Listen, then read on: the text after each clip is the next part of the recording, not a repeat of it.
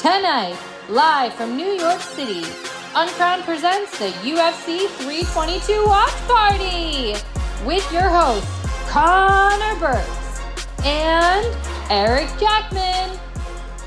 To the UFC 322 Watch Party live from New York City. Not only are we joining you live from the Big Apple, I'm your host, Connor Burks, joined alongside me, as always, Mr. New York Rick.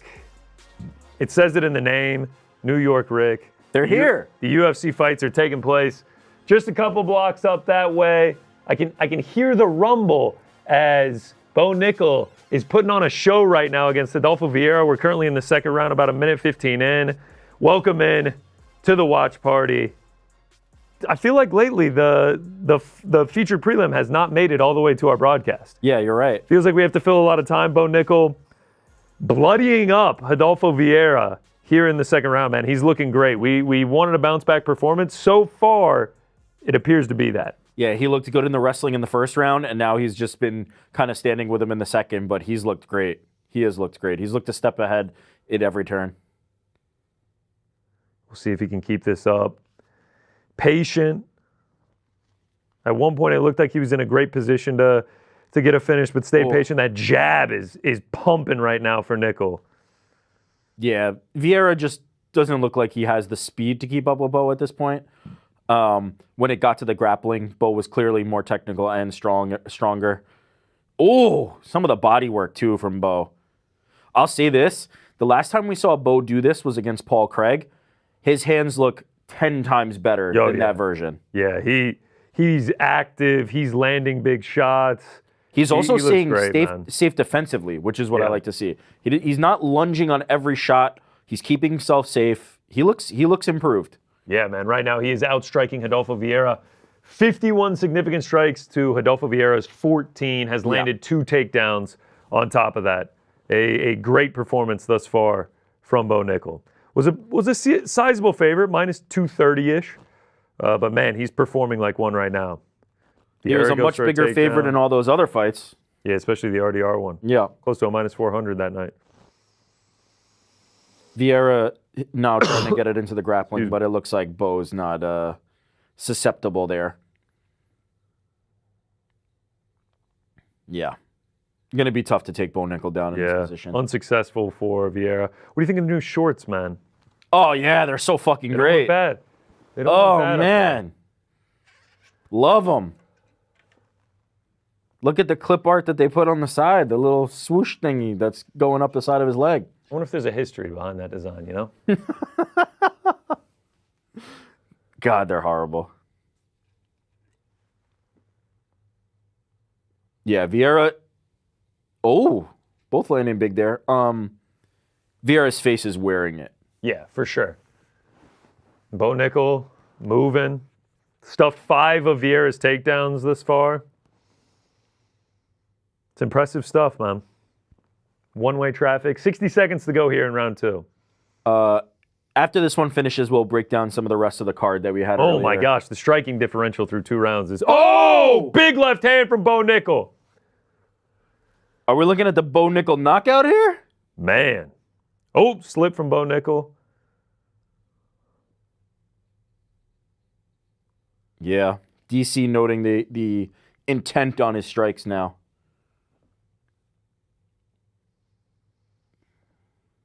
Yeah, man, he's making it look good. That left hand was nasty.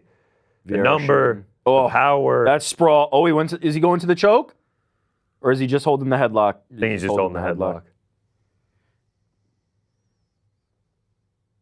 Kind of stalling out here. About 10 seconds to go, round 2. Why don't you lace up that choke? Put it on him. Oh. If you're Vieira, this is just rough. Nice knee by Bo.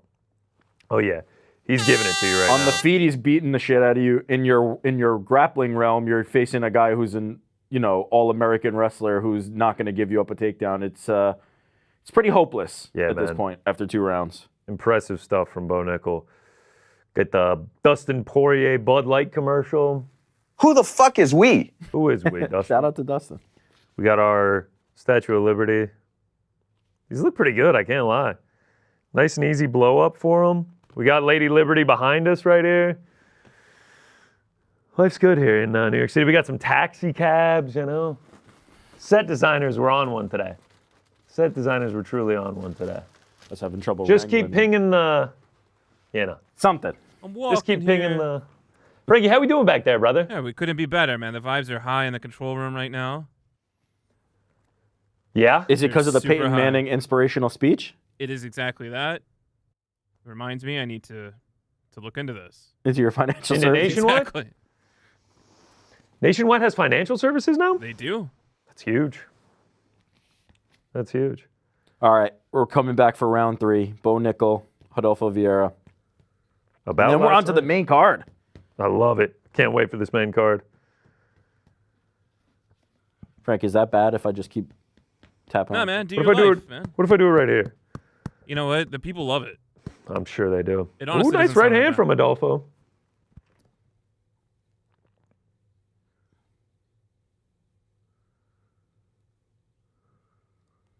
I'd like to see Bo go back to the takedowns, if I'm being honest. Most significant strikes ever for Bo Nickel in a fight, 67. What do you think these taxi balloons are intended to be used for? Yeah, I don't know. The like- set design team said that they just Amazoned NYC decorations. Hey, taxi man Joe, I know it's your birthday, so I got your favorite balloon. I feel like I don't want to see it. No, on I the think fucking it's like taxi. a Big Apple party, you know? All right. Hard to get him to stand up, huh? Yeah, I know. It looks so much better when they are standing. Yeah, use the chair a little bit more, maybe. You know, set design maybe could have. I didn't mean to distract you guys with the balloons. No, it's all right. It's all right. Not a ton going on here. And Just more Bo Nickel pumping that jab out. Your 1-2s. you're picking the parlay pals. That's unfortunately already dead. I switched my pick up to Malcolm Wellmaker. I was wrong.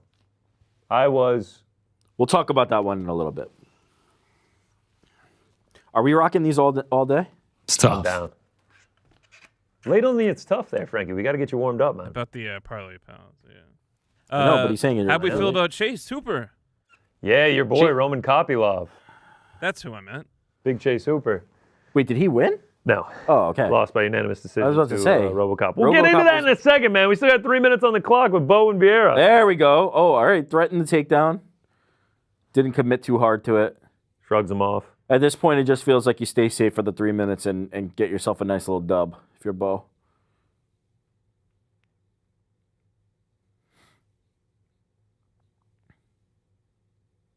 How do we feel about the mullet? Who's mullet? Look at the mullet. Bo that always Bo's has like a working on. little. He has like the shape very like shaved in on the back. Oh. I'm down with mullets, bro. I wouldn't call it a JDM mullet, but JDM Rush. Oh my God! Head kick KO. Bo Nickel. Adolfo Vieira is completely out. Holy shit!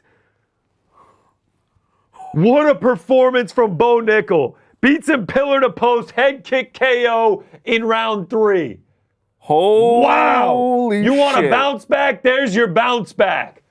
Wow! Oh my lord, he's flipping Yo, off he's the flicking crowd. off the crowd. The double birds of the crowd. Bo Nickel said, "Fuck you." Oh my Wow. god.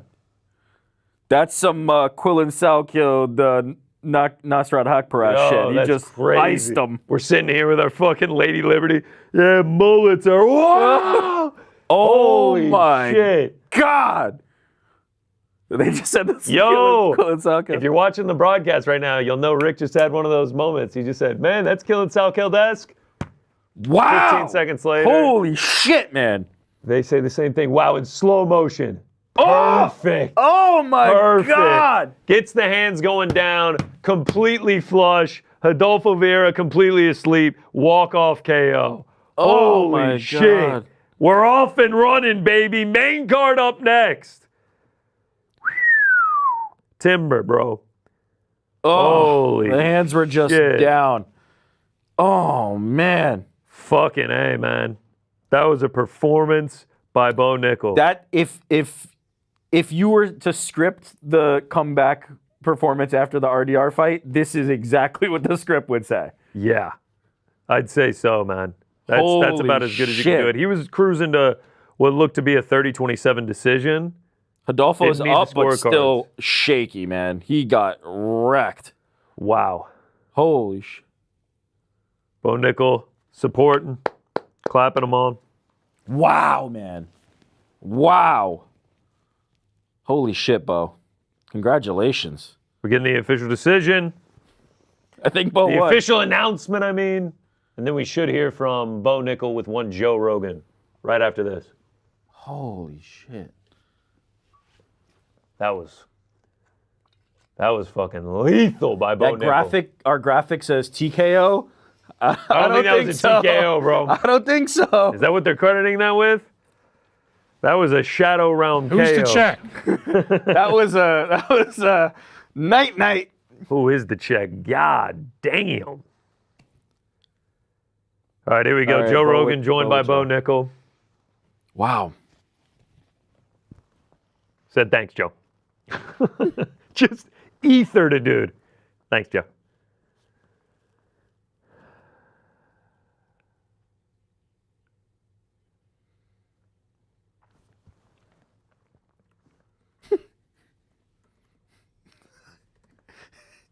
Thanks, Joe, again. Can anybody be more unimpressed with the fucking highlight reel knockout than Bo Nickel? Gosh. Thanks, Joe. Killed him, man. It's all good. Wants to see his kids. Frick you, mother frickers. Said, love me or hate me. He said he can't curse because he's on ESPN. The guy's He media knows the trained. moment. He knows the Knows what moment. he's doing. God, it would have sucked to have that on a main card, though, you know? It's like, the main card or the feature prelim, you know? It's just like... Who knows if he performs like that on the main Everyone card. stop chatting shit. He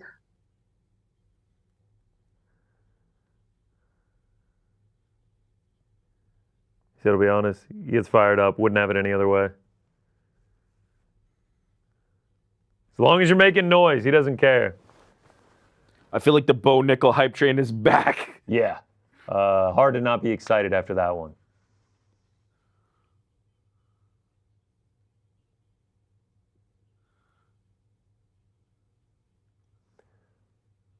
Bo says, yep. Took his first loss. Gave him more belief in himself.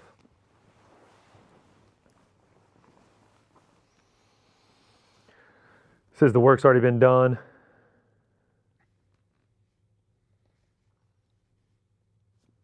Dedicated his life to combat sports since he was 5.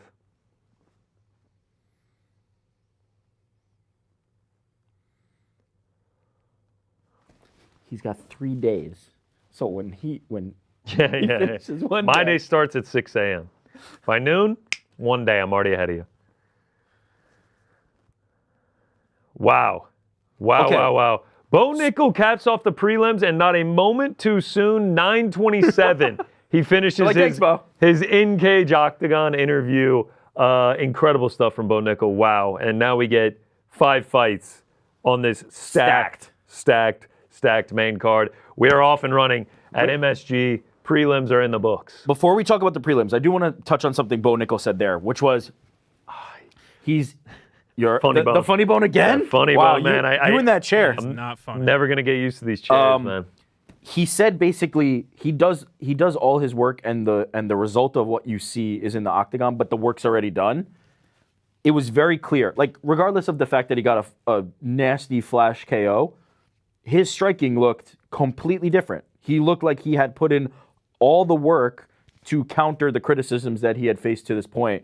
It was just a flawless Performance, by man. Bo. Massive, Like, very impressive. massive bounce back win. I think.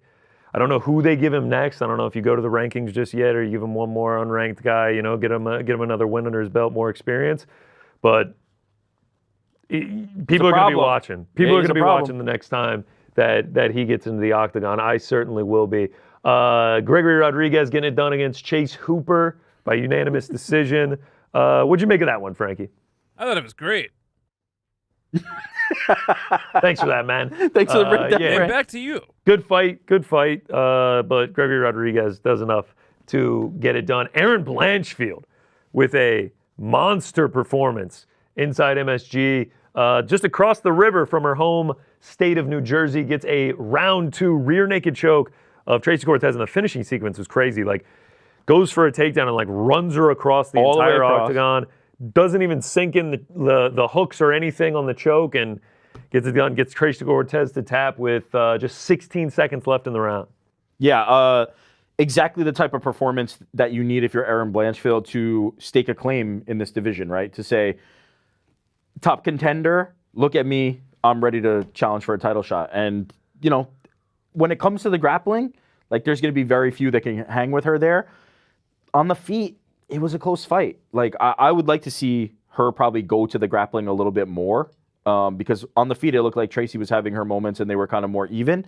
When Erin Blanchfield is able to get it to the ground, or at least threaten to get it to the ground, she's so much more dangerous. And then once it's there, the result is what you see, like 0 hooks in, and she's choking her out. And I mean, it shows how much I know. I think on the Boys in the Back, I was like, this is the one fight that's going to a decision. Erin Blanchfield gets a finish. You didn't see that no hooks choke coming. And then right before that, shows how much I know. Malcolm Wellmaker, our boy, unfortunately, he gets Ethan Ewing on short notice. A lot of people pointing out, we should have known. Ewing at the Garden. Unbelievable performance on 48 hours notice. Fought 8 days ago. Gets a walk-off knockout there. Gets a win via decision here in an unbelievable performance. A debut that people will remember. Yeah. Massive underdog. What was so impressive from him was the composure, the technique. Like, he was way better than I thought he was going to be for a replacement level fighter. He's somebody that was so good that I'm surprised he wasn't already in the UFC. Like, he definitely has UFC chops. It's one of those performances like a Diego Lopez on short notice against Movsar that I think a lot of people are going to like now start to put a lot of stock into this guy. And this one he won. And he won this where Diego came up short. Now I would argue Movsar, the level is up here, and Diego proved himself against a higher ranked guy. But either way, regardless, a performance that I think is going to have people on the bandwagon moving forward. And then for Wellmaker, you just got to go back to the drawing board a little bit. Like, the one thing, the little bit of bail I'll throw him is, don't forget that, yes, it's a short notice fight for Ewing, but it's also a short notice fight for Malcolm Wellmaker, right? Malcolm Wellmaker was preparing for a completely different opponent as well. So you do have to kind of put some stock into that. But the reality is, Ewing looked like the one who was the one Ewing looked like the one who was the super prospect, and Malcolm looked like the one who was fighting on short notice. Yeah, it was an insanely impressive performance. I think Malcolm Wellmaker needs to go back to the well. I think there's a lot of reliance on that right hook, on that left hook, big winging shots, not really getting behind the jab, not really putting out the volume, not doing the counter punching. I think he needs to go back to the well, start switching up the game plan, not being so dependent on that power shot landing. I think he'll be fine. He's obviously very talented. He has very high level striking. I don't think that's the last for Malcolm Wellmaker. No, definitely not. You can see the athleticism. You can see the power. Even in the opening round of the fight, which I scored for Wellmaker, but it seems like only 2 of the other judges did, and 1 gave it to Ewing. During the round 3, I will say, I was like, this one's going to go one judge, 30-27 Ewing, 29-28, 29-28 for Ewing, and that's exactly what it ended up being. When you're Malcolm Wellmaker and you've been on this kind of like, incredible journey, this miraculous journey, and you're just icing everybody, sometimes you do fall in love with the hand, sometimes you do fall in love with that power. You're 10-0. And he's just waiting for that hook to land. The problem is, it landed and Ewing ate it, right? Ewing ate a few really heavy shots and was still right there. And so, incredibly impressive performance by Ewing, but I'm not ready to close the book on Malcolm Wellmaker yet. Ewing got that big block chin a la Drew Dober. Yeah. Drew Dober-esque in there is Ethan Ewing, and he will certainly be getting more UFC fights to come, handing Malcolm Wellmaker the first loss of his career. Kyle Dawkins. Talk about being back. Oh, yeah. Kyle Dawkins is back. Gets Easy cut work. in 2022, goes to CFFC, wins a title. Now, Michel Pereira round 1, GM3 round 1 by choke, which is huge. And In less than a minute. In the return to his UFC career. Incredible stuff. Yeah, and against a guy who's as good on the ground as GM3, like, that is very, very impressive stuff. So, yeah, Kyle Dawkins is back in a massive way. Our guy, Machine Gun, Chepe Mariscal. Yeah, tough. Unfortunately, doesn't get it done. A very tough task against Pat Sabatini. Pat Sabatini just used that wrestling, man. Just got takedown after takedown after takedown.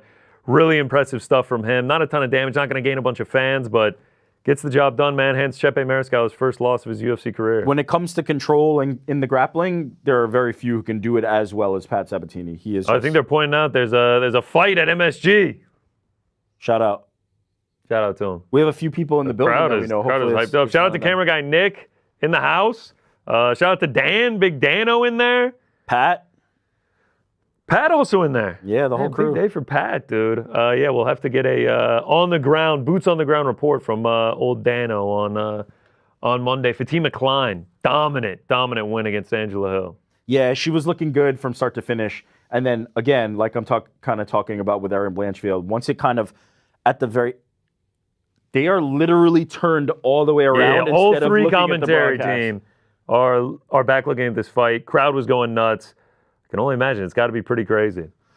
But yes, Fatima Klein, end of round 3, she landed the best strikes of the fight and had Angela Hill in some trouble, but dominant performance. Even in the first round, man, she was landing some nasty elbows. Yeah, she looked like the prospect that you would hope to see in that division.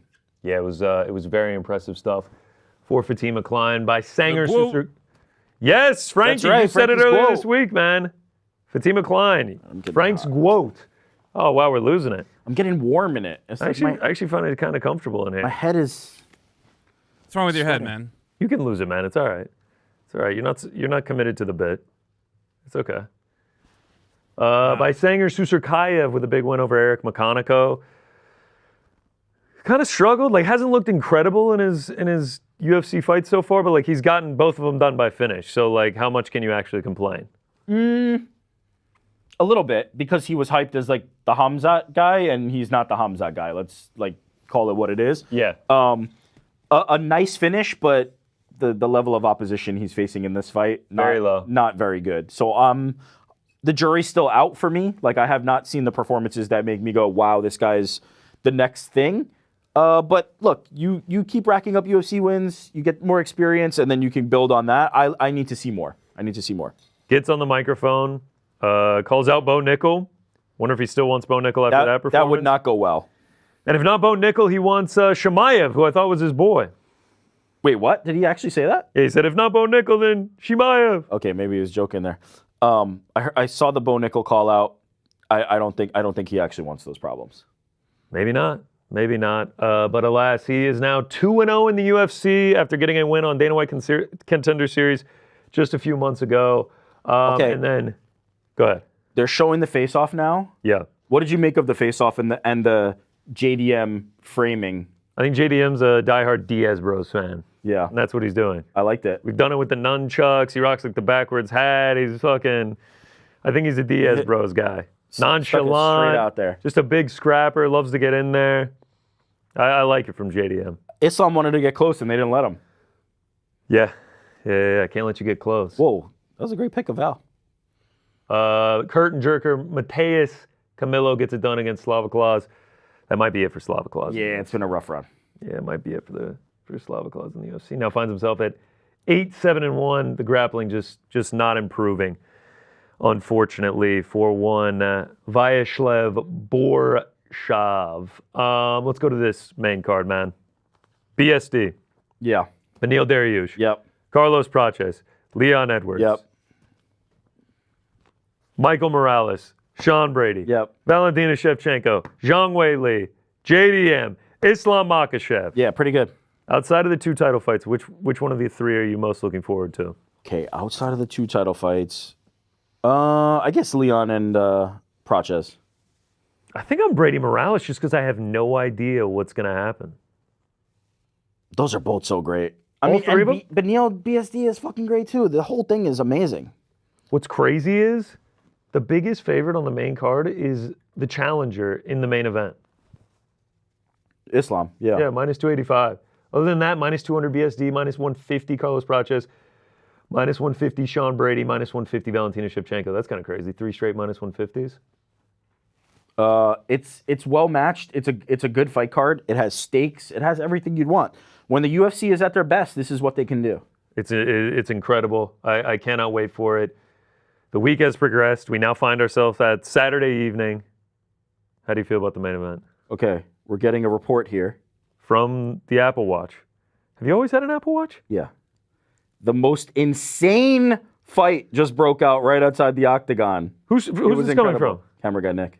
Camera guy Nick. What can we get a Faces got kicked in. What? I'm pretty sure a fighter's camp was involved. Could we please get a video of Allegedly. Allegedly. We need some confirmation on that. Oh my Lord. Let's stay tuned to that one because there may be some more news coming out of that. People giving love to Bo Nickel. Oh, we got another report. What? Who's this one from? Dan. Oh, wow. We have multiple boots on the ground giving us Massive reports. fight broke out in the crowd between the Dagestanis and Dylan Dennis. Oh, my God. Dylan Dennis in the crowd. Wait. Oh, my barber, Jesse, shout out Level Up Cup. Wow, we really have reporters in the crowd. Dylan Dennis just started a brawl in here. By himself, taking on everyone. The Dylan Dennis. the Misfits MMA champion. I see video here. I don't know who the original source on this is. Spinning Backfist posted it. Was it from Spinning Backfist themselves? Maybe. They're sometimes at these New York shows. All right. We're seeing video here. From Mike Bond of MMA Junkie. Hey, shout out to Mike Bond. We're trying to get this up on the screen for you guys as soon as possible. Is John Pork involved in this? I'm going to turn my volume down and just watch this for a second here. Okay, Josh has sent me a video. I'm sending him one. Our crack crew in the back. Oh, my Lord. I did see John Pork, I think. John Pork's in there. Chonko. Oh, my God. Get on Twitter, everybody. Yo, this is actually nuts. This is crazy, Security, cops, everybody is in there. 20, 30 dudes. I see someone on the Dagestani's team, hands up. Oh, I'm seeing people swinging. Shirts are getting ripped. Okay. Now I see why the whole commentary team turned their backs and was looking at the fight. This really is a brawl. Holy guacamole. People were in there throwing hands, acting crazy. God, yeah. I hope the main card's as crazy as this. Dylan's coming out of it. His shirt is in tatters. Yo, this is nuts. Who's that? Is that Yo, that's Dylan. Dylan's rocking like a buzz cut. Yeah, Dylan's got short hair here. It's amazing how fast this stuff gets up on the internet. Well, it looks like it happened right at Media Row, so like everybody was able to record it. Oh my Lord. Good grief, dude. You got to think that some of these guys are getting escorted out of the building. I can't imagine they're going to keep Dylan Dennis Holy around. shh.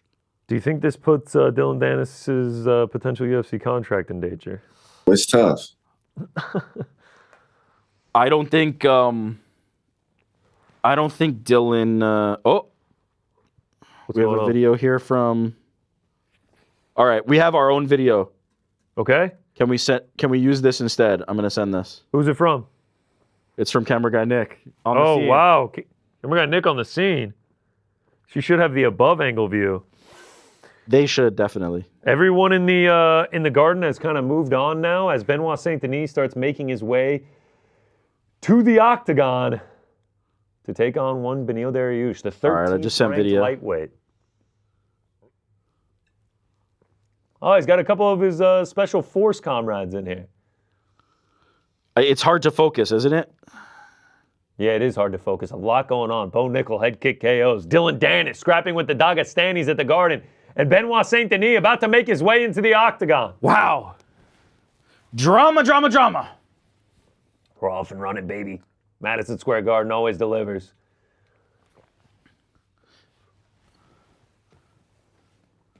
It's pretty cool, man. If you're watching the broadcast, two of the French Special Force. Oh, is that who that was that he served with? Yeah, the BSD served Wow, with. That's sick. That is actually really cool. Landman, now on Paramount Plus, streaming soon.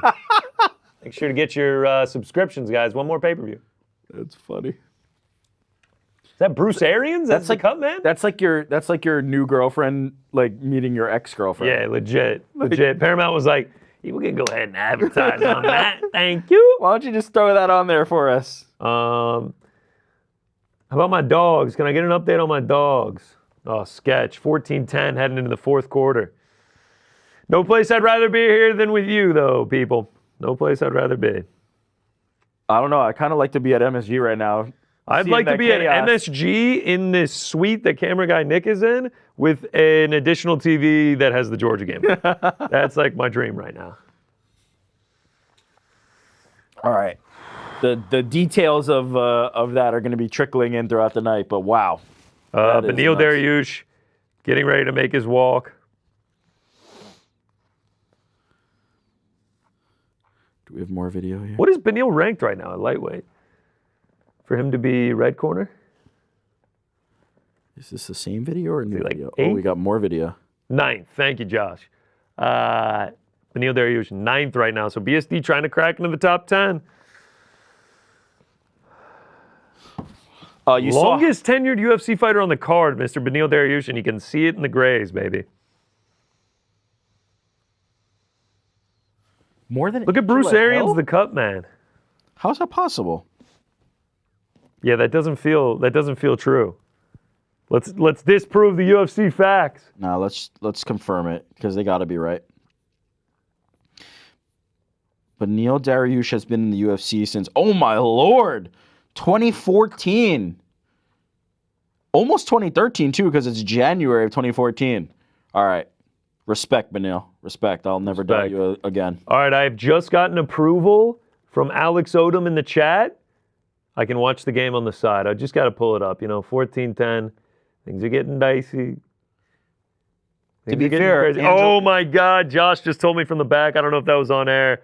He has Georgia minus 4.5, and they lead by 4 right now. Georgia just scored though, just in time. First play of the fourth quarter. Angela Hill started in December of 2014, so she was also shout out a long tenured fighter in the UFC. Shout out to my dogs going up 20-10. Let's fucking go. Trying to beat Texas for the 3rd time in about 13 months. How you feel about that, Frankie? Beneil giving love to all of BSD's coaches. I think it's amazing.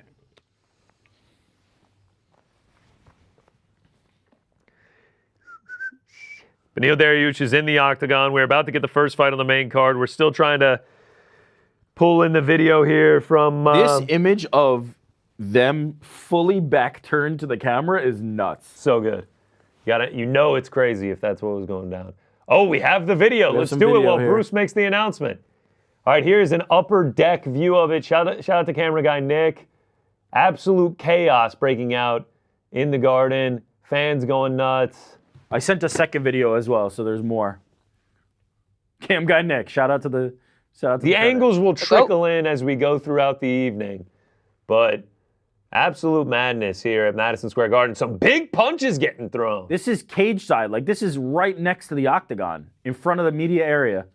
I saw in the video that Mike Bond at MMA Junkie posted, like you see Hunter Campbell like storming around trying to. Oh yeah, you can't imagine the UFC's happy with that. No. Just keep Dylan Dennis away from the Dagestanis, man. It just ain't gonna work out. Yeah. It's too close to home. He's those fighting words. Yeah, actually, probably, yeah. They actually are fighting words, Frank. They are fighting words. Bruce Buffer's roaring. Chase Belcack saying John Pork was landing big shots. We're gonna have to see. We're gonna have to see, folks. Chanko. John Pork. Sometimes, like when I play it back, I'm like, he was definitely saying Chanko, but the John Pork is just so good, man. We got 2,000 watching right now. Thanks so much for tuning in. This main card is going to be worth it. We're just getting it underway. BSD, Beneil Dariush. Yeah, if we have that other video, let's play it. This should be a banger. Someone says John Pork crushed Dildo Dennis. That'd be crazy if there's like a close range video and it's just John Pork landing uppercuts on Dylan Dennis. Devil's advocate. What's up, Frank? We just have 2 super chats I wanted to get to, but go ahead, Rick. Devil's advocate. Do you sign Dylan Dennis on the strength of this and put him against John Pork? Dylan Dennis versus John Pork would feed generations. Imagine the meme potential of Dylan Dennis versus John Pork. The first one's by Chase. He says, I bet I'm the only one 7 tequila sunrises deep on the floor at MSG while tuned in to the watch party.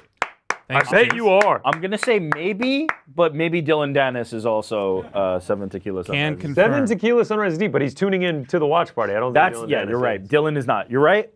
Then Touche. Strickland says, Bo frickin' nickel. Yeah. Bo frickin' Nick. Yeah. Thank you guys for your super chats. Keep sending them in. Yes, and we'll be in the chat throughout the entire night.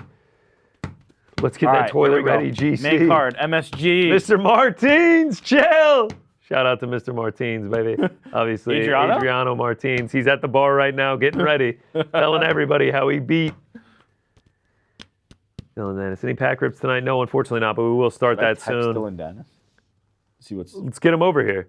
See if we can just Benil Dariush, BSD underway.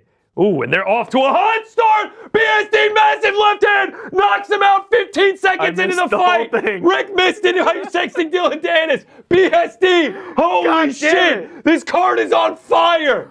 BSD just starched. Benil Dariush, he's given the belt symbol. I'm not sure if that's going to get him the title shot at 155, but wow. BSD. Let me see it. BSD is a top 10 lightweight. That was Benil is seemingly fine now, Crazy. but he got flashed. All right, let me see it. holy shit. Holy shit. Guys, let me see it. Can we replay? Here we go. We're going to rewind it. Joey Rogan's calling for the rewind. It happened too fast.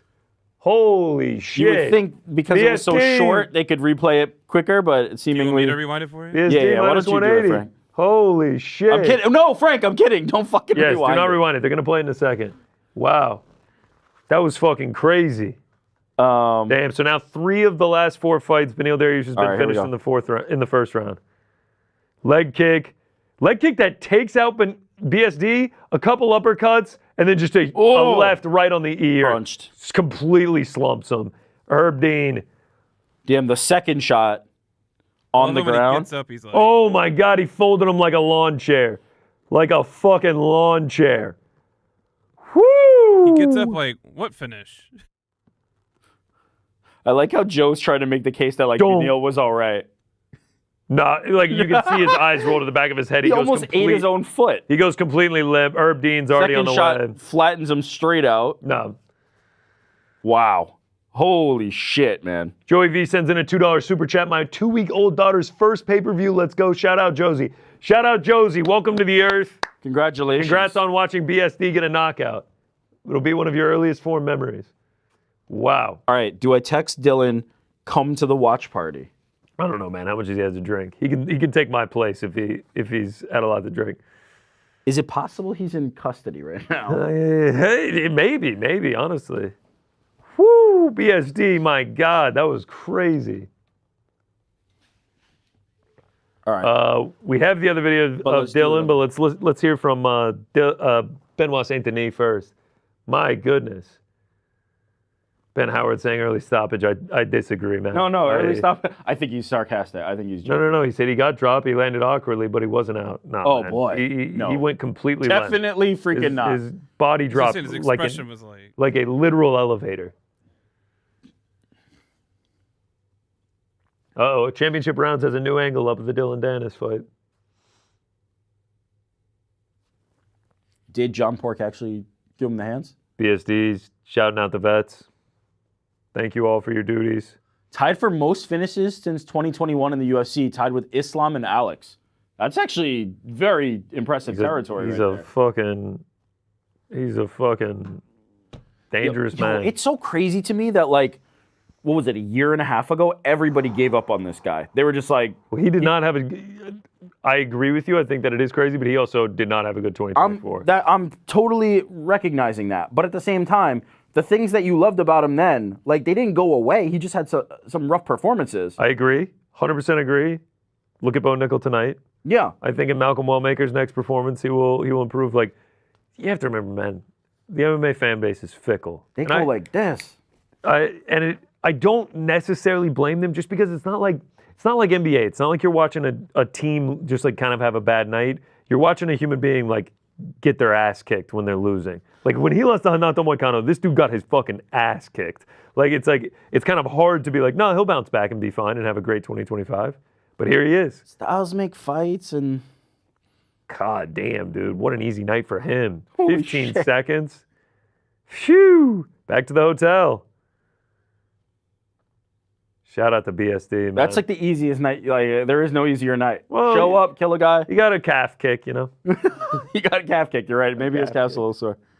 Or Oh there's my scratch. lord! Between that and the Bo Nickel, we're on fire right now. We're rolling.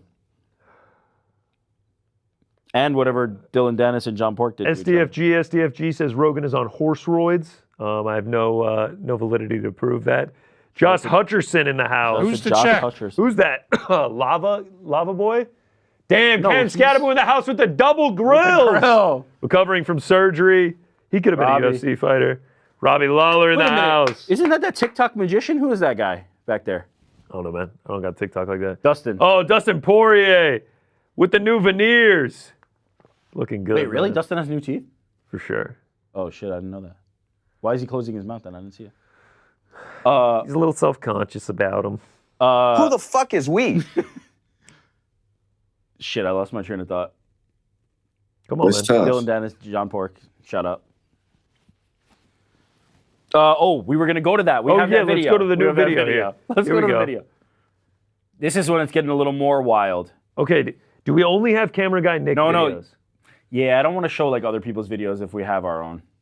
I know, but it's kind of far away. I know, but no. Not All the right. best camera They're work. gonna zoom in. They're gonna zoom Yeah, in. Don't what- worry. There's more zooming. There's more zooming. Camera guy Nick not really living up to her name here, you know. She's far away. They're running someone out there. I think we just got to take the championship rounds one. I think we just got to do it. Nah, here we go. Here we go. I'm sorry, I can't see this, man. That's Dylan. Dylan, right there. That's Dylan? That's Dylan in the middle. The one with the beard?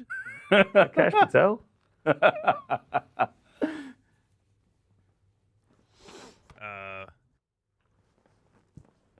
It's crazy. That's all we'll say. It's crazy over there. So this is the official V chain UFC 322 pay-per-view. So It those- is. even like the pay-per-views are sponsored now. Everything in the naming of 322, I believe, is Oh, called V. we actually have real footage. We have to get this. Chonko was actually landing massive shots on Dylan Dennis. Who's this from? This is from Mike Bond, I think. We've got to show this. Yeah, that is Chonko landing shots on Dylan Dennis. Damn, John Pork, legend. Signed John Pork to the UFC. Wait, isn't he in the UFC? I mean, I'm sorry, signed Dylan Dylan Dennis Dennis? to the UFC and booked the John Pork fight ASAP. John Pork versus Dylan. Holy shit, we're about to watch Prochas and Leon Edwards. This fucking card's been nutty so far. From the Wow. moment we came on the air, this has been crazy. Leon Edwards now tries to avoid a 3-fight losing streak, losing the belt, losing to Sean Brady. Now he gets knockout artist. Carlos Praches needs a win. Needs a win bad. Does he? He just won. No. Leon Edwards. Oh, I thought you were saying Carlos Prochas needs a win bad. No. Carlos Praches, it would be good if he wins, but like Leon Edwards needs a win, man. Yeah, Leon needs a win, desperately. I don't know if Josh got these. I sent them to Jordan Slack, but I am hoping that Leon is walking to the octagon in his wrestling shoes. Josh is in the bathroom right now. But to set the scene, tough. I have a takedowns parlay, courtesy of Jay Singh, where it was Mateus Camillo 3+, Pat Sabatini 4+. Those both hit? Yep. And then Leon Edwards over 1.5. And then I did a Camillo 4+, Sabatini 5+, Leon Edwards 4+. Fucking Both those already hit. So if Leon if Edwards, you get 1.5, you hit. If you get so if I get 4, if I get 2, I win 200. If I get 4, I win 600. or 5, do you need 4 or 5? What is 4. it? 4+. Four so you plus, just need okay. 4. So it's over 3.5. I hope you got them wrestling shoes on, Lan. Let's get 4 takedowns, Leon. Now he has to complete them. It's not attempts. Completed takedowns. Oh boy.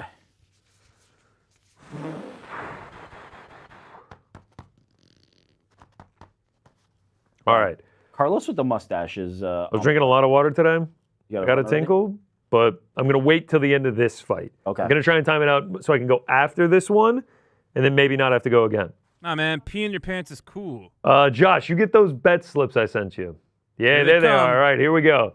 Mateus Camillo, Pat Sabatini, 3+, 3+, boom. Leon Edwards, over 1.5. That's to get 203. And then we have the alternate, 4+, 4+, 4+. That one's plus 5,812. Leon, I hope you got the wrestling shoes on, kid. Okay, here we go. The championship rounds video just dropped for us, courtesy of Mike Bond, courtesy of championship rounds. They cut this, slowed it down. Here, you're about to see it. That's Chonko in the olive. That's Dylan Dennis. Big shots to the back of the temple. It's being reported that is Chonko landing big shots. John Pork. Dylan Dennis' shirt just being ripped to Dylan just shreds. getting thrown around. How does this start, Dylan? How does this happen? Also, the answer to that. Did Dylan have anybody with him? It seemed like there were a lot of Dagestanis, but like, was Dylan rolling? Okay, with well, anybody? we know that the Dagestanis rolled deep. I don't know if Dylan Dennis was. I hope he did. Make it a. Anyone have an update on my dogs? Oh, 2810. It's curtains. It's curtains. You like that shit, Frank? I love that shit. Josh likes. Dude, that I shit. thought you were a He's about to Texas hit that fan, bro. -4.5. I need you in a good mood. All right. Respect. All right, Carlos Praches, Leon Edwards, big stakes here. Big stakes. Huge stakes. This would get Carlos Praches into, I believe, the top 5. Yeah, At- Leon's. At I think Leon's. welterweight. I think Leon's number 4 right now. I think he's in the top 5. Jack Hewitt, Super Chats, Rocky comeback starts here. Love from England. Shout out. Love it. He's got the belief in Leon. I don't blame him. This man did the impossible once. He sure did. He was down 4.5 rounds, and then all of a sudden, Kamaru Usman. Oh yeah, took you want a nap. marble? Does it feel like Carlos added to his back piece? Yeah, he might have. You get that money, bro. He always gets a chain on fight week too, so I wouldn't be surprised if he added a back piece. The mustache is so good. I can't believe he ever shaves that off. I know, me neither. Yeah, buddy. You think he One smokes in the during his ear. tattoo sessions? Probably. Oh Probably. yeah, the tattoo artist and him. I would both smoking. imagine. I would imagine if he's getting it done in Brazil, then he's probably ripping a heater while it gets done. I think the artist and him are sharing. Yeah. You want to hit this, man? I can't imagine he's a big cig sharer. No, the pack. Oh, get your Marlboros if you got them. Smoke them if you got them. We're quitting tomorrow, Mom. Don't worry. Quitting tomorrow. I am quitting tomorrow. All right, so since we joined the watch party, we have gotten 2 finishes and an nasty. additional fight with Dylan Dennis and Chonko. On John Pork and a bunch of other. My boy niggas. John Pork. Why are the Is ranks? GC gonna rip a heater if Praches gets it done? Probably not. You know, you don't want to run the bit into the ground. Sentold says, "Rip your filter out, GC." Yeah, that's how you should do it, huh? Literally lighting a cig right now. Let's go. GC, stick a ciggy straight in your ear. No. You just got to keep one. In your ear? You just got to keep one right there, just so you always got it ready. Is this some kind of like kink that I don't know about? Oh, you know. Why are the UFC rankings not loading? Leon Edwards is 4. They just showed it. He makes his way into the octagon. Fortune favors the bold. Light the cig with Crypto.com. Lady Liberty's fire. Yeah. Yeah, there we go. All right, we're lit up. Michael Ruiz wants you to rate the card so far. I mean, so far it's at like an 8, a 9. If it can continue on this chaos, we're in for an insane night because I'm having a great time right now. MSG, there's something special in the air. We're 50 minutes into this thing and we're having a good time, dude. This is fun. Noez Izaguirre. I botched the fuck out of that name. I'm sorry. He said, GC, how hard has the Wellmaker loss been for you? Yeah, man, it sucks to see him perform like that. You know, obviously, you meet the guy in person, you support him. He's from my home state. We went to the same college for a year. So, like, it's fun to have a fighter like that was getting knockouts that you have real ties to and connection to. We don't get a ton of Georgian fighters, the country, the state, not the country. So yeah, it's a bummer to see, but I still ride with Walla. I think he'll bounce back, man. Same. GC's defo a Wang half. I don't know what that means. What the fuck is that? JM6210 says, what was the pre-pay-per-view meal? Turkey sandwich. Chicken fried rice. Turkey sandwich and some cookie granola. Shout out to it. I had a sandwich. Wonton egg drop soup and some chicken fried rice. And you did not share any of that fried rice. No. Wonton egg drop soup would go great with a cig. Yeah, for sure. God, No, he's right. He's right. No. Yeah, are you kidding me? Finish that off and then you... No, while you're eating. Oh, man. I took an Uber here tonight. My Uber driver was blasting a heater before I got in the car. I got in, I was like, you mind if I bump one, bro? He was like coughing on the way here. He was like, Carlos turns around. he was coughing on the way here too. He was like, ugh. I could hear he like had that smoker's lung. He had like some phlegm in his chest. But like, you know, we take the nice Ubers around here, not to brag and nothing. So he didn't want to, spit or anything like that. We get to the destination. I get out, dude, and I'm like grabbing my stuff. Opens the door, full on like, I was like, damn, bro, like you could have let that out earlier. He had me on the child log. Michael Ruiz says, why aren't you guys at the fight? Because we're here, watching with you, baby. With you. Here we go. Prochess Edwards underway, round one. Leon, get them wrestling shoes on, kid. Go for a takedown. He's barefoot. This is like the Genzo. We need the takedown, yeah? Inside low kicks for Carlos early. Carlos already going to the low kicks. Just got an update from Josh. 28-10, Georgia. I'd already updated that. No big deal. You're -4.5. Looking good, Joshy. Wow, Carlos going to the kicks early. It's smart. Yeah, Limit sure. Leon's mobility. He's a lot different fighter. Leon going with the supercut trunks. We getting some Leon Edwards chance in there. Just got an update from Frank. Georgia leading 28-10. Thanks for that, Frank. Not only had I already updated it, Josh had. Andy's next, well. right? 1 minute into round number one here. Leon Edwards, Carlos Prochess.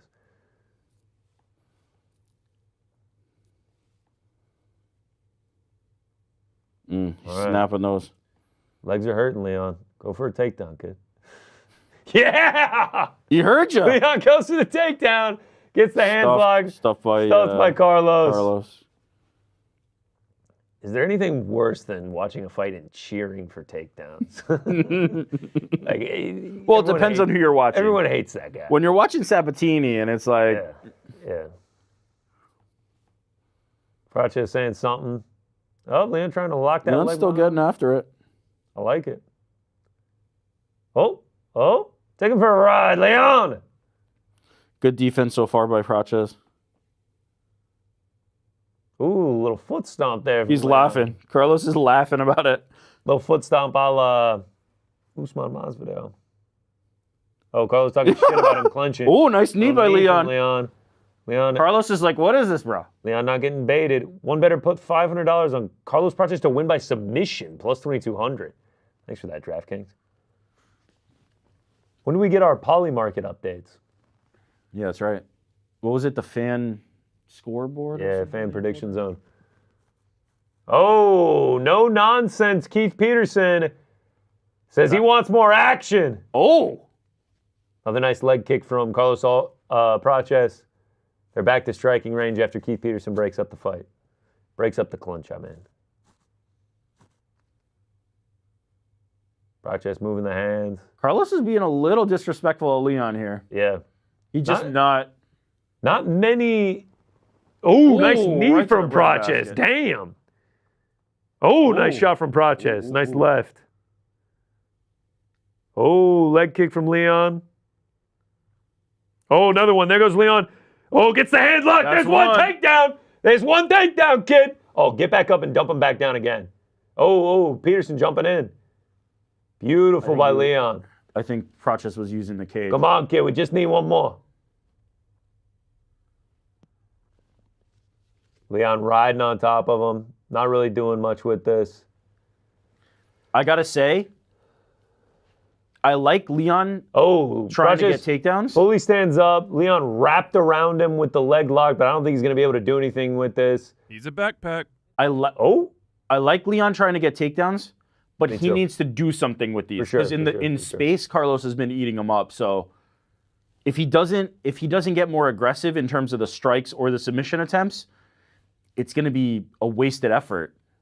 Leon literally riding him like a backpack. Carlos leaning up against the cage. He's just grinning.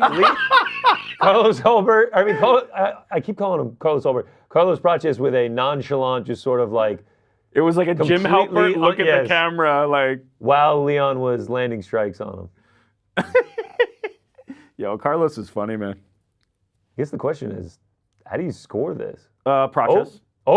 There's two! All right, first bet's hit. We just need one. We just need two more. And the kid's cashing out 600.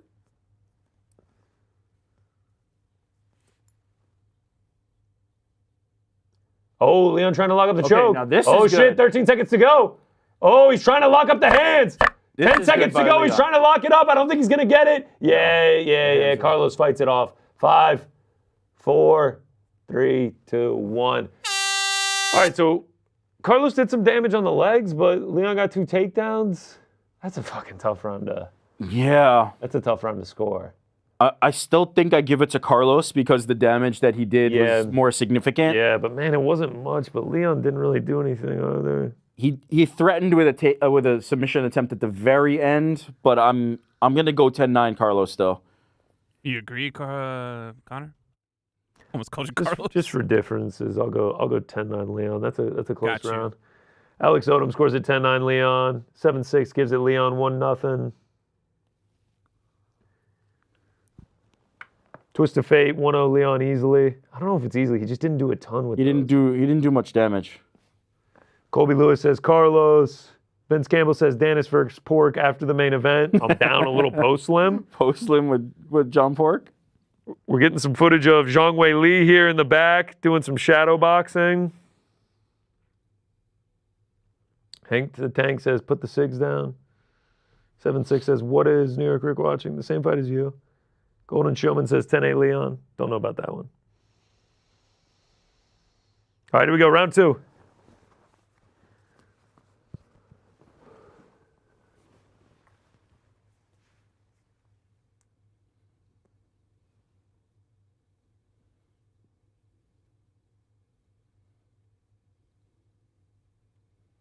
See if Leon goes back to the well on the takedowns.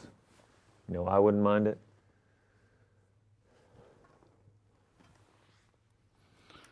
Kind of still a little bit tense, but... Yeah, no strikes thrown through about... Oh, nice left from Leon, countering the low leg kick. Don't know how much it landed. Sean Sheehan, the judging expert, scores it. 10-9 close round. Just going back to the leg kick well, not really letting the hands go much. Oh, both guys land there.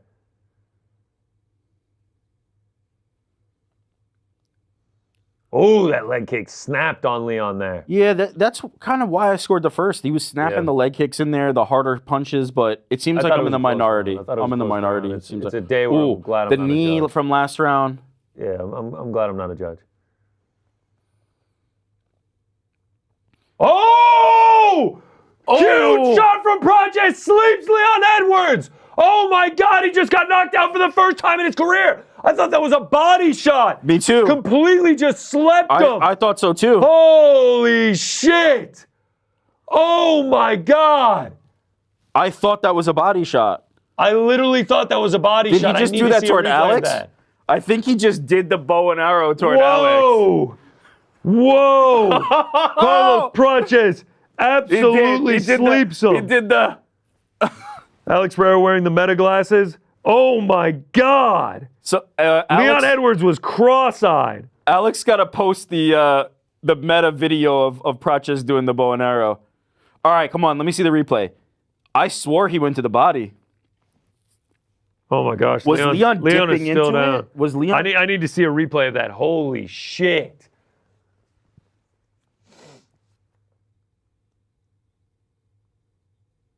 I mean, suffice it to say, Carlos Pracha's power is different. This dude has never been knocked out. All right, here's the replay. Left hand right down the pipe, steps into it. Just caught him on the chin. Just caught him right on the chin. I thought it was like folded in the chest. And then this shot was completely folded. He was already out. He was already out. That left did not need to be landed. Holy shit. Oh my God, the power on Carlos Pracha is insane. Oh my God. Slept him. He put Leon across the cage with that shot. Leon Edwards, last 3 fights.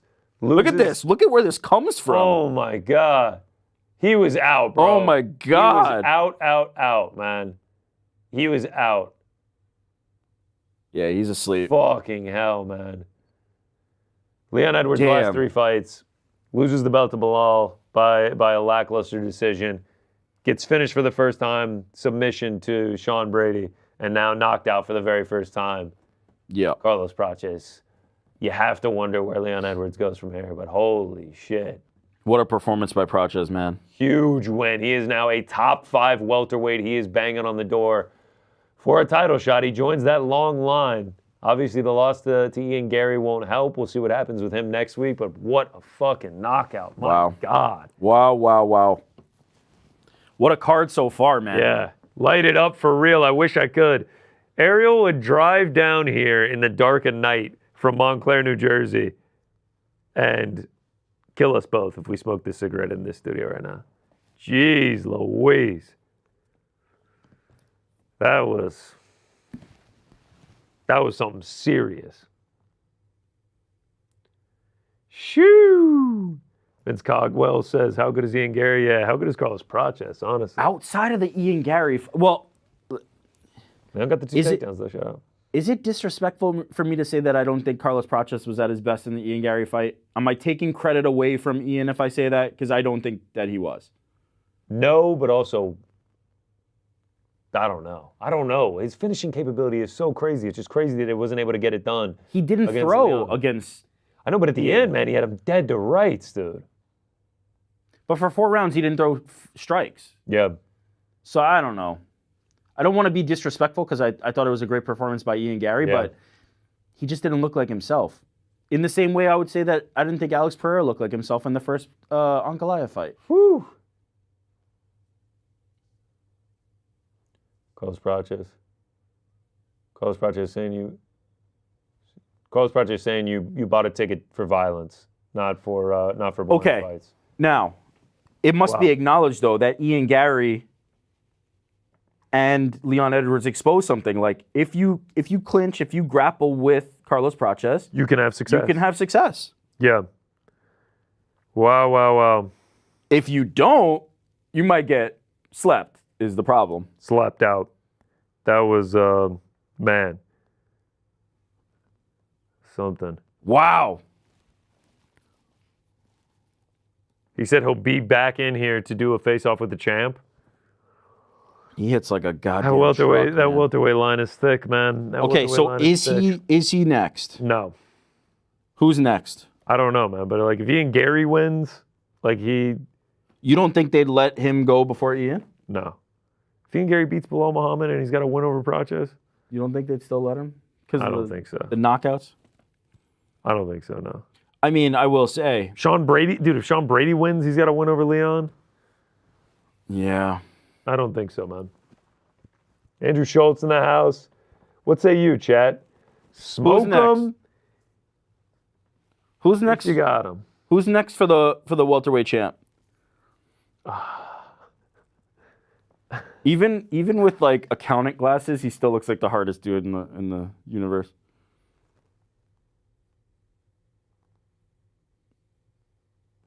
Unreal. Do you know what? Grinning from ear to ear. They need to get the Oakley meta glasses going for the Fighting Nerds. Fighting Nerds, Oakley meta glasses. Wow. Jim6210 says, GC, what's on your Thanksgiving plate? Stuffing, a lot of stuffing. Turkey, cranberry sauce, mac and cheese. Carlos is asking for a title shot, basically, and Dana's like, all right, like, we'll talk about it. Yeah, for sure, man. No doubt, man. Enjoy that win, brother. Sorry, what'd you say? Title shot? We can talk about it, man. We can talk about it. All right, brother, you hold down the fort. I got a tinkle. I'll be back in 2 seconds.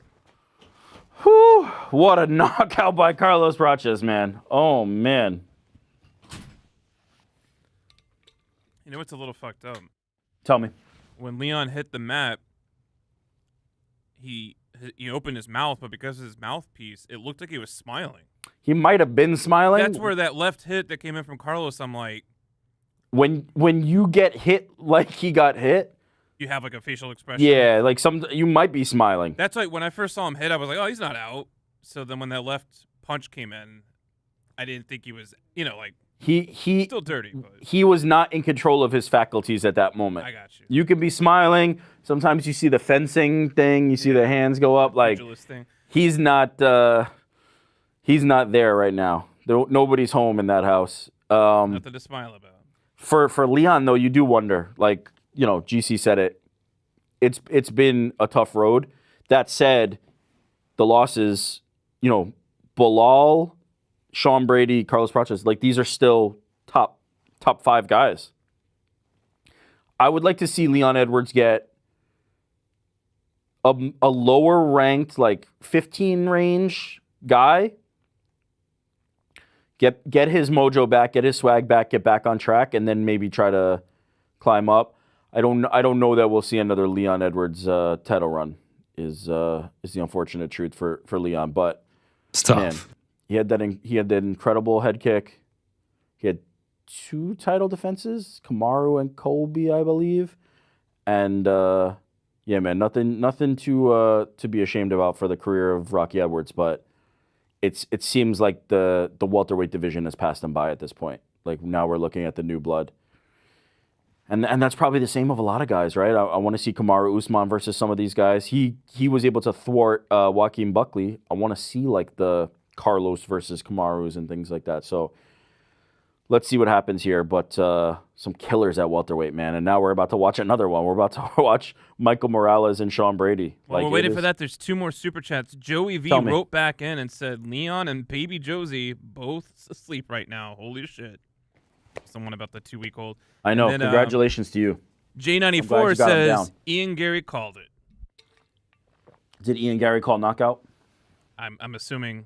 Yeah, I mean, he's not alone on that one. Who's to check? Let's be real. The Carlos Prates knockout was a popular pick, but he seemed to revel in the idea of of Carlos knocking out Leon, and he was right. I think we can stamp we'll never see Leon versus Ian Gary. That was much talked about. If Leon wins, let's say Leon wins his next fight and Ian loses his next fight, you don't think it could be possible at all? Yeah, maybe. I think that's still on the table. It's not next though. Who's to check?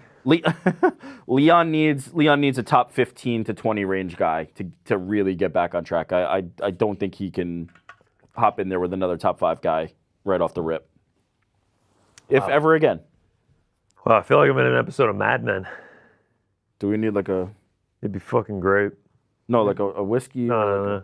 Yeah, these watch parties would get a lot more fun if we had a whiskey and an ashtray right here and this was a smoking studio.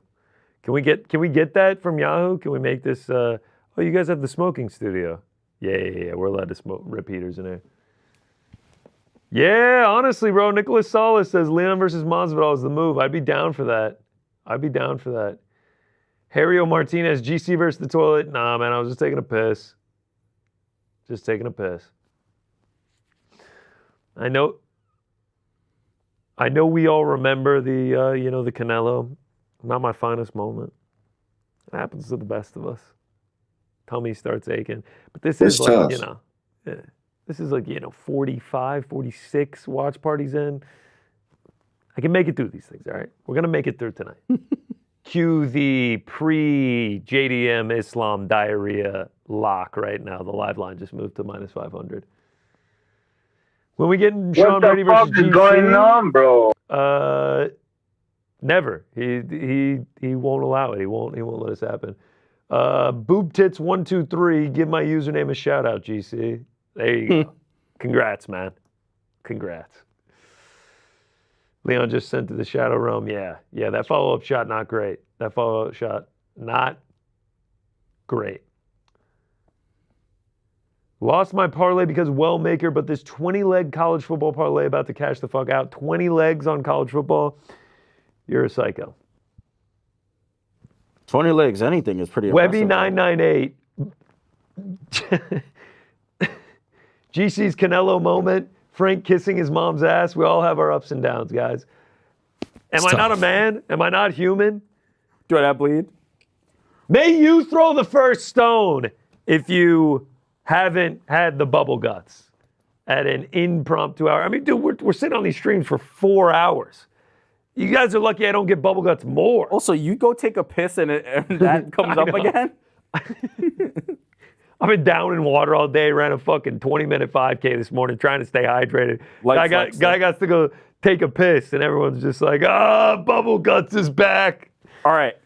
You said earlier in the night this was your most intriguing outside of the two title fights. I have no idea what's going to happen here. Absolutely love it. Final pick. Sean Brady, decision, gets the grappling going. Michael Morales, not to be confused with Miles Morales. I don't know if you saw these pictures earlier this week. Yeah, look at that. I like the personality, man. I'm gonna go Sean Brady sub. He's got the look, he's got the record, he's got the swagger to him, he's got the finishing capability. I'm down with Michael Morales, but we ride with Brady. He's a fucking duck. He's scared to get on a bike with some jobber in his 30s, but he's still an unbelievable fighter. I think he gets it done here.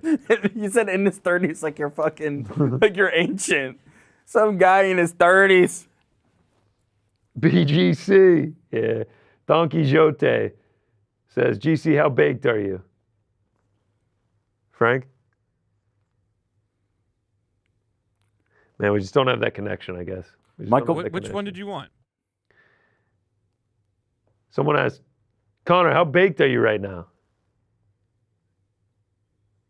Who's to check? Andy's like, what the fuck is going on? What the fuck is going on, bro? All right, so I went to, shout out to StreetX. If you see the shirt, they had a pop-up here this week in New York City. I swung by. Shout out to Gucci Smoothie. Shout out to Craig Jones. Shout out to Cheeto Vera. Got this shirt there. Cheeto Vera was in the house for that. Speaking of, Ecuadorian fighter, was in the house for that. Said what's up to him. I'm standing in line to check out to get my shirt. And some guy doesn't know that Cheeto Vera was there. And he turns to him and he's like, holy shit, you're Marlon Cheeto Vera. Cheeto turns around and he says, what the fuck is going on, bro? What did he actually say? Yeah, bro, like I'm fucking Marlon. If you ever think Cheeto Vera has had that much excitement in his voice, he was just like, yeah, what's up, man? Said, can I take a picture? He's like, of course, bro. Yeah, it was great, man. Shout out Cheeto. Shout out StreetX. Yo, I have to say, every watch party, and it's only watch parties. It's never the boys in the back. It's never Helwani show. It's never any of these things. My voice gets shit on every time. Charlie Light, this guy's voice sounds fucking terrible. Thanks, Charlie Light. Appreciate that, man. It's like everyone. It's the SIGs, Charlie. Charlie Light, clear your throat, bro. Fuck you, Charlie. Tune out. Go watch something else. GM6210. GC, how long does it take you to do the 5K? Today was 21 minutes. Puff, puff, pass? Not on the cigarettes. Not on the cigarettes. The size difference is going to be nuts in this one. Vince Cogswell, flag with the creases. Bro, I steamed these out, man. Come on. Come on. No. They look good. They look good. Look at that. Brady submission, Morales KO, TKO, props to watch. That would make sense to me. Both like plus 330, plus 350. Yeah.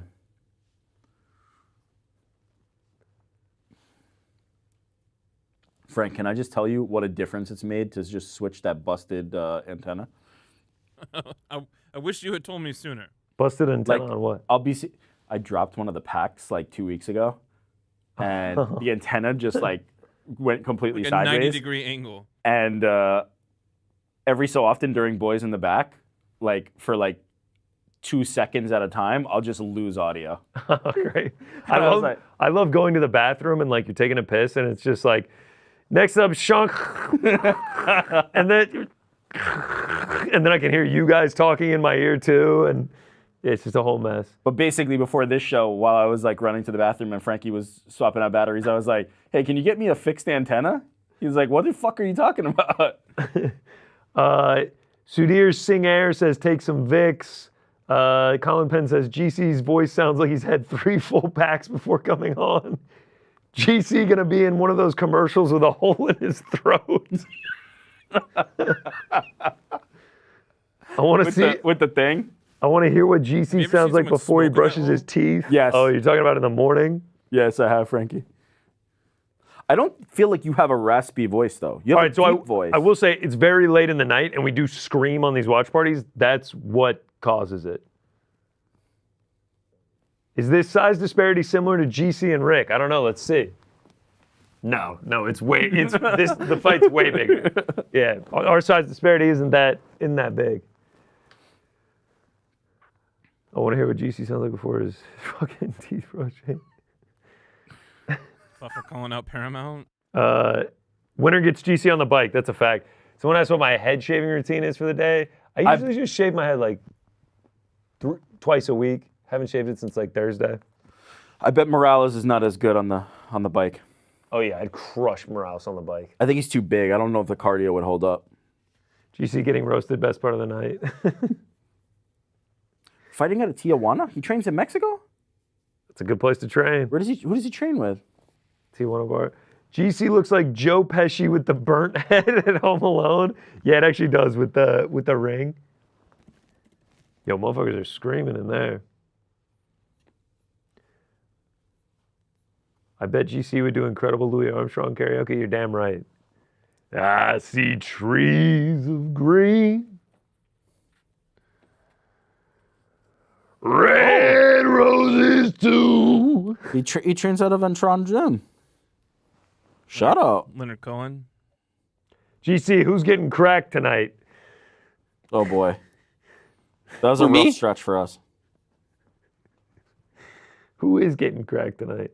All right, here we go. Sean Brady, Michael Morales, round 1.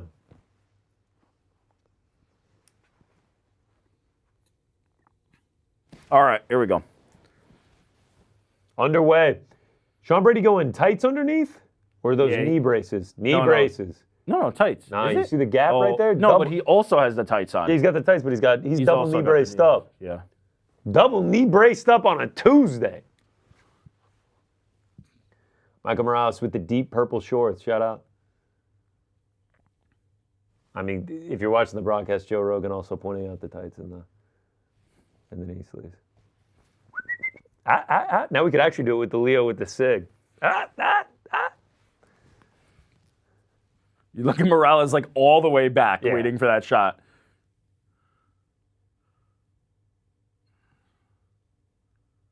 In case Brady does level change, just in case Sean Brady decides to go to the wrestling here. Let's see. I mean, it's good for two purposes. One, it's harder for him to get to his legs, right? Sean Brady has to reach further. For two, if you're back in that like spring position and you come up with that knee, could be pretty devastating. Look at how big Morales is, man. Fucking it is huge, nuts. Man. Even crouching, he's massive compared to Brady. Yeah, Brady looking good so far defensively, but hasn't been able to get through. It's hard to with the close reach that of distance. Morales. Yeah, big miss on the left there. That said, Morales hasn't done much either. Yeah, little flurry there. Couple glancing shots from Morales. Minute and a half in, still no takedown attempts from Sean Brady. He's got to Leg kick. He has to make Morales respect his hands before he can get him. Yeah, for sure, for sure. Takedowns. He has to threaten him with something. Ooh. Oh no, big shots from Morales. No. Oh, huge uppercut from Morales. Oh boy. Oh no. Oh no. He's putting together combinations. Brady trying to wrap him up. Brady gets him in a clinch here. All right, it looks like he might be recovered. Brady looks but all right, but fuck, those were big shots from Morales. Man, this is going to be hell for Sean Brady. He needs to get this fight to the ground, man. Oh, uppercut from hell. Lead hand uppercut from Morales.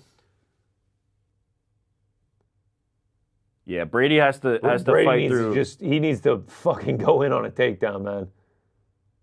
He needs to just explode on one dude. He can beat. Oh, nice shot by Brady. Yeah, nice counter left there. Nice shot by Brady. Stand switch from Brady. If Brady tries to get in. Morales got him on the end of stuffed something. it.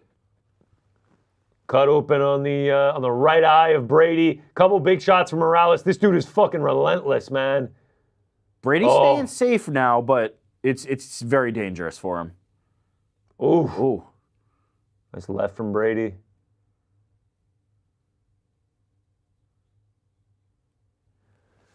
All right. You know what, though? Brady is actually able to close the distance a little bit here. Jab from Brady. From Morales. Morales, like, when he lands the jab, it's just like he's so long, dude. Look at how far back his hips are. It's nuts. And he can still hit him from here. Look at that. He can jab him with his ass all the way in the air. Oh man! Oh no! Huge man. shots from Morales. Oh, he's landing giant hammer fist. They're about to call it. Michael Morales finishes Sean Brady in the very first round. This kid is a problem. Made it look easy. Stuffed the takedown. Was putting combinations together all night. That was crazy. The size, speed, and power of this guy is unreal. Unreal. This dude is a fucking problem at welterweight. Wow. Would they not give him the title shot over Carlos Prates? He's not going to be the number 2 welterweight. He's going to be the number 2 welterweight, 19-0.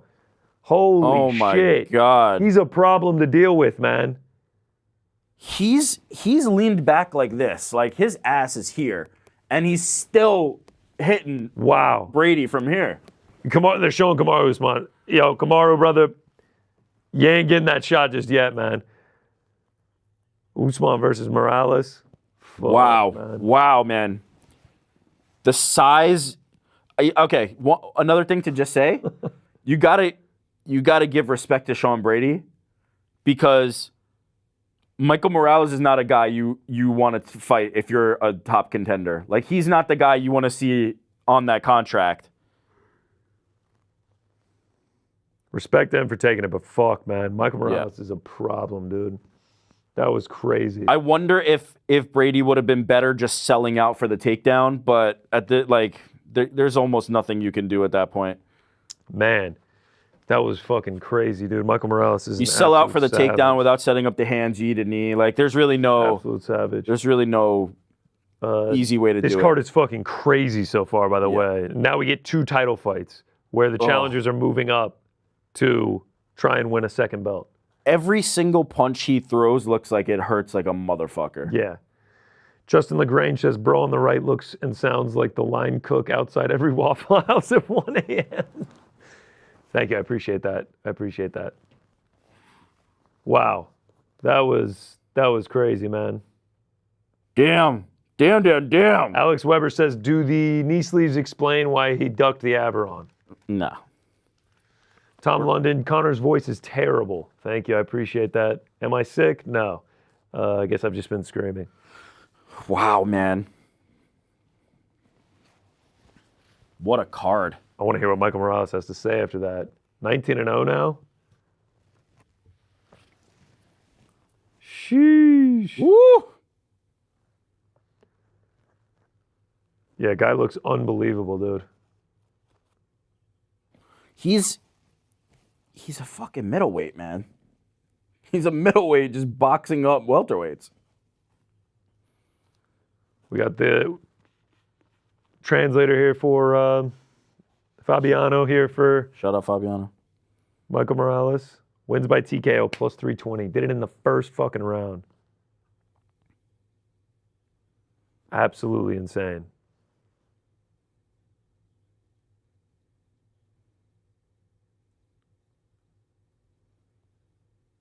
Michael Morales, wow, whistling at Dana White. Hit him with the, yo, bro. I need belt.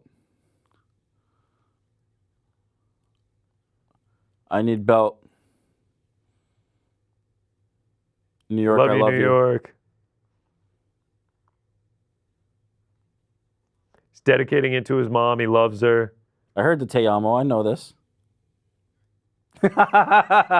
Are you on air or in my ear? No, that was in your ear, but I'm gonna let you cook. Like you keep translating on your own. No, it's all I'm good, just it's all gonna good, it's move all on to cutting the show.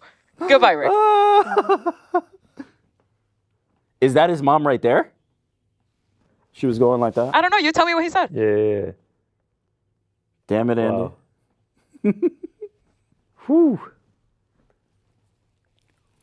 They're asking him if the game plan was followed exactly how he expected it to go.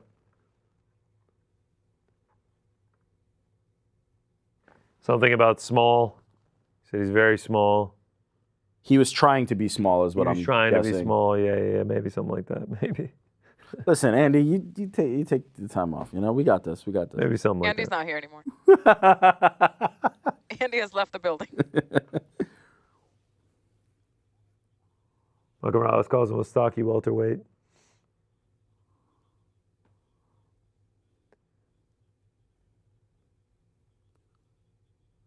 Said he got a little undisciplined, but it still worked. Okay, I want to talk about the technique again for a second, because it's very unique to Michael Morales, because if you're that far back, if you're really like hunched in that position where you're looking to like prevent takedowns like that, the trade-off there is often that you can't get your offense off, right? Because you're so far back, you're so small, you're not able to get your offense off. You can't reach, you can't do. But he's so big that even in that position, even when he's focused on not letting Sean get in on his legs, he can still reach him. He can still hurt him. He's an issue, and he's a physical freak. His finishing capability, like few we've seen. Anthony Rizzo in the house. Oh, is he going to chug that? Natty Ice. They also just showed a graphic. Longest win streaks in welterweight right now. JDM number 1. Shavkat and Michael Morales tied at 7. He could be getting a title shot, man. Those are some good fighters right there. He could be getting a title shot. God, Shavkat kind of gets left out of all these combos. He's injured, man. He's injured. Yeah. What are you going to do? When's he what are you coming gonna back? do? Who's the check? Who's to check? Danny's to check. Who's to check? Danny Rubenstein. And now we get 2 title fights. One where Zhang Weili is trying to become a 2-division champion, the first woman in strawweight and flyweight to hold both belts, obviously not simultaneously. And then Islam Makhachev going up to try to get 2 titles after that. My cigarette's poking into your shop. Yeah, let it rip, bro. Yeah, there it is. Shout out. Whew. What's up with Dana mask people? Yeah, I saw a bunch of people in Dana White masks outside the UFC. Check. I mean, outside the MSG. What's going on with that? Federal Do we have any fucking more on the prison. Dylan? It seems like that's kind of like chilled for a second. I mean, when you get fucking 18 finishes in a row on this card, yeah, we definitely forgot about it. Let's see, man. Dylan Dennis. He's in custody. No, I'm just kidding. Yeah, I'm just seeing the brawl videos.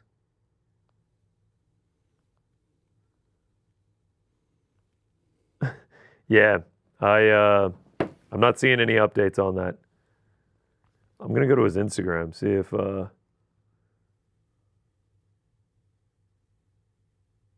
if we got anything here. If Dylan, Did Dylan posted anything? yeah. Oh, are we getting a drone shot? Oh shit, drone shot into MSG through the garage. This is definitely fast forwarded. Yeah. There's no way bro is going this fast. Pretty impressive. Very impressive. Woo! Into MSG we go with the drone. That You was just sick. give the shout out for the path that Donald Trump had to take last time he was in MSG. Shout out. Is that what John That's Anik what said? Anik was describing. He He's really like, just last said year that. when he was at the MSG. I'm like, bro, most people have to go up that ramp. He Nothing walked from that path. Nothing from Dennis. Nothing from Dennis. God, Michael Morales, man. My mind is blown. KGC says GC plus 300 to finish the show without bubble guts. Yeah. Whose performance was more impressive, Carlos or Michael? Michael. Yeah, me too. It was He he had showed no hope. struggle. He had No. no struggle the Well, entire also time. Leon had success in the grappling with Carlos, and Sean Brady had zero success in the grappling with Michael Morales. Michael was just able to push him away, keep him on the edge of the punches. God, man. How do you fight Michael Morales? Be big. Be Shavkat. You can't. He's bigger than Shavkat. I know, but Shavkat is at least one of the bigger welterweights on the roster. Yeah, I got a feel for Leon and Sean. I agree, man. Well, for them, they stepped in there with guys that these are risks. These are really, really risky fights, and they stepped up. So yeah, you have to respect Sean and Leon for taking that. The division stagnated for a long time, and now you have too many contenders. We don't know what to do with all the contenders that have them fight. Michael versus Carlos. Let's do it. Michael versus Carlos would be crazy. Get on it. I can't imagine that that's what we're gonna. I hate the. We've got too many contenders. Everybody's number one contender. Fight. Have them fight. That's how you solve it. Well, someone's gonna have to fight, and I don't know who's gonna get the title shot next. Kamaru Usman definitely isn't. I don't know about definitely. Huh? I don't know about definitely. Definitely not getting it? I don't think it's definite. That motherfucker ain't getting the title shot. I'm saying it right now. He's not getting the title shot next. I don't know if that's definite. I wouldn't be surprised to see him get it. In a world of elite contenders, and you're going to give it to a guy who is 1-3 in his last 4, and the win is Joaquin Buckley. I'm not saying he deserves it. I'm not saying it's guaranteed. Chat, shit on this man for saying Kamaru Usman's getting the next title shot. I'm just not going to be surprised if Kamaru Usman is the one fighting Islam Makhachev if he wins tonight. Alan G says you guys have more viewers than Volk. Big timing the champ. Not big timing him. Volk, join us, man. We'll get the kitchen ready to go. We'll do cooking with Volk. Yeah, Nicholas Solis says it's all about timing. No, hell no. He ain't getting the next shot. This is the fight I'm most intrigued by on the entire card. This is the one I'm most anxious to see. Don Quixote says Marty's getting that next title shot. It's not impossible, man. The UFC loves, like with the Stipe John, they love the he's the greatest welterweight ever. By the way, Dana thinks that he's the greatest welterweight ever, which I think is comical, but he's the greatest welterweight ever, and it's a legacy on the line. They love that shit. They love that shit. And then they'll shove Michael and Carlos together. No problem. Just here, Roscoe makes a good point. Colby's probably getting the next title. I think, thankfully, those days are finally over. By the way, that's an example of a bullshit one that they love to just make up. Yeah, people are saying, but Usman getting the next title shot would feel like Miocic. I actually disagree because heavyweight isn't chock full of contenders. I know there was Aspinall at the time, but there's so many people to choose from at welterweight. Former pound for pound number 1 versus current pound for pound number 1. Okay. This is the way they'd sell it. This is the way they'd sell it if they did it. All right, Zhang Weili versus Valentina Shevchenko. They're getting ready to make their walks. Pound for pound number 1 versus pound for pound number 2. Women's, the highest level women's MMA fight I think you can make right now. I said it last year in December. I don't waver now at 11:19 p.m. Eastern Standard Time. Zhang Weili beats Tatiana Suarez, goes up to 125, beats Valentina Shevchenko, 2-division champ, female fighter of the year. My prediction remains the same. It's pretty good so far. She's got to complete the second leg here. Yeah, it's not an easy task, beating one of the greatest women's mixed martial artists of all time in Valentina It's tough. Shevchenko. Big pop for Zhang Weili at MSG. The crowd really loves Zhang. I fuck with Zhang, man. Yeah, me too. I fuck with her heavy. She's fought at MSG, I think, a few times. She fought 268 against Rose. There was another one where she was on with Colby, right? Or was that the same one? That was the same one. Did she fight 281 against Carla Esparza? She might have. Let's look this up, because I know she did. Look at you. What a pull. I know my shit, man. 266 She also onward. lost that 268 to Rose. Yeah, she lost both fights to Rose. Yeah, 268 and 281. She was not on 295. No, those are the two. She was not on 309. Any futures in play for GC? No. My only future is Hamzat to finish his champ plus 200. That's looking all right. Unless he gets a short notice booked on the last pay-per-view of the year? Yeah. Oh my God, the fucking Yuri though? The 2022 light heavyweight bets, I had Yuri and Magomed futures. I think it was Yuri like plus 650, Magomed plus 1,000. Yuri fucking vacates the belt in December. They make that BS title shot. Magomed versus Jan? Glover. Glover. It ends in a fucking draw. No, it was Jan. Because then Glover fought Jamal Hill the next month. Belt. Fights. A draw. Fights to a draw. No champion. You had both the guys. Both my futures lose. Yeah. Yeah, both the guys. Fucking crazy. The actual champ and then a guy who's fighting for the title. And then it was a draw. How is it GC never watched MMA until like 3 years ago and now has savant levels of MMA fight knowledge? I was definitely a casual up until 4 years ago now. And because I literally watch every single fight for the last 4 years. And then along the way, have studied the history of it. Still would not call myself a savant. But yeah, been in the game for a little bit now, man. I'm starting to see those tweets 4 years ago today. I'm like, fuck, I remember this. So yeah, shout out. That's how I feel when I see 15 years ago today. I'm like, oh, yeah, boy. I'm telling you, that's soon going to be me, man. Soon there's going to be some young buck that joins the game. It's just like, I wish I was around for Pereira's run. It's like, yeah, I'm sure you do, kid. Can you believe Michael Morales has won 40 fights in a row? He's the GOAT. 38-0 Michael Morales with 17 title defenses. Yeah, I remember he was knocking Sean Brady out. Back when Brady was scared to get on the bike. All right, old man, let's get you to bed. Huh? The Zhang Weili heart. I love the heart. Why are you acting like such an old man? You're only 44. Yeah. I've seen some things in my time, right? Love the hat, GC. Shout out from DC. Thank you, brother. Daniel Cormier? Salito appreciates the dulcet tones. Thank you, man. Love me or hate me on my voice as long as you're watching. That's all we care about. My first card was UFC 260. Shout out. Shout out. Y'all spam James Tahuna. James Tahuna? Give them cigs up, bro. Killing yourself. I don't really smoke cigs. It's just That's fucking illegal. I do feel like we should smoke these after the watch party, though. I'm fucking down. Well, the boys handle 3 Pac handles the post show. We'll go rip some haters. Are they going to be okay? They've been in your mouths this most of the time. Oh, that's great. I got more right here. Jesse Orozco, GC, Adriano Martins bit at me crying.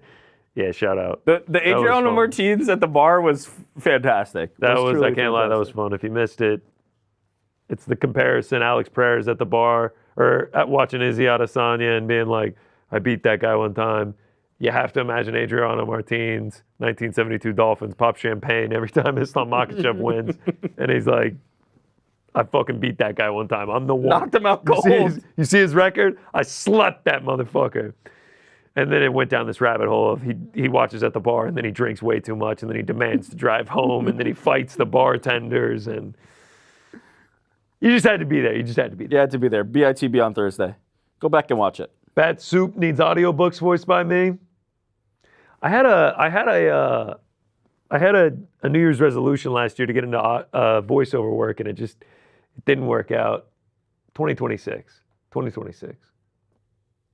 I think you could make it work. I think there's a path. Yeah, prop cigs? No, this is a real pack of Marlboro Reds for Carlos Bratches. This is a real pack. Carlos's white shorts, if they had just put this, like this is the navel, if they had just put this on it, it would have been amazing. Adriano Martins now in Mailman Fight League. GC, have you tried Sari's Pizza? No, I have not, but it is on my list. Should we do Adriano Martins versus Davi Ramos? I'm so fucking for Mailman Fight League? I'm so down. Most overrated team in CFB. Who's that, Bruce Taylor? Who are you talking about? Who's that? What's the hand? I'm trying to figure out. I'm trying to read the stream here. Who's the fucking thing? Diego Ornella. I want to see Rick and Connor rip a fatty boom batty. Yeah. Oh, how much is that pack of cigs in NYC? It was $24. Fucking $24. All right, here we go. Now. Valentina, Zhang in the cage. Why is Valentina wearing a welder mask? Yeah, those Oakley meta shits are kind of tough. Not a fan. Not a fan either. Plus, like, the footage you get isn't great. Oh, shit, I actually had a tweet. Zhang time.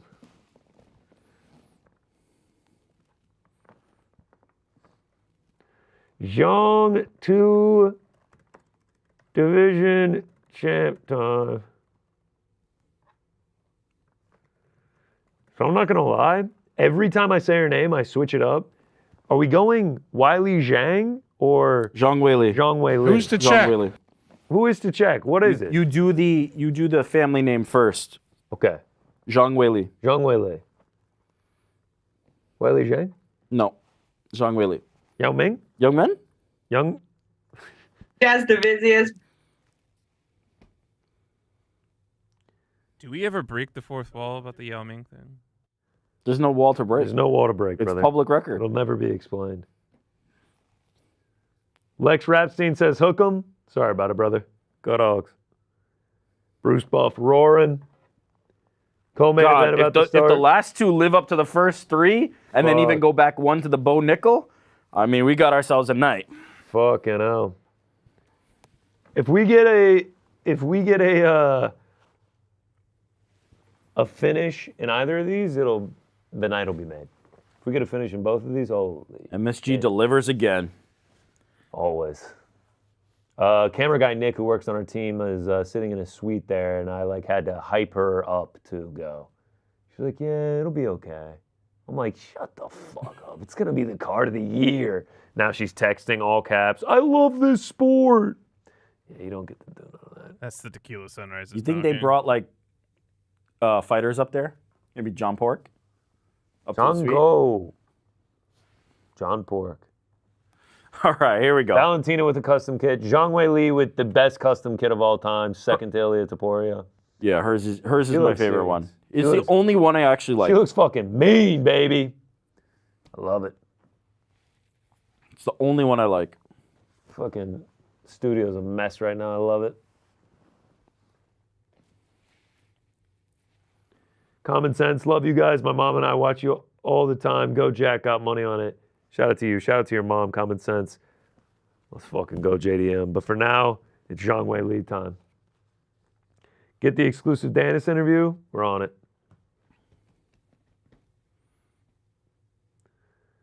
Here we go. Valentina getting introduced. 10-3-1 is a favorite. I mean, she's a fucking animal. This is going to be a great fight. Yeah, I'm hyped for this one.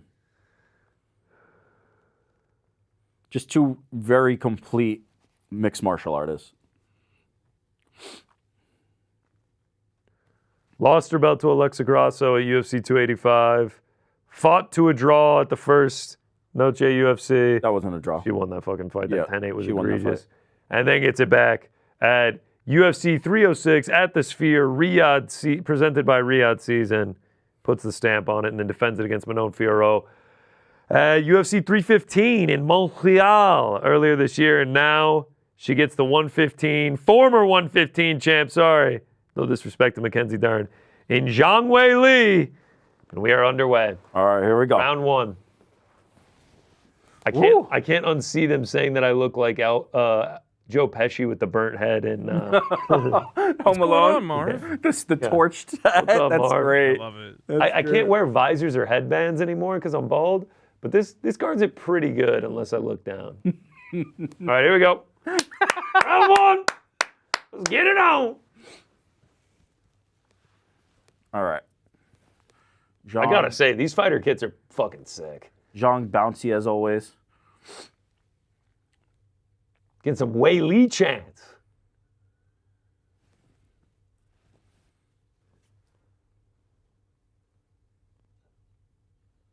Oh, nice right from Zhang. DC talking about Val being a great counter-striker, but, I mean, don't sleep on Zhang Weili's counter-striking. Kerry says they've... nice body kick from Val. One better put 10,000 on Zhang Weili plus 114 at DraftKings Sportsbook. Surprised at all to see no changes to the way they talk about betting or anything like that? I guess not, right? Feels like I don't know, it feels like they haven't really been highlighting it. They've been doing it less, you think? The graphics, yeah. Normally it's like, here's John Anik's parlay of the night. I did wonder how they were going to approach that. Oh, Superman punch by Val. She went on Regis and Kelly this week and practiced that. Whatever it's called these days, that morning show. They're really staying at far range. Michael G's keeping his distance. Mark Goddard, shout out. Oh. Readjusting the shirt. Zhang throwing the oblique kick. Yeah. Bouncy. Little exchange there. Both girls land. Oh, Zhang push her up against the cage. Was that a knee from Valentina? Yeah, she hit her in the body pretty Wow, good. Valentina ends up on top now. Valentina putting heavy weight now on Zhang. Zhang trying to force her way back Got up. her butterflies in. She'll probably be able to at least get out here. Valentina trying to work a leg around. Whoa. Doesn't Here get we're it. seeing that knee on replay. Yeah. Oh, yeah. Right in the knee body. right to the gut, man. And Zhang just falls backwards. I mean, I wonder if that counts as a knockdown. That was heavy to the gut.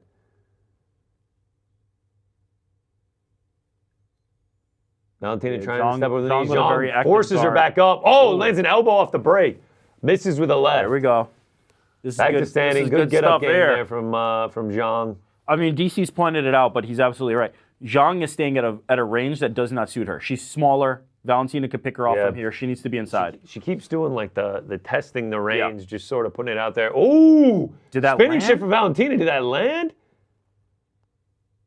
That'd be crazy. They say she hurt her, but Zhang does not look. I don't think she's hurt. Zhang This is going to be clinching interesting to see if Zhang has the power advantage in the clinch here. Ooh. Now Valentina Val's able to turn it around. Pushed up against the cage. Now Zhang gets her pushed up against the cage.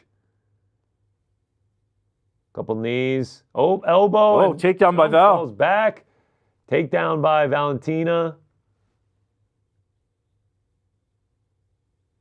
DC pointing out she doesn't have the underhook now that she had on the first takedown. Val right into side control. First woman in UFC history to land 60 takedowns, Valentina Shevchenko. It's impressive.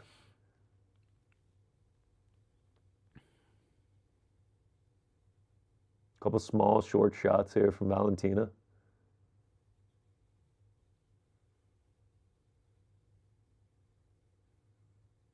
She's trying to get guard back. Yeah, she's kind of using that power just to try and work her way back up. She's able to really get the hold butterfly. Valentina's upper body in place and then move the legs, but yeah, not a ton being done by Valentina, but so far this round. Oh yeah, of course, yeah. Zhang hasn't been able to really do anything. She's been on defense the whole time, so yeah, good first round by Val.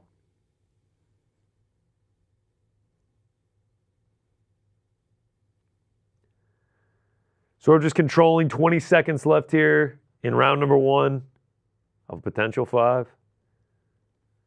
Couple short shots here for Valentina. Nothing substantial. But anyway, you watch that one. That is a 10-9 Valentina Shevchenko. 10-9 Good start Shevchenko for Chevy. Man, it feels like a heavy come down after the first 3 fights of the main card. Finish in the first round. Yeah. Good first round though. Fun. We got to see. Zhang taking some big deep breaths in the corner. Just getting her wits about her again. Wow, the chat already given up. Twist of Fate says, damn, Weili's just too small. Oh, easy. Not so fast. Yeah, man. Just one round.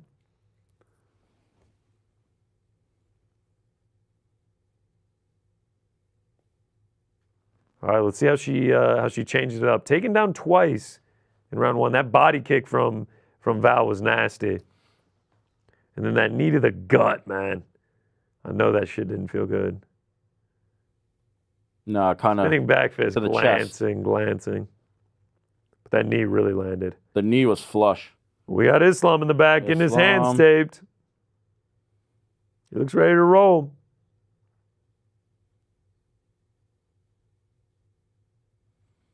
All right, here we go. Round 2 underway.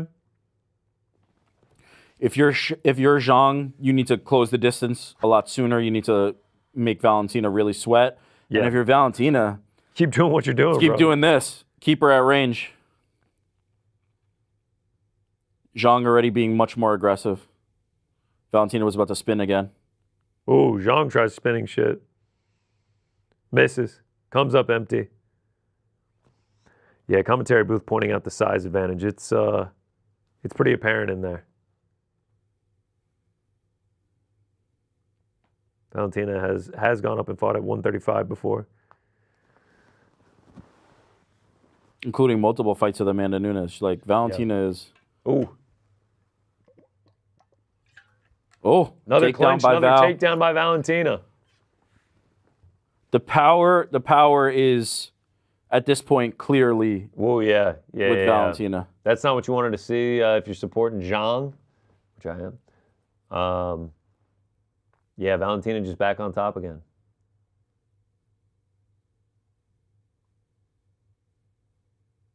She's kind of smothering her.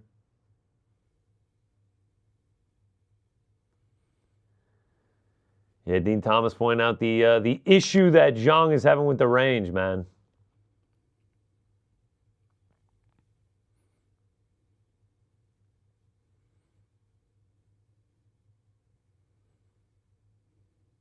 Val just getting heavy on top, side control.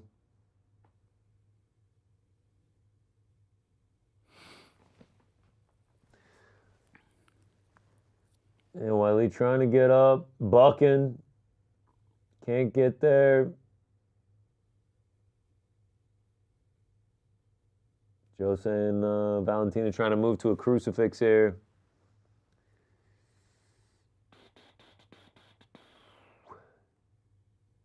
Shoulder strike there from Valentina. Yeah, Valentina's staying real tight to the body, not giving her any openings. Not doing a ton of damage, but completely controlling her. Yeah. Oh, she got the arm trapped. Got the arm trapped. Now it's out. And she got it out, yeah. Halfway through the second round, though. Yeah, she's just got her full weight down on her.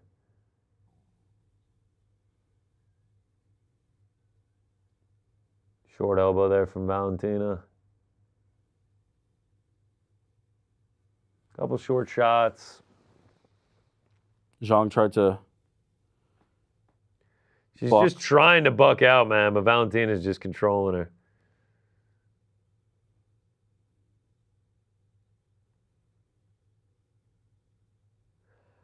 Yeah, I'm not really sure what Zhang changes moving forward, but she cannot get taken down. She can't end up in bottom here. She cannot get taken down. Starting to get some boo birds raining down. Zhang's back into half, but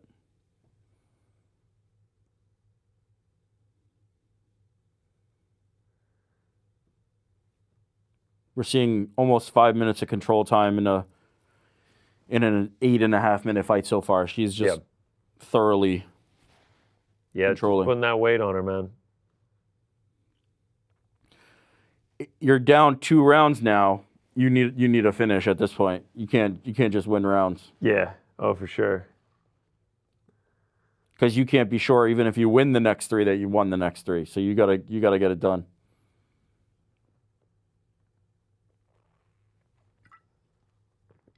Yep. If this is a sign of things to come for Islam Makhachev, moving up is hard. Please don't be. Oh, moving up is hard. I thought you meant just laying prey. Oh, well, wrestling. No, Islam's a little more aggressive when he's got this. But boy, the card has pumped the brakes with this one.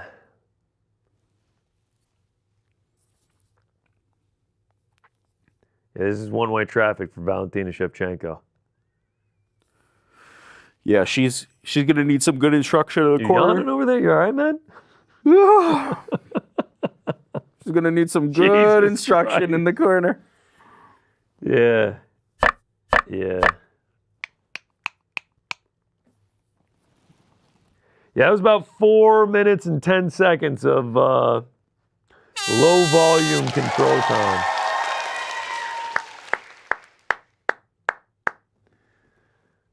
All right, all right. Do we see anything different in round 3?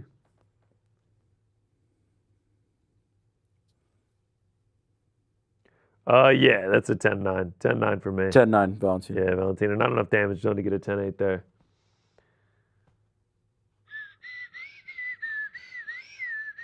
Let's see what Zhang does round 3, man. Got to keep it standing. What did she just ask?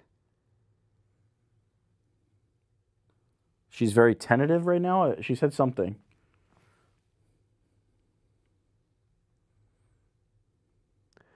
John Wood saying that he wants this round on the feet. Says block fire. Let's see if she does it. Yeah, in that round, it was Zhang who tried to initiate the takedown and then ended up getting taken down. So yeah, keep that shit standing, Weili. All right, here we go. Round 3. It's about to pop off. I got a feeling. It could. I got a feeling.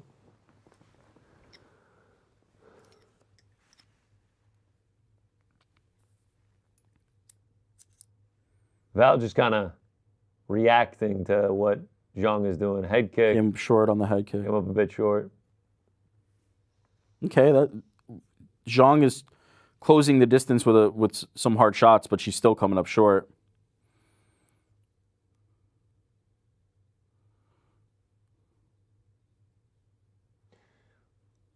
Yep, Zhang she's just struggling to close that distance.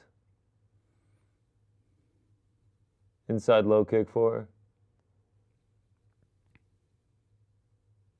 There's an attempt at a nice shot. She's just her range is tough for her. The range is tough. Oh man, stiff shot from Valentina. Her patterns are very predictable. It's like bounce, bounce, bounce, in, out. Like she's not really like giving Valentina anything to think about. And when she does, she's getting countered. Yeah. Yeah, everyone pointing out. Pretty clear. Pretty clear 2-0 Valentina. Ooh, nice body kick by Zhang Val. is short on every single punch.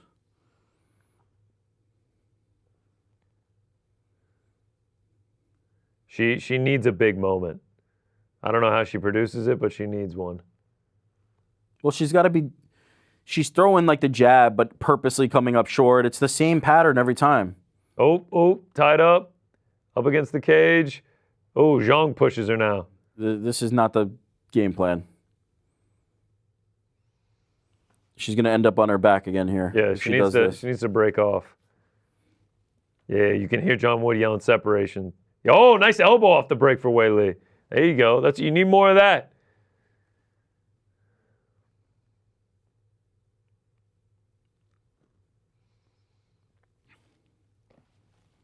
Shout out to Fight ID, the official sponsor of this fight on the UFC broadcast.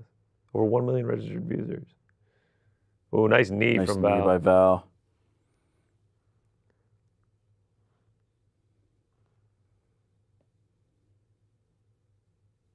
Head kick misses for Val. Halfway through the fight, halfway through round 3. Val hasn't had to do anything that she didn't want to do so far. No. Zhang hasn't pushed her to be uncomfortable for even 1 second. Like just doing this, just throwing that feeler jab out there is doing nothing. Like it's just wasted energy. The feeler jab is pointless. It's just revealing the rhythm. It's doing nothing. Corner calling for pressure from Zhang. Just not getting it. Tries to close the distance, comes up short. It's Oh, throws a Going kick. for a ride again. Gets caught. Stuffing it, and she's down. Whew, this is domination from Valentina Shevchenko. Yeah, Shevchenko is dismantling her. Yeah. 3 or 4 takedowns. Getting a lot of control time each time.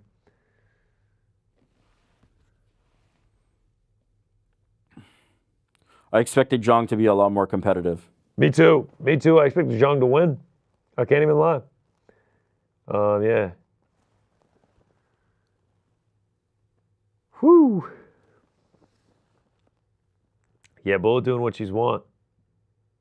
She is doing what she wants.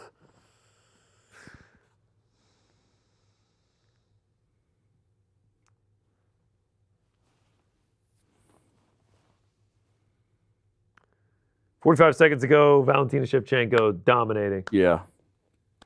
I expect this to be a clean sweep tonight. Yeah, I can't imagine Zhang's going to get a round off this one. No. Could call that one early. Asbender says, "Why would you pick Zhang to win when she got KO'd by Rose?" That was like really the same. 5 years ago. It's not the same thing. Yeah, man. Valentina adding another scalp to her resume if she's able to get this done here, man. So far, through 3 rounds, she is up 30-27. Zhang Weili needs to commit and sell out on trying to get to Valentina. She's way too content to just throw this out there, do nothing with it, and then one explosive flurry. Someone said, could this be Weili's version of the Leon Edwards-Usman fight? No.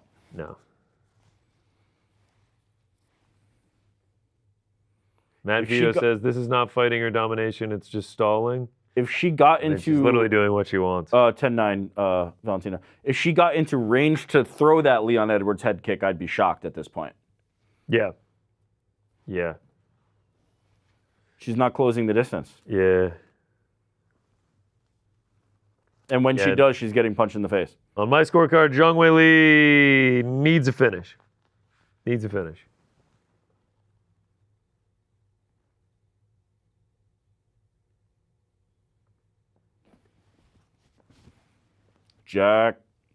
Jack in the back, getting the hands wrapped. Street X on, shout out. Islam got the gloves on.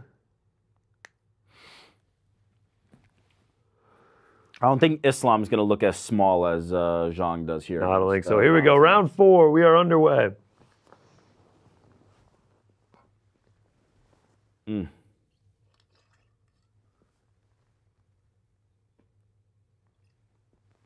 Through 15 minutes, Zhang Weili has landed 14 significant strikes. Body work by Val has been insane. Nice body kick from Valentina. Another one. Valentina has 3 takedowns and 8 minutes of control time.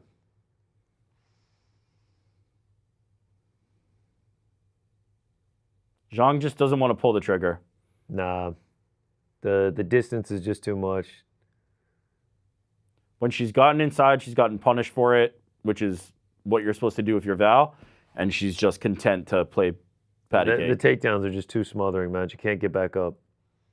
But even here, right? She's just throwing hands out there to throw hands out there. It's not an actual attack. Here. Range find. Oh, body no actual kick from attack. Val. Oh, head kick from Valentina. Work that body, then come up top. Yeah, man.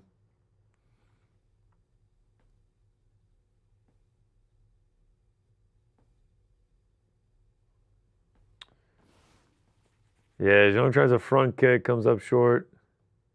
Nice knee to the body, but nice shot from Zhang. The right elbow misses for Val.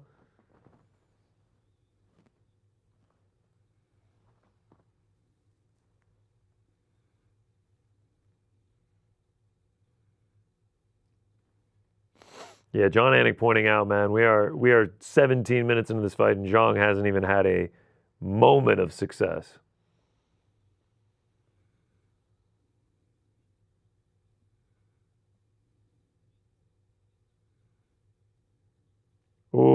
Front God, kick to the Valentina's body work has been so good. She's peppering it up. She's breaking Zhang down now.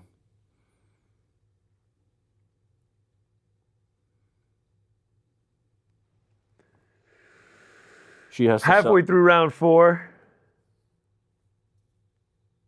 Oh, stiff shot by Val. Yeah, man. Val's starting to land some more damaging blows now here in round 4. Yeah, this challenge was just a little too much. I would argue it was a lot too much. Yeah. This is... She just... We're in round 2. Respectfully, she did not come to win this fight. We're in round 2 of 50-45 that Zhang never even for a second looked like she could win the fight. Easier said than done, but you have to at some point commit. You have to put yourself in danger to try and get it done. Like, as an example, right? Look at what Sean Brady, Michael Morales looked like, right? Yeah. Brady had to take those risks in order to do what he needed to do. Yeah. He could have done this, right? He could have just stayed outside the range and just been a little bit safer, but you can't win the fight that way. Sean Brady tried to win the fight, and he paid for it, right? You have to risk that. That's the penalty. But she's just not. She's not really willing to close the distance. She's doing. And she's taken down again. Yeah. All right. And all credit to Valentina Shevchenko, who has punished her every time she did. Oh yeah, for sure. Valentina is putting on a flawless performance. Well on her way to a 40-36 lead heading into the 5th round.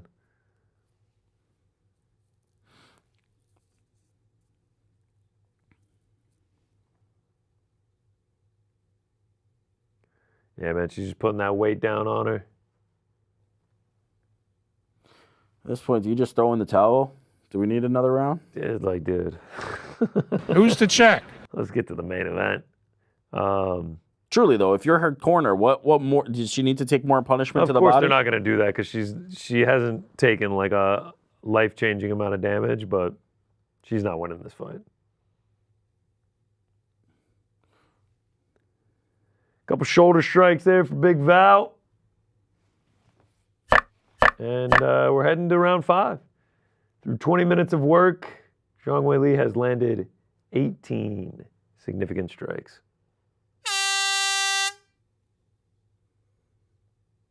Yeah, John Anik is not even pretending to say the scorecards. He's like 4-0. He's definitively scoring the fight. I mean, it is 4-0. I mean, live line has to be minus 2,000, 3,000. What do we got here? Sportsbook, DraftKings. Let's see what the live line is. Live line is... What do you think the live line is? Minus 3,000. Minus 15,000. That sounds about right.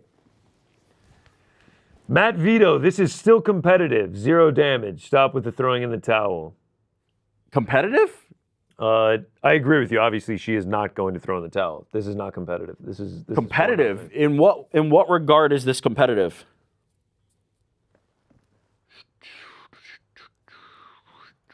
Competitive is one of the last words I would use to describe this if I was trying to think of a list of words. I don't think competitive would make the top 1,000. Here we go, round 5.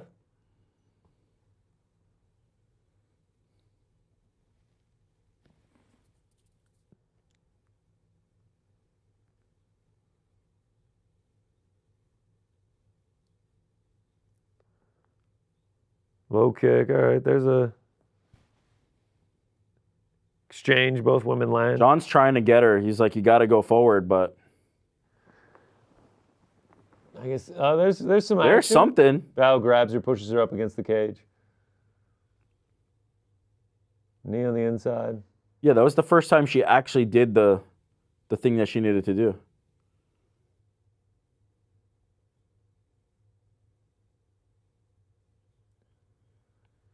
She's pushing her up against the cage. They're clenching. You probably bail on this.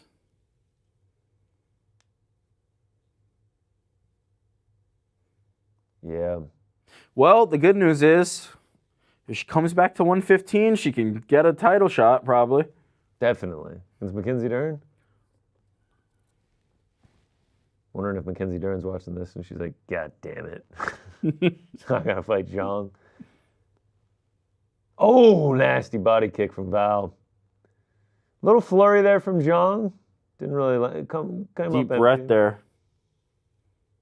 Oblique kick. Clench.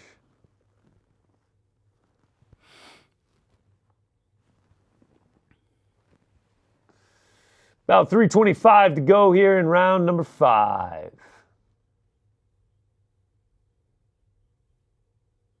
What does Val do from here? Just keep defending 125? Forever. Yeah, takedown.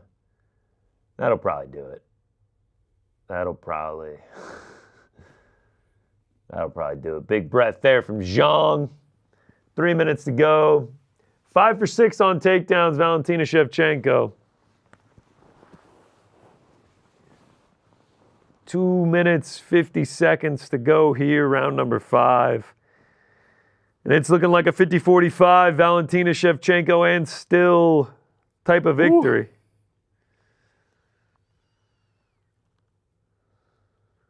Ooh, she's trying to get that second leg over. Zhang shuts it down. Half the round to go.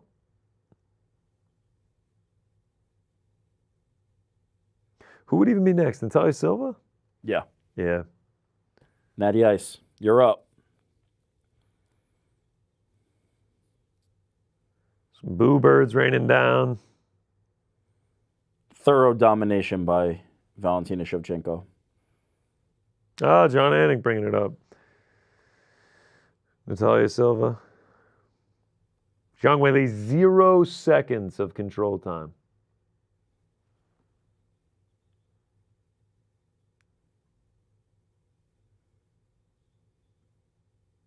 Couple short strikes there from Valentina.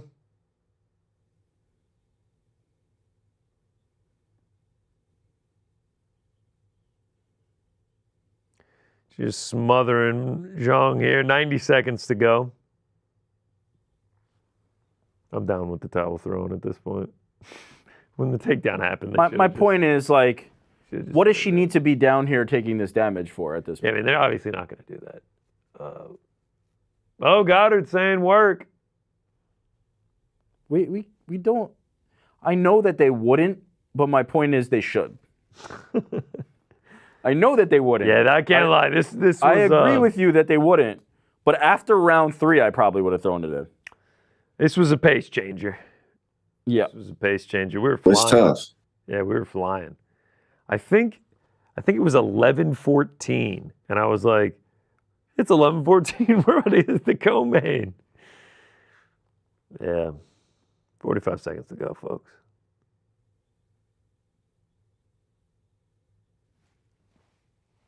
they're saying DC saying is Islam going to have some trouble? Yeah. I don't think the size disparity is going to be nearly this. Yeah. In fact, I mean, Jack definitely looks thicker, but Islam's as big as Jack from a physical like stature perspective. All right, Zhang tries some crazy up kicks. 10 seconds. And the round ends with Valentina standing over her, ripping leg kicks. That's that. 50-45, Valentina Shevchenko. Yeah. Masterclass. Used the size, used the takedowns. Success in the striking. Never for a moment was it in doubt for Valentina Shevchenko. There was not a millisecond of that fight that Zhang won. Nope. It was a 50-45 that felt like a 50-42. Yeah. But there was just no damage, so you couldn't give it the 10-8. Let's see what the scorecard's 48-47 Val. Yeah. 48-47? Just kidding. Yeah. Yeah, masterclass. How did Alexa Grasso beat her? Size, caught her on the right night. He submitted her. Submitted her, was much more aggressive. Yeah, that was the key. I mean, Alexa Grasso tried to really change the engagement for the fight.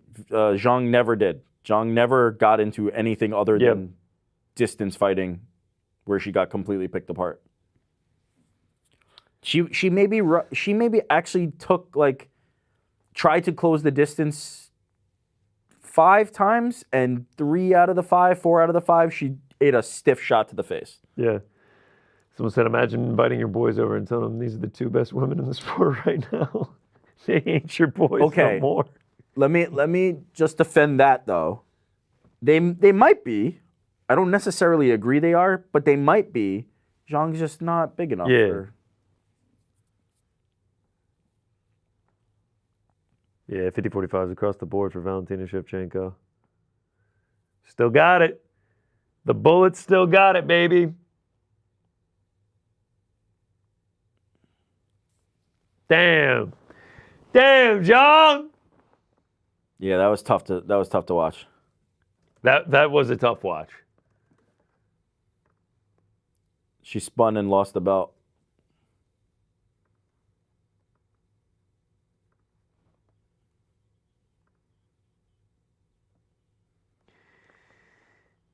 It's tough. It's tough. It's tough.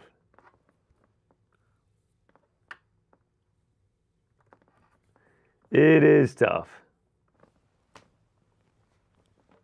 Was the belt falling an omen? Andy asks if the belt falling is an omen. Nah, I think she just wanted to order for him with it on her shoulder. Yeah, trying to make it exciting.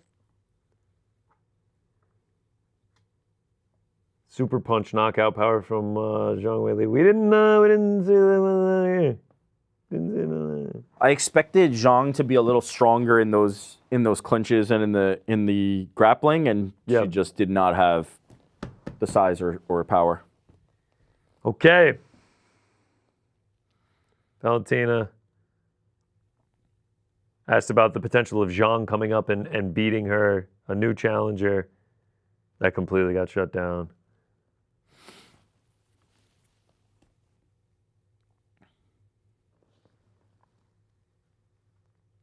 She said, it's the art of martial arts. They can't do anything in front of me. Joe going for another question.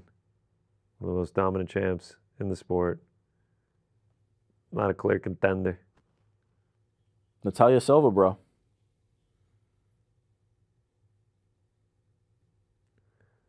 Valentina has a couple options.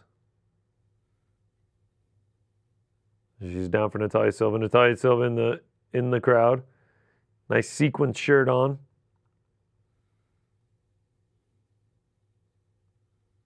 Oh, shit. Oh. Sure with one ear at Kayla Harrison. Second belt. She just 50-45 someone. Joe's like, so you're still enjoying this? Or like, what do you want to do here? I think she will do this for many, many years. Yeah, me too. No, I'm not leaving. I'm not leaving, man. Don't worry. By the way, just got to get my laptop charger. What's up, man? If she went up to fight Kayla Harrison, the size difference in that one would be even more comical than her versus Zhang. What is Kayla Harrison benching these days? Yeah, Kayla. Two plates each side. Kayla versus Val would be something to see, size-wise. She's a fucking beast. Valentina's thanks her team. Incredible performance by Valentina Shevchenko. Just zero. Simply put, she's simply the best. Better than all the rest. She's still going, eh?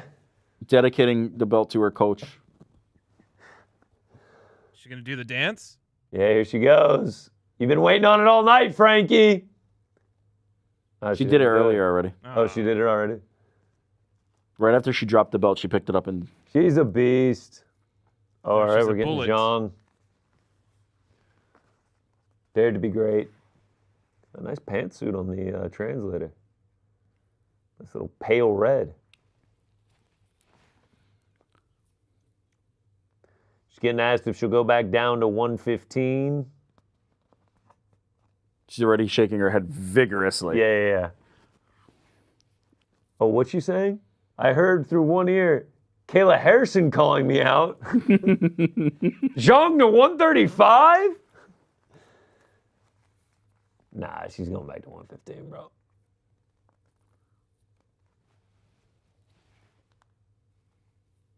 I think she's thanking the crowd. Saying thanks for coming. Yeah, Danielle Cooper pointing out the crowd kind of died through that one, yeah.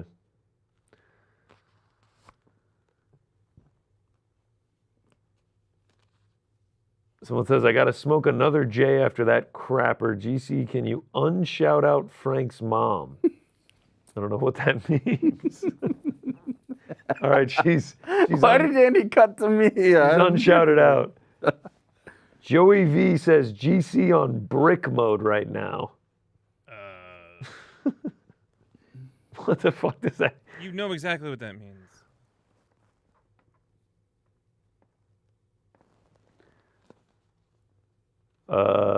Make an all-female UFC card. Nah, come on. GC Rick, does this change the way we look at Alexa, or was this purely a size thing? Size thing. Yeah. Colin Penn says, is Frank's mom's ass the star of the show? Always and forever, yes. Zhang just Who's to reassuring check? fans that she's okay. GC needs Rogan, some Alani I gotta after respect that. Rogan didn't get his question answered about 115, so he just asked again. Yeah, hey, Zhang, you didn't answer the last time, 115 or not? Oh, getting Do Alani. you understand? Nah, bro, I only drink Celsius. Thank you, though. She's gonna take a break and think about it.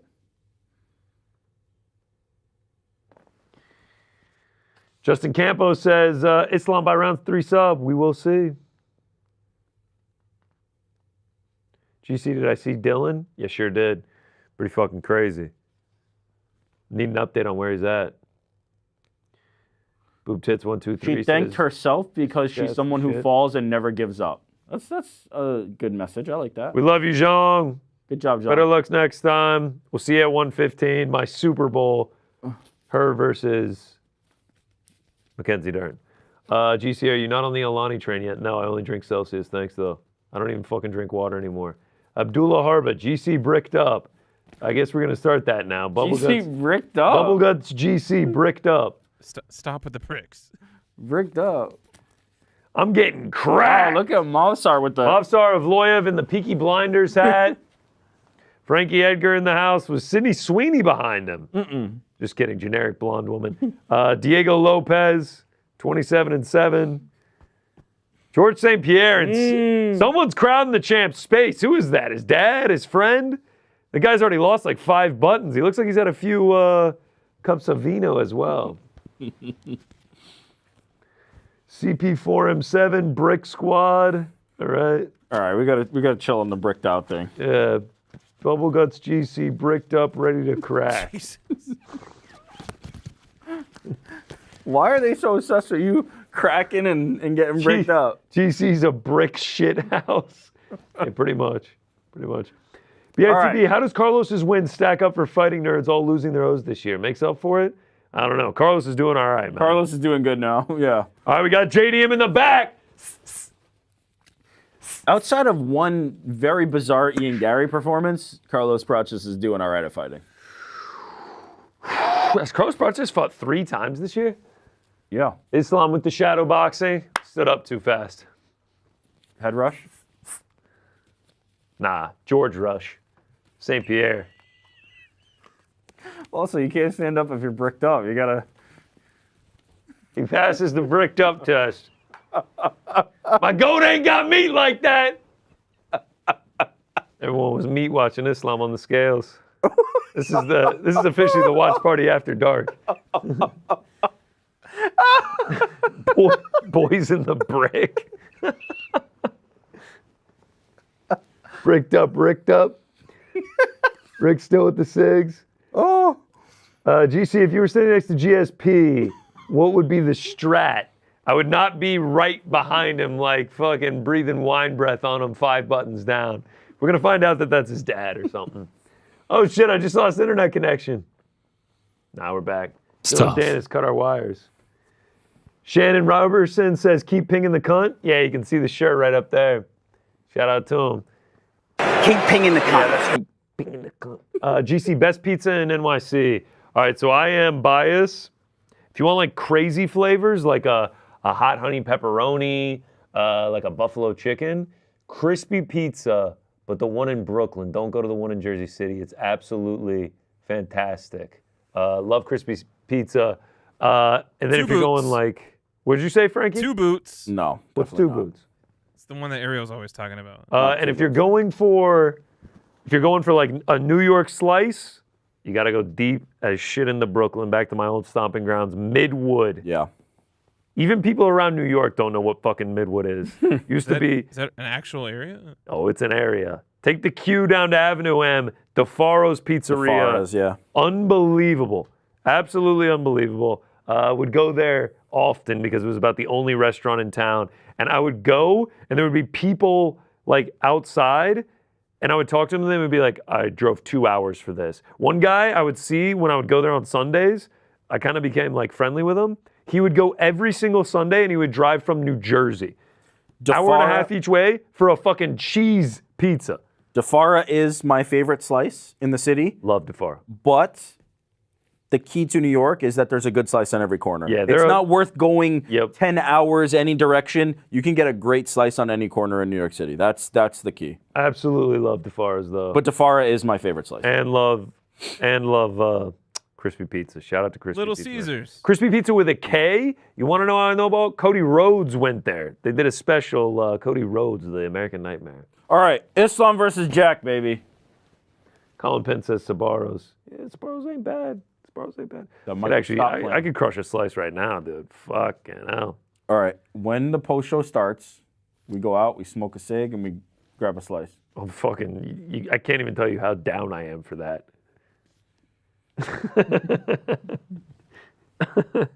You should have said that on the air, Frank. We're getting the package right now. Islam Makhachev, Jack Don Giacomo Della Maddalena. Della. Getting ready. So we do not get the double champ, the 2-division champ Cigarette's about to fall. in Zhang. Oh, I got it right where I want it. And we now get Islam Did you pack going these? for it. Nah, bro. Nah. This is how I'm walking to the pizza place after this. After JDM sparks out Islam here. That Can we get Matthew a Marlboro McConaughey gif of sponsor? him just ripping that cig. What'd you say? We need a sponsorship from Marlboro. Oh, fuck. Hold on, boys. Ed Flores. New York. More like old dirt. How will the city ever recover? Unreal NYC, Sheepheads Bay Road. Yeah. Sheepheads Bay. I ain't going all the way over there. Jero Martinez, blind rank mom's asses. I'll take it from here. How many cigs does GC hack in a day? None. I rarely smoke. He always smokes 3 when he smokes them.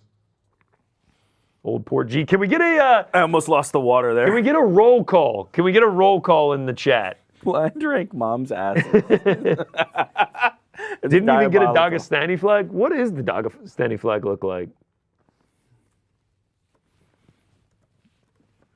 Dagestani flag's kind of cool. It kind of looks like the Armenian flag without the orange. Shout out. Roll call.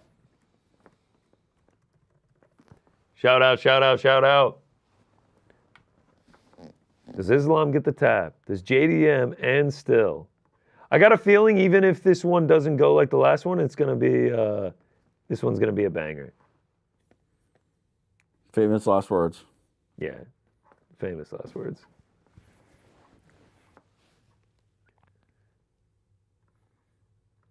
Oh, shit. And he said, who's in the chat? Hey, Jordan, Strong Island. Shout out, Blacksburg, Virginia. Frank kisses his wife with the same mom he kissed his mom's with the same mouth he kissed his mom's ass with. Shout out. Portland, Oregon, shout out. John Pork, shout out. Plymouth, UK, shout out. Nashville, shout out. Brisbane up in here. Let's go. Let's go, Brisbane. No double champs tonight. Mac from Sid, Buckeye, Arizona. It's very weird seeing Islam walk first. Yeah, as the B team. Frank's a gooner. Frank's a gooner. Frank's a gooner. They're spamming the chat. Colorado Springs.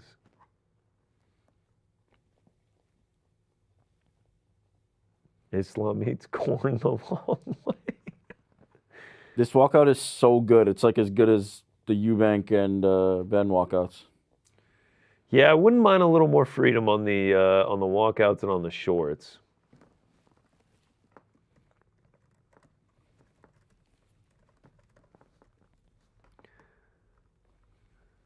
Let's go. It feels like a very pro-Islam crowd. Yeah, Islam's face hits the screen and the crowd goes wild. It was Islam and Zhang, I feel like, were the sides that they wanted. West Texas. Schaffhausen, Switzerland in the house. Milwaukee. Let's go. GC sounds like he's doing an RFK impression. All right, this is getting ridiculous now. Palm Springs, California, Quebec. Let's go. What do we make of the Islam black eye, like the little mark that he's been sporting? I'm not worried about it. He's ready to go. I feel like you go into that room with the guys that he goes in with, sometimes you get a little... Hey, Manila, Philippines in the house. Let's go. South Africa in the house. Appreciate y'all watching, man. GC, have you tried Bradley Cooper's cheesesteak? No, I have not. Not yet. Oh, man. Wow, another yawn from New York Rick, man. That Zhang Weili, Valentina Shevchenko fight really took it out of him. That one. I'll let y'all know. I'm on 10 right now. I'm ready to roll. All right. Islam Makhachev, Jack Della Maddalena.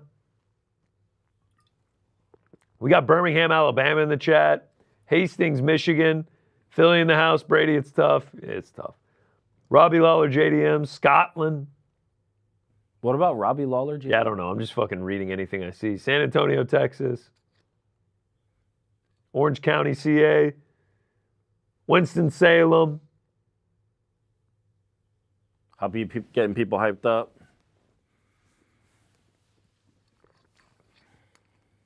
Where's Chanko? John Pork. I clearly said Chanko. Cincinnati, Fulton, New York. Yeah. Australia, St. Mary's, Ontario, Burbank, California, Yorkshire, England. Shout out. Shout out, shout out, shout out, man. Appreciate y'all tuning in. Frankie in the Yahoo Studios, South River, New Jersey, Newfoundland. Shout out.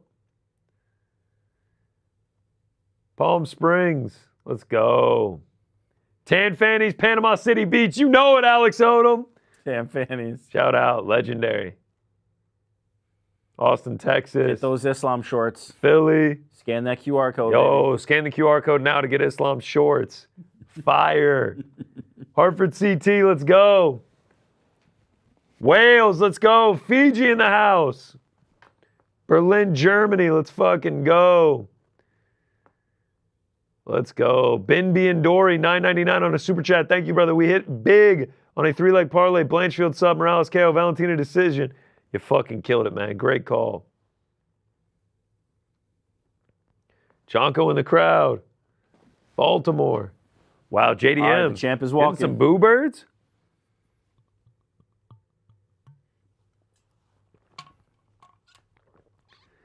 I'm TNT. All right, we've officially made it to the shout-out portion where we get the Pyongyang, Mars, Marlboro Factory. Shout-out. Here we go. Sing along, Frankie. Don't want the DMCA takedown. Right out of the sunset on your color TV screens. Oh, wow, JDM looks pissed. JDM does not look happy to be here, man.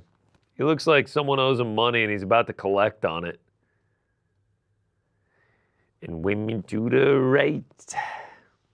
You're not an AC/DC guy, Frankie. Not really, no. More of a ZZ Top guy.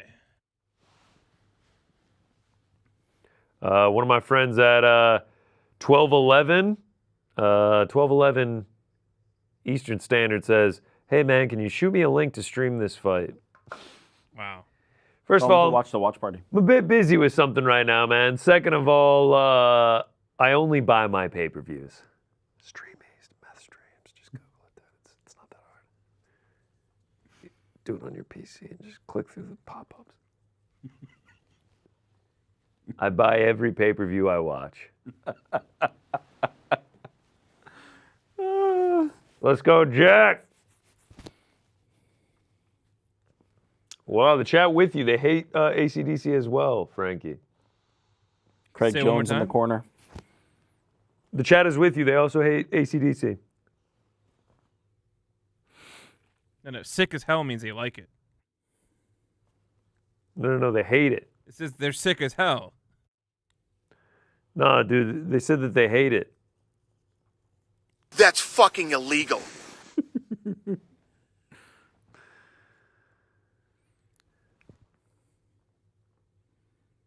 Let's see. All right. It's time. It's time. This is truly the moment All right. I have been waiting So for. we knocked out Bo Nickel and the first three fights of the main card in like an hour and like 10 minutes. It's taken us another like hour and 15 to go from the end of Prochas Edwards to the start of this fight. Yeah, you know these things happen in MMA. No, it's just tough. It's just tough. It's tough. The It's towel tough. came in though. Yeah. GC, back-to-back Brazilian and Burmese food for UFC 323. I was thinking about Burmese food. I don't know if we're going to have time to pull it off, but yeah, Burmese food sounds delectable. Reminder, you're supposed to say UFC 323. No. I said I'm going the exact opposite direction, and I'm going UFC 323. All right. Main event time. We just saw our tails of the tape. 18-fight win streak for Jack Della Maddalena on the line. 15-fight win streak. All in the UFC for Islam Makhachev, trying to tie Anderson Silva's record. These guys haven't lost in a 12 years. decade. Literally, neither of these dudes have lost in a decade. It's truly unbelievable. The highest level, Islam Makhachev trying to become a two-division champion. It's as high stakes as it gets, man. This is why you become a fan of the sport. I'm cheering for my boy JDM. The shirt looks great, man. Shout out to Street X. Shout out to Street X to popping on this broadcast today. Bruce letting it sing. Lights about to drop down. Spotlight's about to come up.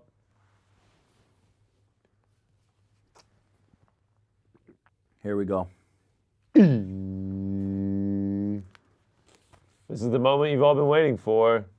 This I feel like ours is better. Truly the moment I've been waiting for. Do we have it, right? Damn, Bruce barking out there. New York! New York!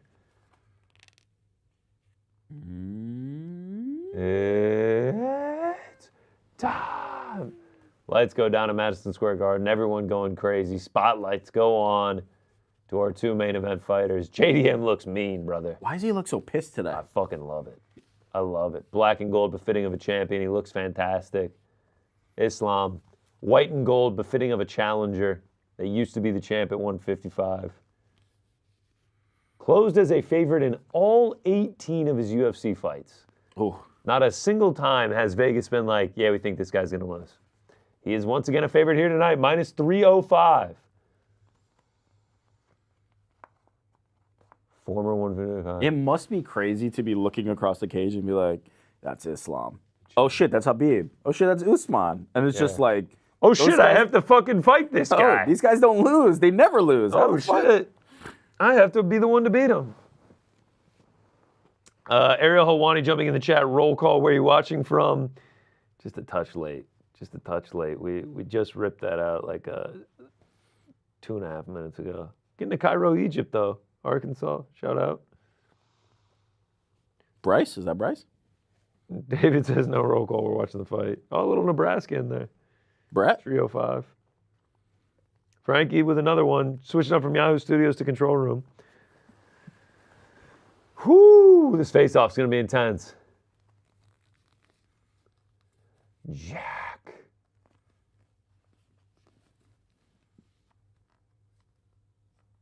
Cameraman got in the way of him staring down Islam, and he hit a little. Yo, man, get the fuck out of my way. I'm trying to stare down this fucking guy. Here we go. They meet in the middle. Touch gloves. Wow, long distance face-off here, no? Jack's been doing that. He doesn't want to let him see.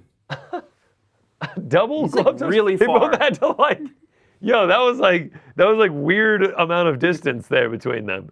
Normally they get right up in their shit. Holy shit, here we go. 25 minutes if needed. Islam Makhachev trying to become a 2-division champion, trying to tie Anderson Silva's win streak record. JDM trying to be the first to defeat Islam Makhachev since 2015 and retain his world title. We're underway, round 1. Leg kick from Islam, yeah. Oh, they're twitchy in there, lad. They're twitchy in there. Oh, JDM coming out. Trying to let them on the front foot, man. Islam looked composed, though. DC making the point. Wow, now that we're underway, man, I just got a little bit nervous. in there. Heavy Islam chants raining down at Madison Square Garden. DC making the point. It's very hard to wrestle off the back foot. If Jack can keep the aggression up, it's going to make it hard for Islam to do what he needs to do. Ooh, front kick right up the middle. Yeah, just right by the JDM's face there.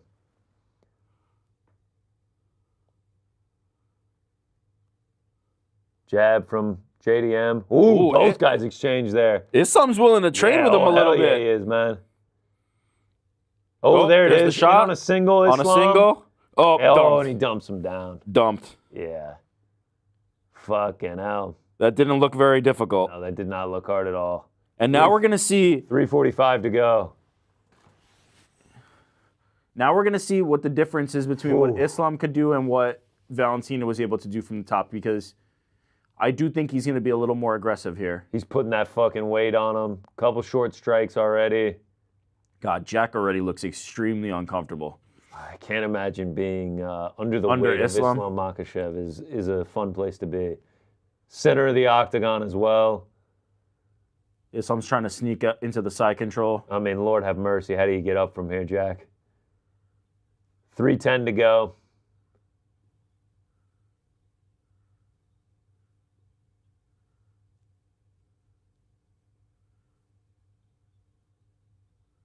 Ah, man. Islam putting insane top pressure on here. Jack doing good to retain half guard, though, but Islam's still landing some good shots, even from inside half. 2:40 to go. And then if Islam starts to sneak that leg out. Okay, Jack trying to force him off. Holding the wrist. Oh, trying to work his way back up. Islam takes him back down. Whoop! They're scrambling. Got to his back now. JDM trying to shake him off, though. He's back up on his feet, but Islam bearing the weight down, trying to drag him back down, and he gets him back down to the knees. JDM works over the cage. Oh, no. Hands near that neck. Hooks both in. Oh, God. Oh, God. Almost got him flattened out. Oh, my God. He's trying to flatten him out. Oh, no. He's either going to be a mount or... Oh, no. All right. He avoids He avoids the mount. Jack got him back into half. Jack. Fuck, man. Yeah, Islam just floating with him. Oh, yeah. The weight's crazy, too. Nice shot from Islam. I like this by Jack, framing up to try and get the elbows. 90 seconds to go, round 1. Islam been controlling for the last couple minutes here.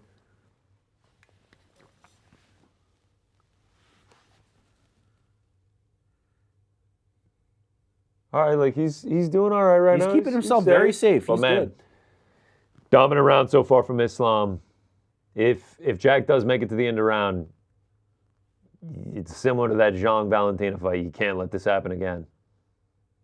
Because this top pressure from Islam is serious stuff. Nice shots here from Islam. Yeah, Oh, man. Ooh. Just look at the guy's back. It's fucking disgusting. 43 seconds to go. Oh, he's trying to cinch up a choke.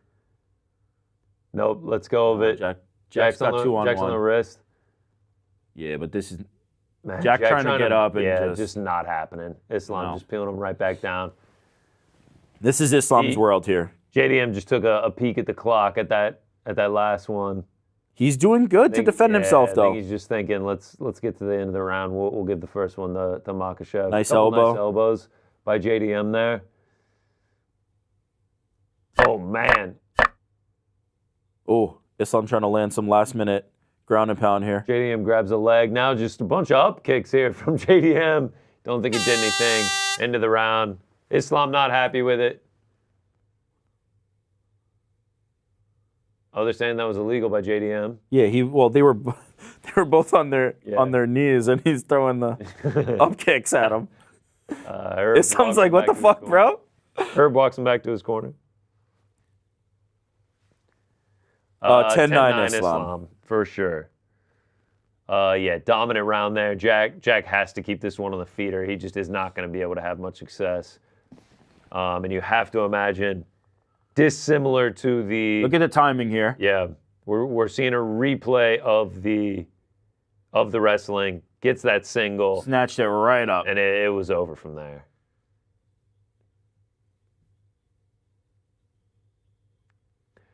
Producer Josh pointing out Islam now minus 580 on the live line. Yeah. Yeah. But dissimilar to the co-main event, I imagine Islam's going to be looking to finish the fight a little bit more actively than Valentina Shevchenko. So he's got to stay on his feet, man. He didn't look like he was super aggressive in trying to get into side control. Like, he didn't look like he was really trying to advance too much. I wonder if that changes if he gets him again, if he just starts to work a little bit more. All right, here we go. Round 2 underway.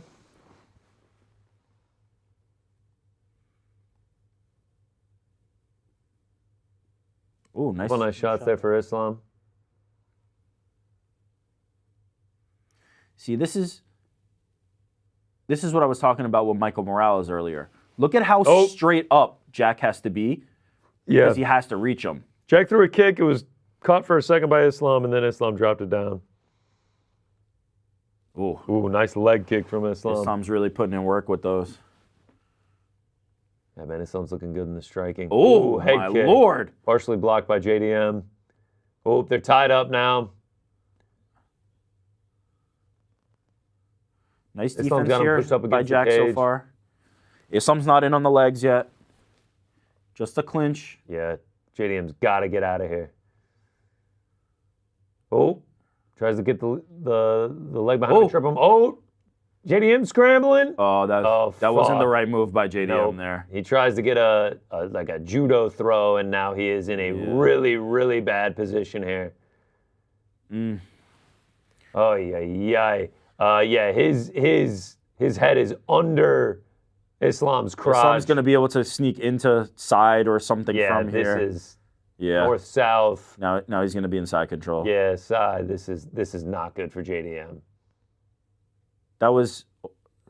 Yeah. He went back willingly into half because he's almost going to be able to control him better here and just... He's using the cage to prevent him from escaping. Here come the elbows. Jack, again, doing well defensively. Like, he is not... he's got to survive another 3 minutes here, though. But it's hard to imagine him having much of an answer for this is the problem. He can survive, but can he escape? Can he cause damage from the bottom? He has to do something. Oh, Islam might be working toward a choke, maybe. Ooh, nice elbow from Islam.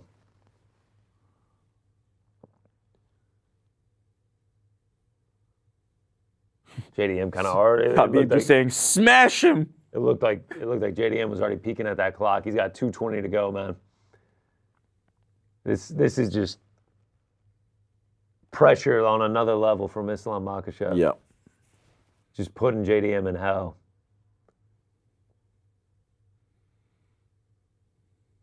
He's stuck. Yeah, dude. He's stuck. He's got just about nowhere to go. He's trying to hold on to Islam.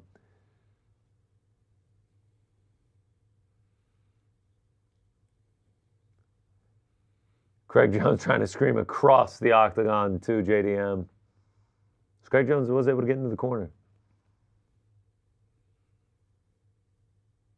Couple elbows there from Islam. Oh, Jack trying to sneak out the back.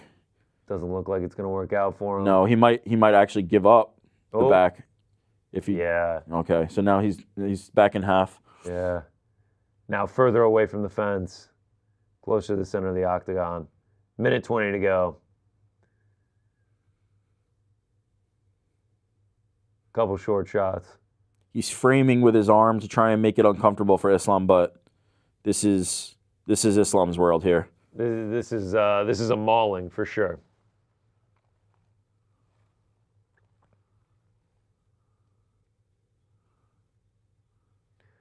JDM trying to. Whenever JDM tries to work out, man, sneak out, it just keeps him right in place. Yeah, puts him right back down. Islam's too good here. Yeah, if he can sneak that leg out, he might be able to get an arm triangle. Oh, gives up on it. 40 seconds to go.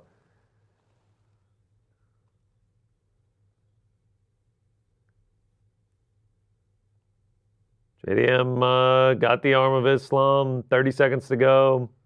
Ooh, Islam posturing up, landing some big elbows now. JDM covered up. Yeah, this is not nice down here. Yeah, 15 seconds to go. Trying to push his way back up. He gets back up to his feet. Good job back against by the Jack cage. here. Knee by Islam. Short time, but good job by JDM. Nice little confidence Islam booster. trying to drop down for another shot. Yeah, that'll do it. 10-9. 10-9 Islam. 10-9 Islam. Yeah. One-way traffic here so far through two. Jack looks composed, right? Jack is not giving up in this fight. As an example, right? When Zhang Weili was down there, she just didn't have anything, right? There was nothing she was going to be able to do with Valentina. Valentina didn't even have to work that hard or do much damage. Jack's at least making Islam work. He's making him think. Unfortunately, he's down there with one of the best guys in the world at doing that. He's going to need something different, but Islam could do this forever. Yeah, JDM's going to have some success on the feet, or he's just going to get taken for another ride and just get rolled on. You can see Jack looks a little dejected in the corner here. 10 minutes in, man, and you've had... He's been controlled for 9. 2 or 3 moments of like, oh, I landed a strike.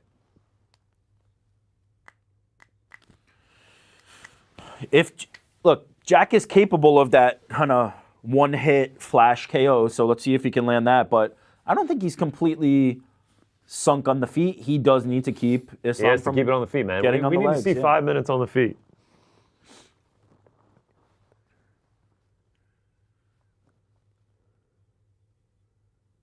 There we go. He's Yeah, getting some lateral movement. Corner told JDM he's not moving the feet enough. Needs to force Islam to strike more with him. The thing was, at the beginning of that round, if you remember, it was because Islam stung him and then went into the takedown. Inside low kick from That's good JDM. stuff by JDM there. Ooh, nice leg kick from Islam. Nice jab from JDM.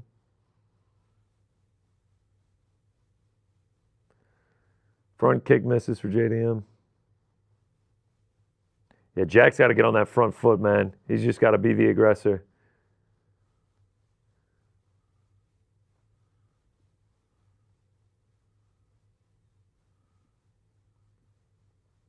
Stay standing for a minute through round 3. It's good movement. Ooh, good nice round leg from Jack. kick from Islam, man. Those things are affecting JDM. Those front kicks are coming up. Islam's really trying to land one of those. Ooh, my man, that head God. kick almost landed over the body. Nice 1-2 from Islam, man. He looks good on the feet as well. Oh, nice. Oh, nice by combos Jack. to the body here from Islam JDM wanting in the that clinch. tie clinch. Yeah, Knee from Islam. There we go. That was good work by Jack, though. 1-2 from Jack. Shot to the body from Jack. Leg kick from Islam. I'm eating up those legs, man. Yeah, man. Oh, there it is. Double dumping down. The timing on that shot. Jesus, that was just. Oh my God. That was straight to filth. the mat. That was straight filth. to the mat, man. Oh my God. Yeah, now he is in control again. This is not a good position for. Oh, is he trying to get that choke? Islam. Oh, he tried to lock up a Darce there. He was going for it.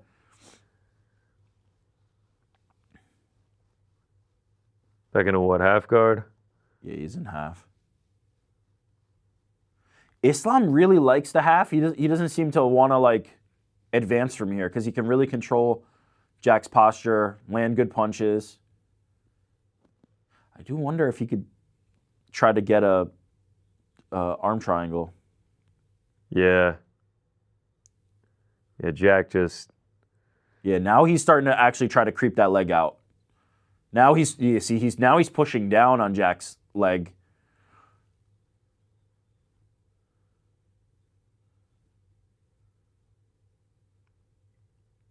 God.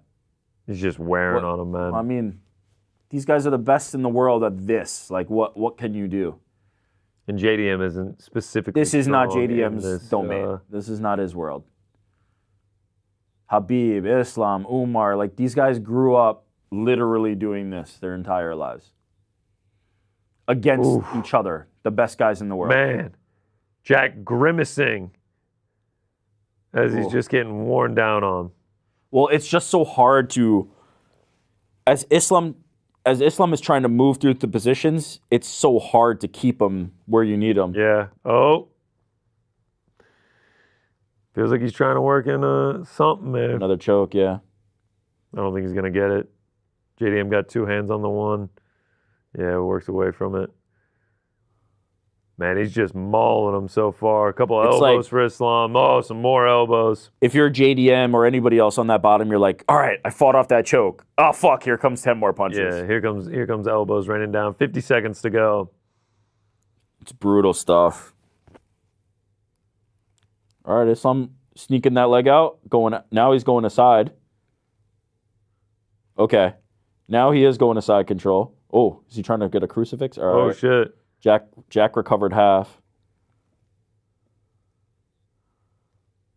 Oh. Elbows from Islam. 25 seconds to go. It just feels like every time JDM's just kind of, what's that clock saying? 20 seconds here. But Islam well on his way to a 30-27 through 3. 10 seconds. Jack escaping north-south. Oh, man. Oh. Right at the end of each round. And then Islam still ends up on top. Almost gets up. Yeah, another 10-9 Islam. That's 30-27. Islam. Yeah, man.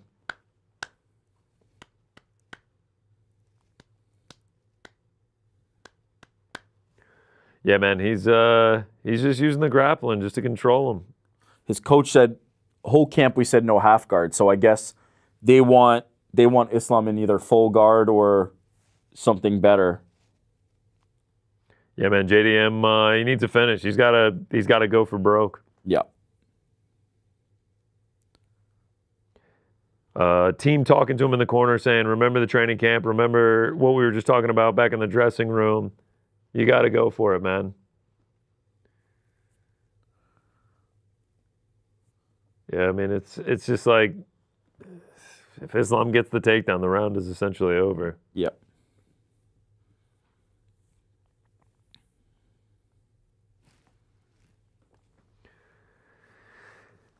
Islam not inflicting a ton of damage, but I mean, he's doing enough. JDM doesn't look great. He's doing enough to win the rounds. That's for damn sure. All right, here we go. Round 4.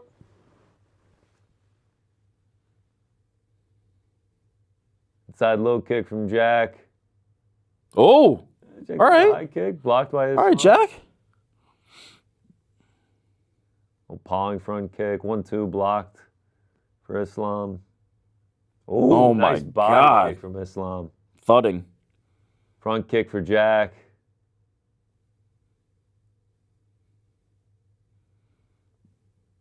Inside low kick for Islam. Kind of feels like it's always in the like 90-second range when Islam goes for that takedown. Ooh, another nice body kick from Islam.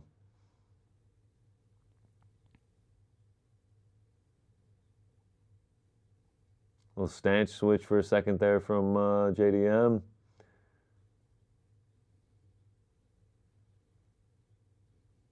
You got to think he's in his head from the takedowns. Like he's just not uncorking it. Well, yeah, if you unload it, you know what's coming next. Islam feints at a takedown.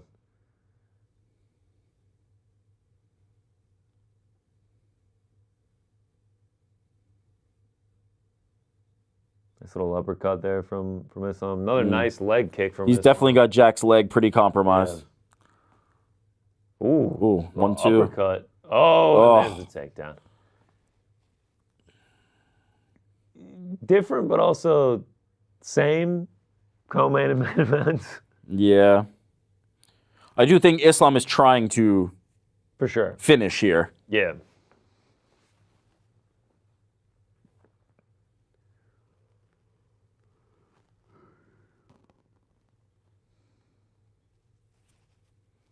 I think Islam's trying more to finish, and I think Jack is defending better than Zhang did. Yeah. Basically. But similar. Look, we got 3 great knockouts. Yeah, the card hit some heavy breaks, man. This is 2 just non-competitive co-main and main events that are going to go 25. Or maybe not. No, I could see Islam getting a finish at some Oh, point. now he's got his back. Oh, man, yeah. Hooks in. Oh, yeah. 2.5 minutes to go to survive here for JDM. Oh, man. Tough. Tough.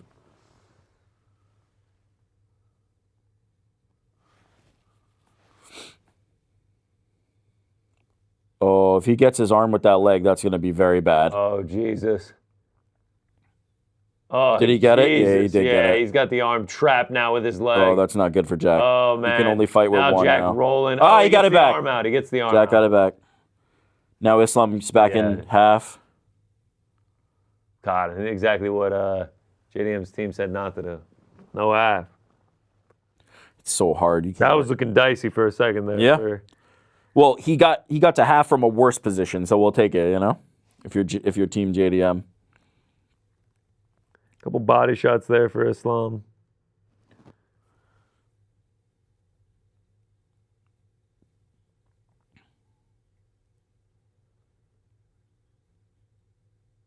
$90 seconds. Just heavy top pressure now.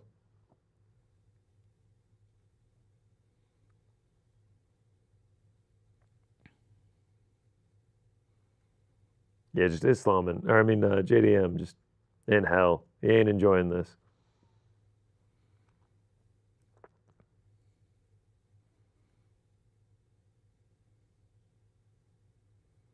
Yeah, they're showing JDM's calf right now. Reddened up a bit.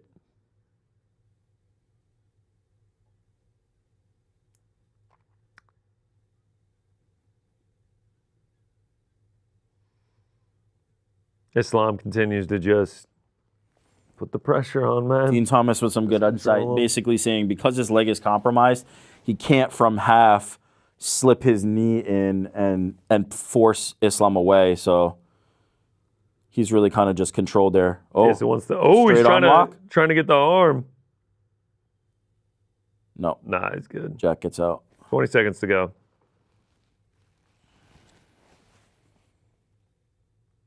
Yeah, Jack's a tough motherfucker, man. No, he is not giving up on himself.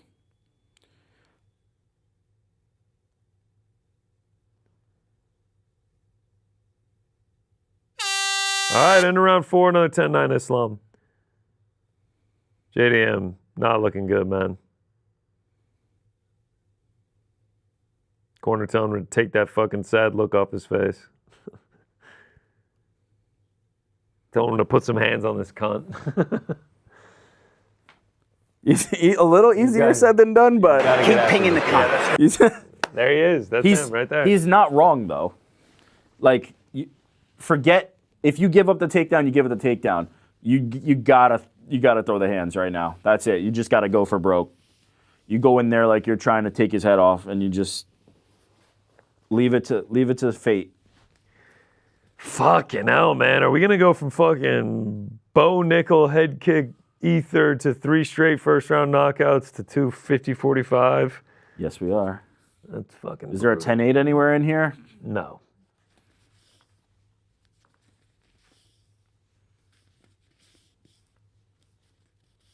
All right, here we go, round 5. JDM needs a prayer, man. He needs a miracle.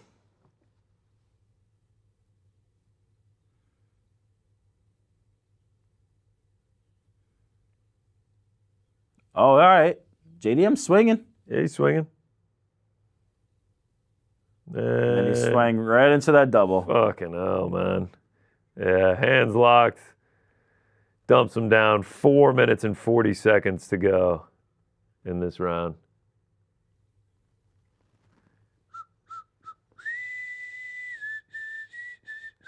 All right, 4.5 minutes to go. DTL, y'all looking sad as fuck. It's just not like. It's just 2 non-competitive fights for co-main and main event. Yeah, he's trying to get that straight arm lock, but Jack almost escaped there.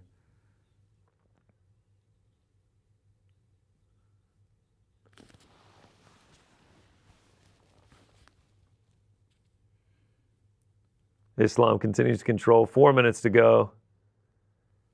JDM got that wrist.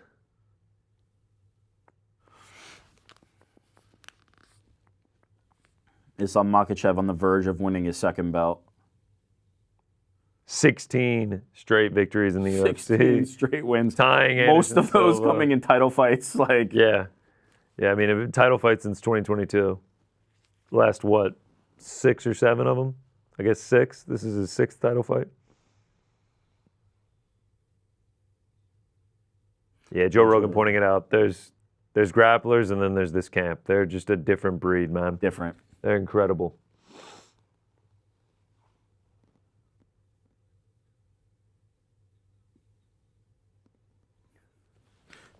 Yeah, DC talking about Dagestani wrestlers are good. Islam and Habib are on a whole nother level. And JDM is learning that tonight, man.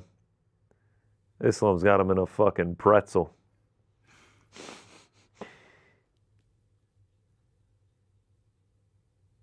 This is one-way traffic. If you're, I'd be shocked if JDM's able to get back up. If you're the welterweight division, you do wonder how thrilled they are that Islam Makhachev is now here, you know? And what could potentially be like his natural weight class now. I can't lie though. Michael Morales is big ass, like trying to I don't know. Standing 7 feet back. I don't know. Seeing if Islam can get it on the legs. He's gonna have to, yes, that's basically. gonna be Michael Morales against Islam.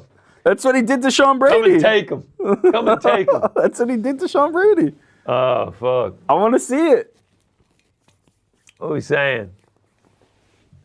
No credit to JDM. This is total domination. I mean, I will give credit to JDM because I think people thought if Islam got to this position, Jack would have been done. Like, I thought he was going to get subbed. But Jack is in hell right now, man. 100 seconds to go.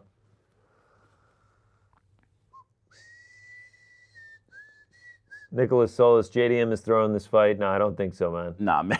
I think it's... Are people, like, not remembering who Islam Makhachev is? Did we forget? Dominating. Oh, shit. He might have the choke here. He might have the choke. Minute 15. Jack's out of it. People are nuts if they think Jack just, like, gave up. Like, Jack did not give up in this fight. No, he's not throwing the fight. Come on, dude. Not only, no, but I like, obviously not even addressing that Who's stupidity, to check? but, like, he's defending better than most people who get underneath Islam Makhachev like this. Like, it is hell.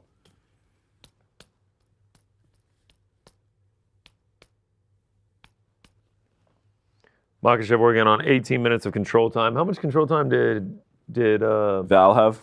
Yeah, it had to been like 13 or 14. And then a few months ago, Hamzat had 22 minutes. 13 minutes and something seconds for Valentina. So we watched 30 minutes of control time in the last 2 fights. Fuck. 30 minutes of control time in 2 50-45s. That's tough. I'm not going to lie, folks. That's tough. It's tough. It's tough. It's tough. Islam's realizing he's about to be double champ.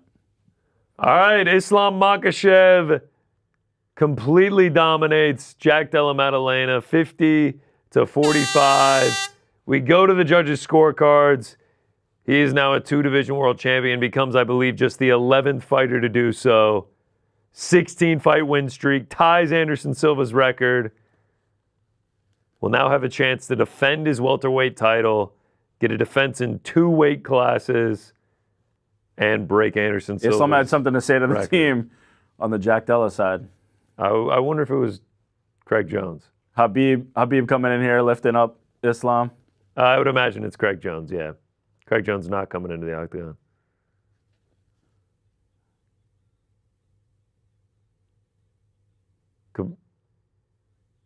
Habib joking with DC, saying they weren't allowed to look DC in the eye because he was the double champ. Well, now they got to keep their eyes down for Islam. Dominant performance. Looks great at welterweight. Wow. Grappling was easy. Yeah. There was no point where Jack was in that fight. It was reverse the roles, same fights Yeah. in co-main and main. The challenger dominated in the main, the champion dominated in the co-main. I think Jack gave a good account of himself, though, if I'm being completely honest. Like, I know, look, he got blanked, no doubt. Yeah. Islam Makhachev is going to do this. But dude, like a good account, I don't know, man. He literally got he got blanked. Like Dustin Poirier made a good account of himself. Yeah. No, you're not wrong. You love pointing out like the 39-36. That fight was not as close as y'all said it was. Like, shut the fuck up. Like, Islam was winning that. Like, dude, You're right. This was dominant. You know what? This was domination. You're I right. love JDM. I Touche. love JDM. Touche. So, like, that was I'm trying to paint tough. a rosier picture than it was. You're right. It was tough You're from both JDM and Zhang, man. That was 2 non-competitive title fights. Yeah. Like, decision aside, everything like that, bro, that was 2 50-45. I'll say this. All 3 judges scored at 50-45 with 30 minutes of control time. Fuck. I moved Islam out of my number 1 pound for pound. He's back. I mean, I agree that with the champ, with the 2 He's back. 2 titles, he's back at 1. It wasn't for Ilya, though. A lot of people did it for Ilya. I did it for Marab. Oh, I did it for Ilya. But he's back. Yeah. He's back. Respect to Jack regardless. Look at that, 2 belts. Whether it was close or not, he survived, hung tough. And Islam Makhachev is just an animal, bro. He's an animal. All right, here we go. Interviews with Islam first. Islam hugging the squad. He said something. I really did Something about the chance, but I think he said Allah did this.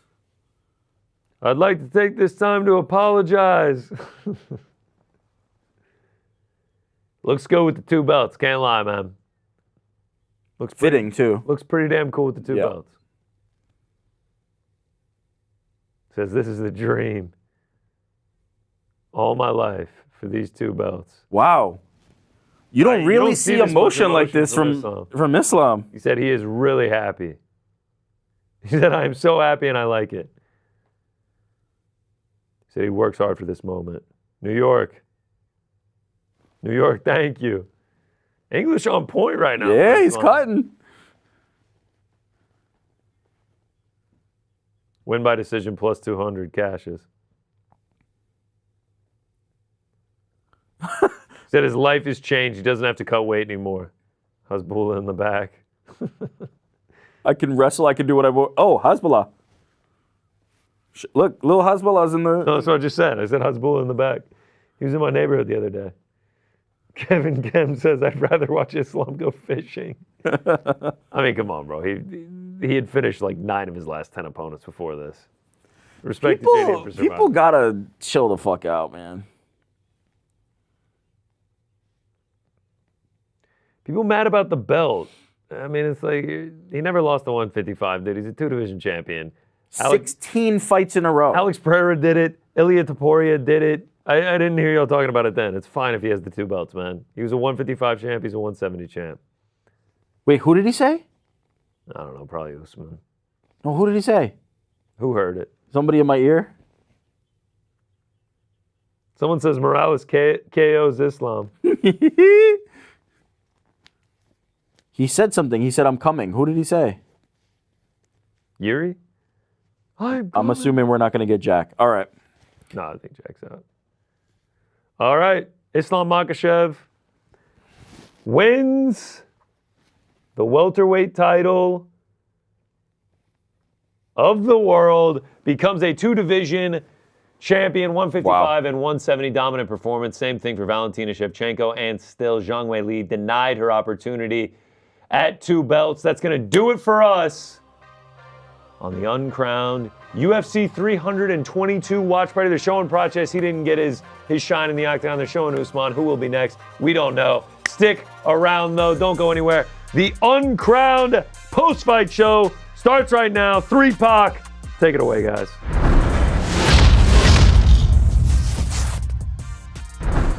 Hello and welcome to our UFC 322 post-fight show. I'm Ariel Helwani. It is approximately 1:02 a.m. Eastern Time, Sunday, November 16th.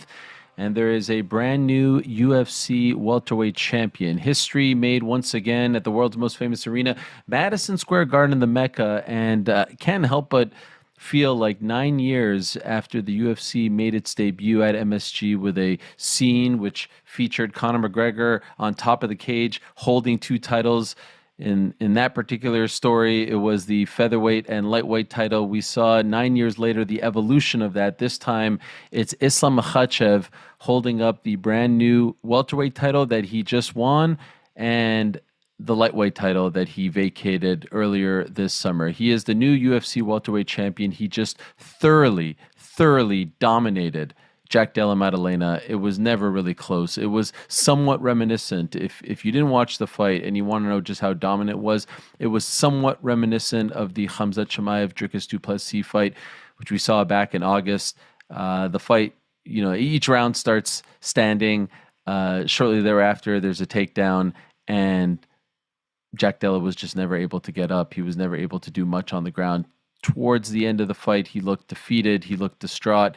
He looked deflated. His calf was messed up. Not to suggest that Islam didn't hit him with some shots standing, but it just was one-way traffic throughout. He is just so strong. He is so good. He is so dominant. He is so talented.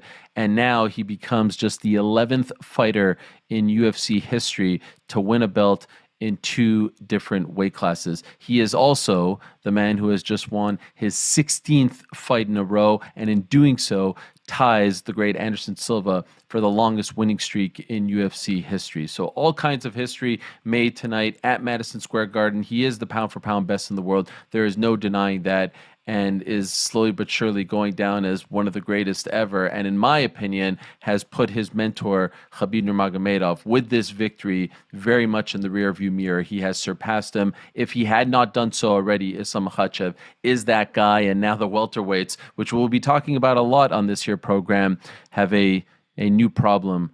A new problem to figure out, because this is going to be a very tricky puzzle. Okay, it's not just me on these post shows. As you know, we've got 3-Pac here. We've got the man in the hat, a.k.a. the mayor of the Nutmeg State, here with us, the one and only Chuck Mindenhall. Chuck, how are you? I am well.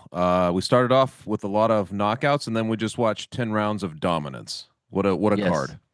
Yes, and of course you are referring to what transpired in the co-main event. Zhang Weili unsuccessful in her attempt to become a double champion. She got thoroughly dominated by Valentina Shevchenko. In that particular case, the bigger champion proved that size does matter.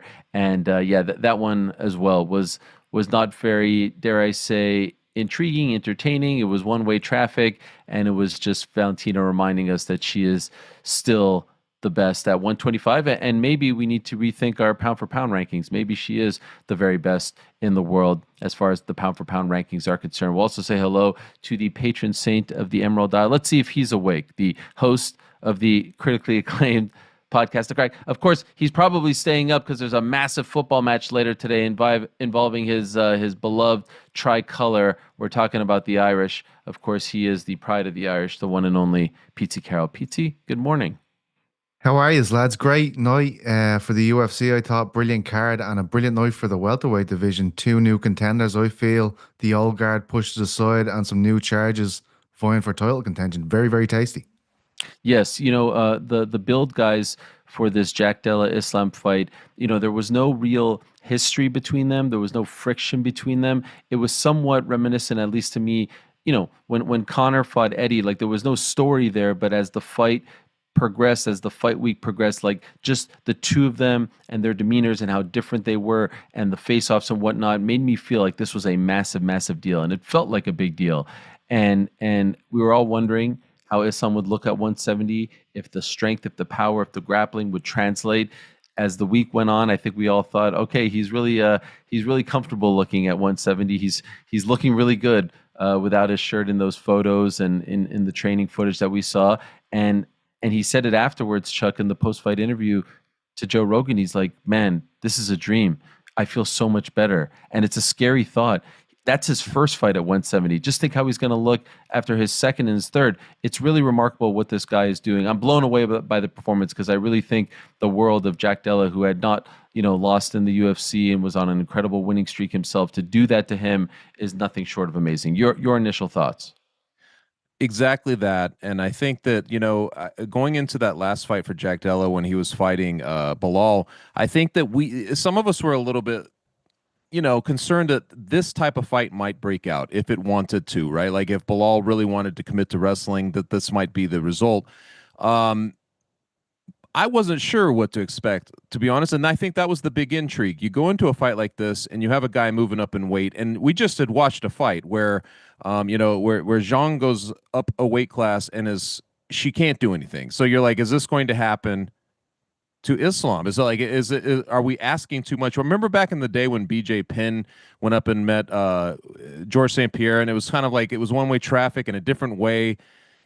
Sometimes it's just a step too far. So I think that doubt just kind of rose up right as they're making their walks for me.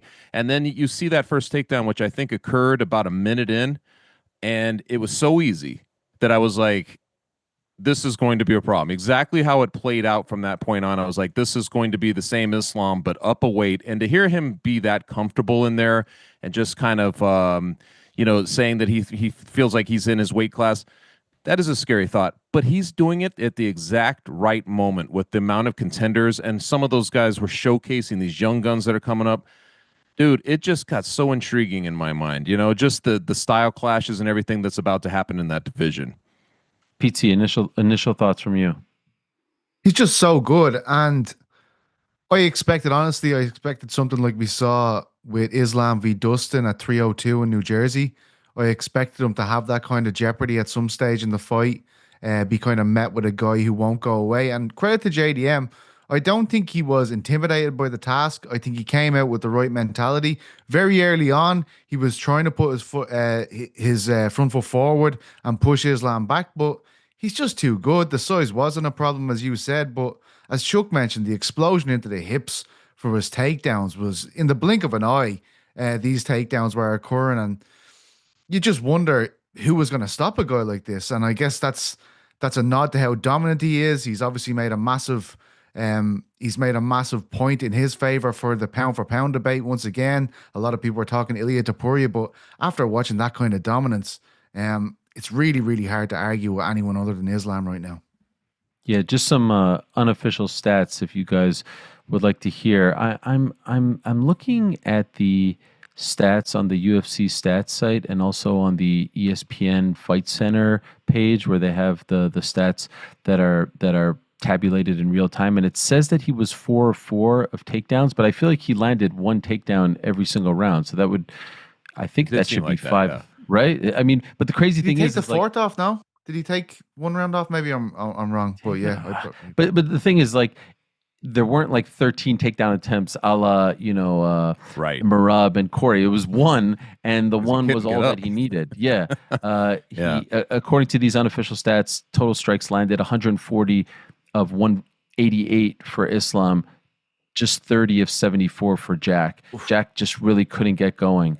And what was the time of control? That's oh the yeah, right? It was well over 18 minutes. It's 1910. 1910. So 1910 of a 25-minute fight. Like, it was just, and he was going for submissions. He was doing things. Jack even hit him with an illegal shot at the end of the first. If I'm the rule maker, fair play. I saw the tweet.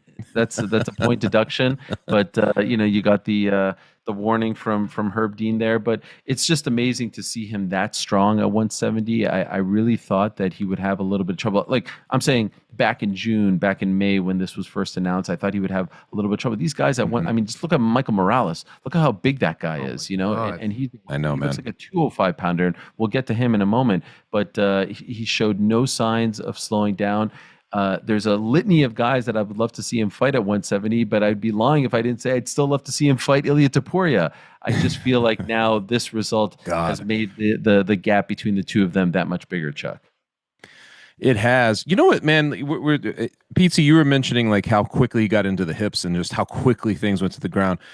Do you notice, like, when he's fighting, and especially maybe it's just something I haven't paid close attention to, but in this fight particularly, in the southpaw stance where he's basically kind of crouched down, there's almost no difference in the telegraphing of him throwing a punch or a combination or kind of lunging in for some offense that way, or him just going into those hips and taking you to the ground.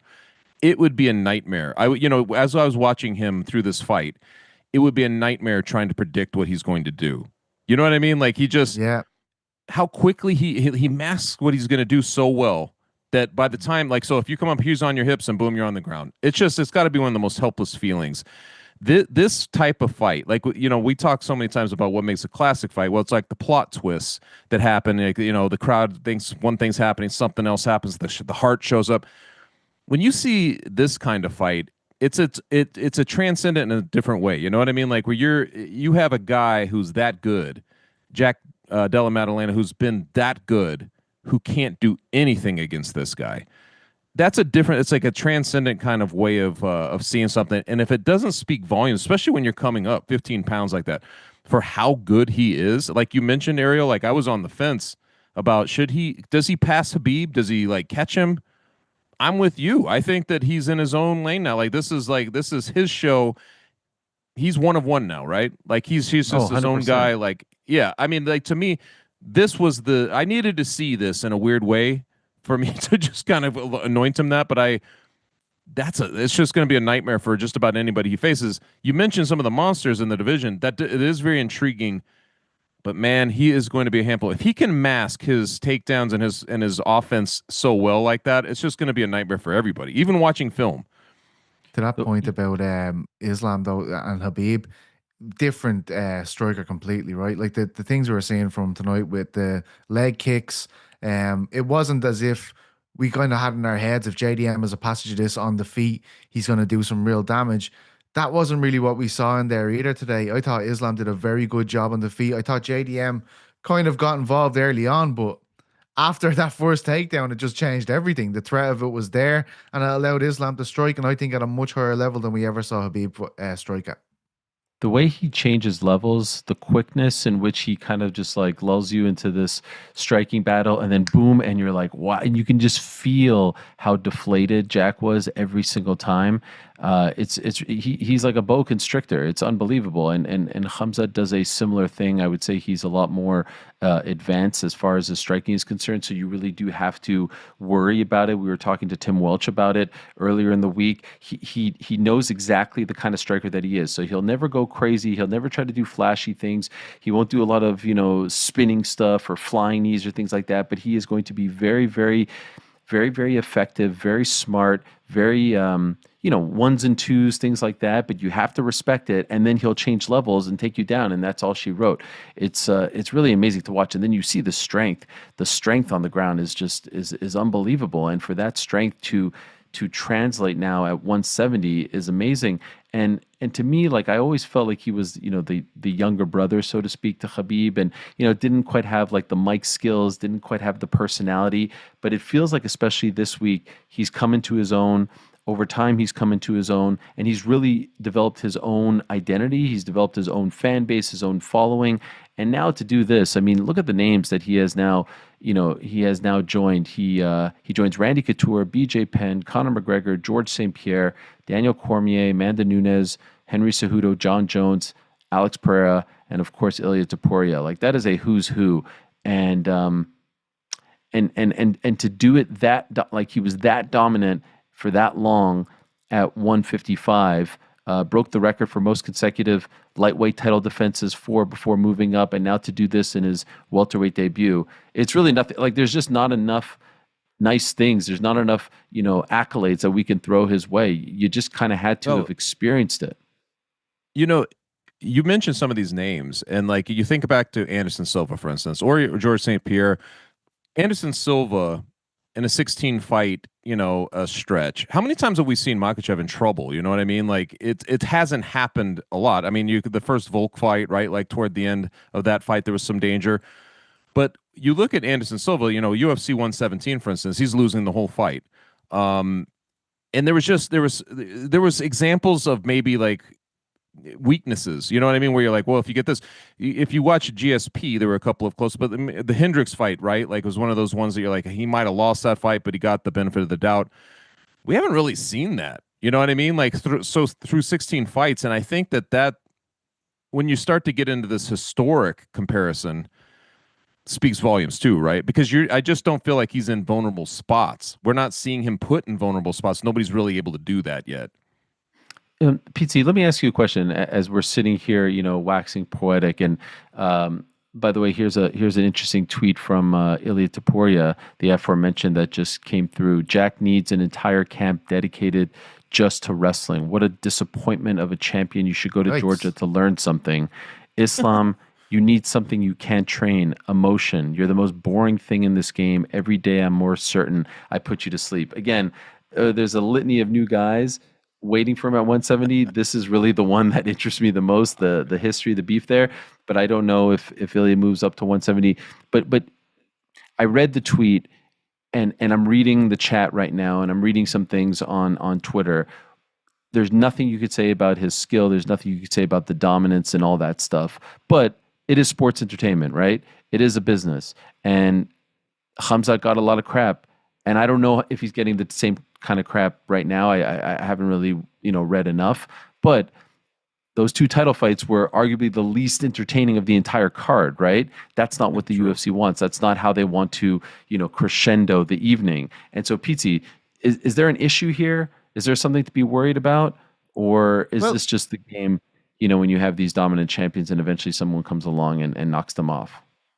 Well, look, we were a bit longer in the tooth, lads. We were in the business of this sport in times where there wasn't such an emphasis put on the spectacular, I don't think. I mean, when you look at Contender Series now, the way they do it with the fighters, they want knockouts, they want submissions. We saw Martin Boudet with a winning record at heavyweight, a division that needs fighters, being taken off the roster because he wasn't spectacular. That is an issue for the UFC if that's what their product is. Even when we speak about problems with the sport and knowing that things won't change because it might affect the product, even with you talking about disqualifications and things like that, I always think about how will Dana feel about that in the event that there was many disqualifications on a card. I think it's the same thing with this.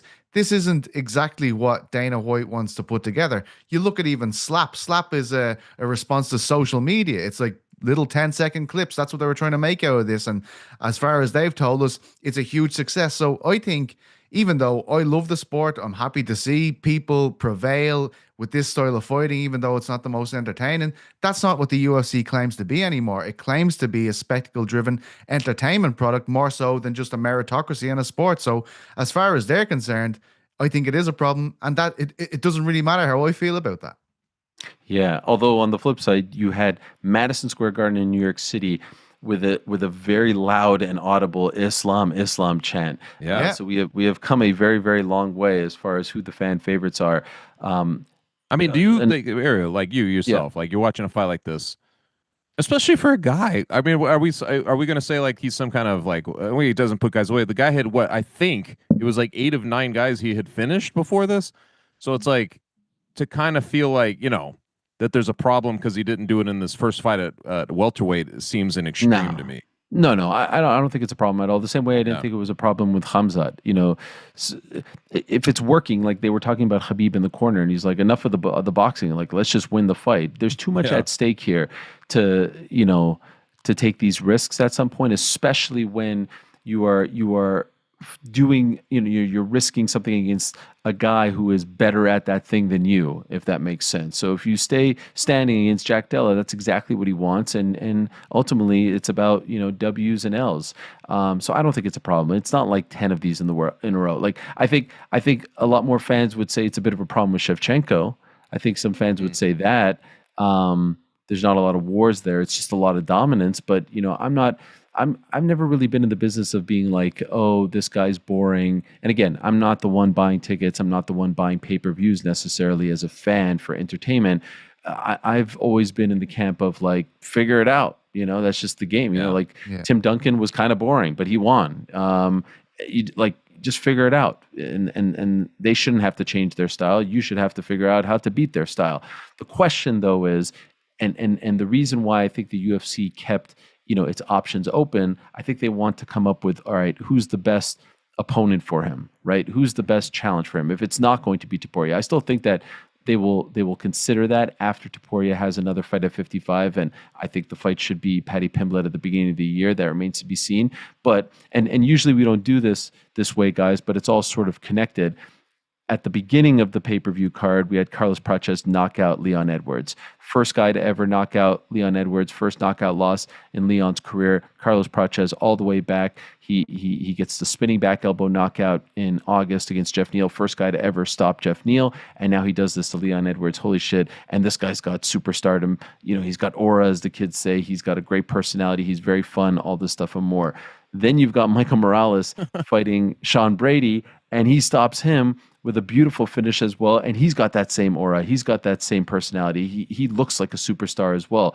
And so, Chuck, I'll ask you first, did the number one contender emerge there? Because, oh, by the way, there's Shavkat Rakhmonov, who still hasn't fought in about a year now. It's going to be almost a year, who tweeted, congratulations to Islam, excellent performance, but the real challenge at 170 is still me. And, oh, by the way, the guy that he beat in his last fight, Ian Gary, has a fight next week against the former champion, Bilal Muhammad. So maybe we don't know the answer to this question, but do you think, based on what we saw tonight from those other two superstars in the making, a new contender has emerged, or is the jury still out?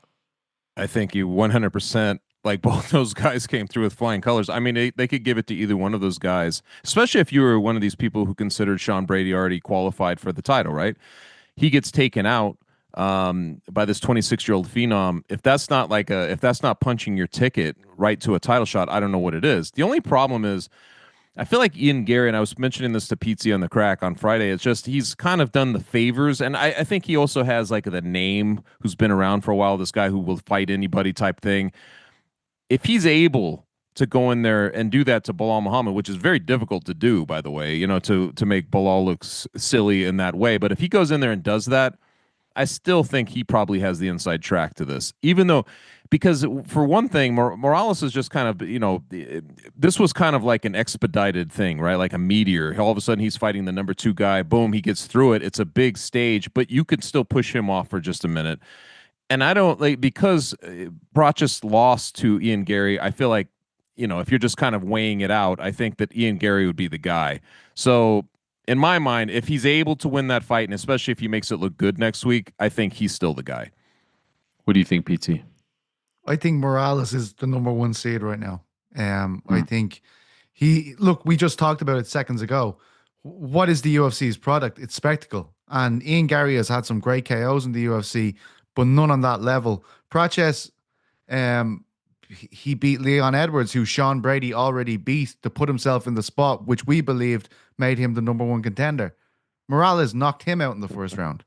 You know what I mean? This is Highlander, lads. You're taking their wins with you. You take their head and you take their legacy with you when you beat them. And Morales right now is a giant. He's a knockout artist. He was an underdog against Brady, and he's put him away. He's put away a lot of guys. If you're looking for what is the response to someone like Islam Makhachev, I don't think there is one. Honestly, I look at all these guys and I think they have serious trouble on their hands against Islam. But if I was looking for a guy that would cause him a problem, I would look for a big, huge dude who hits like a horse, and that is Michael Morales right now. He's just so young. He's just so young. We'll get to him in a moment, but he's just so young. He does have the judo background, which I think the judo background could be interesting against Islam. I do want to see what happens with Ian. I think if Ian does something spectacular, he could usurp them. If he wins via decision, like there's no chance. He needs spectacular, right? He needs a massive statement. Like he needs to put Bilal away, I think. Yeah. Which he says but do he you will. think, I mean, I feel like they could still build Morales though more. Like it just feels it feels like he just got here. He just got here. So it's like it feels like I don't want to say you're burning one of your best cards, but like just just throw him in there. But don't you kind of want to see more of that first? Okay, let me tell you this. It would be an absolute travesty, in my opinion, if Kamaru Usman gets this next title shot. I mean, I'm sorry. You have one win over Joaquin Buckley. I mean, I'm sorry. These guys are out there killing it. Sean Brady, my heart breaks for Sean Brady. Sean Brady should have been fighting for the belt. That's next. rough. Sean Brady should have fought for the belt tonight, or he should have gotten his next fight should have been for the belt. And this guy has to fight Michael Morales in like a total lose-lose fight, because Morales is not a household name, but you see Brady next to him and it looks like a 205er against a 155er. And you saw what happened. Like Brady is tough as hell. Look how good he looked. Who'd have thought back in March when he's completely mauling Leon? 8 months later, they're both on the losing end of insane knockouts against these guys. Like it's cruel. It's cruel what happened to him, but he took the fight and no one put a gun to his head, but I don't think he had many choices.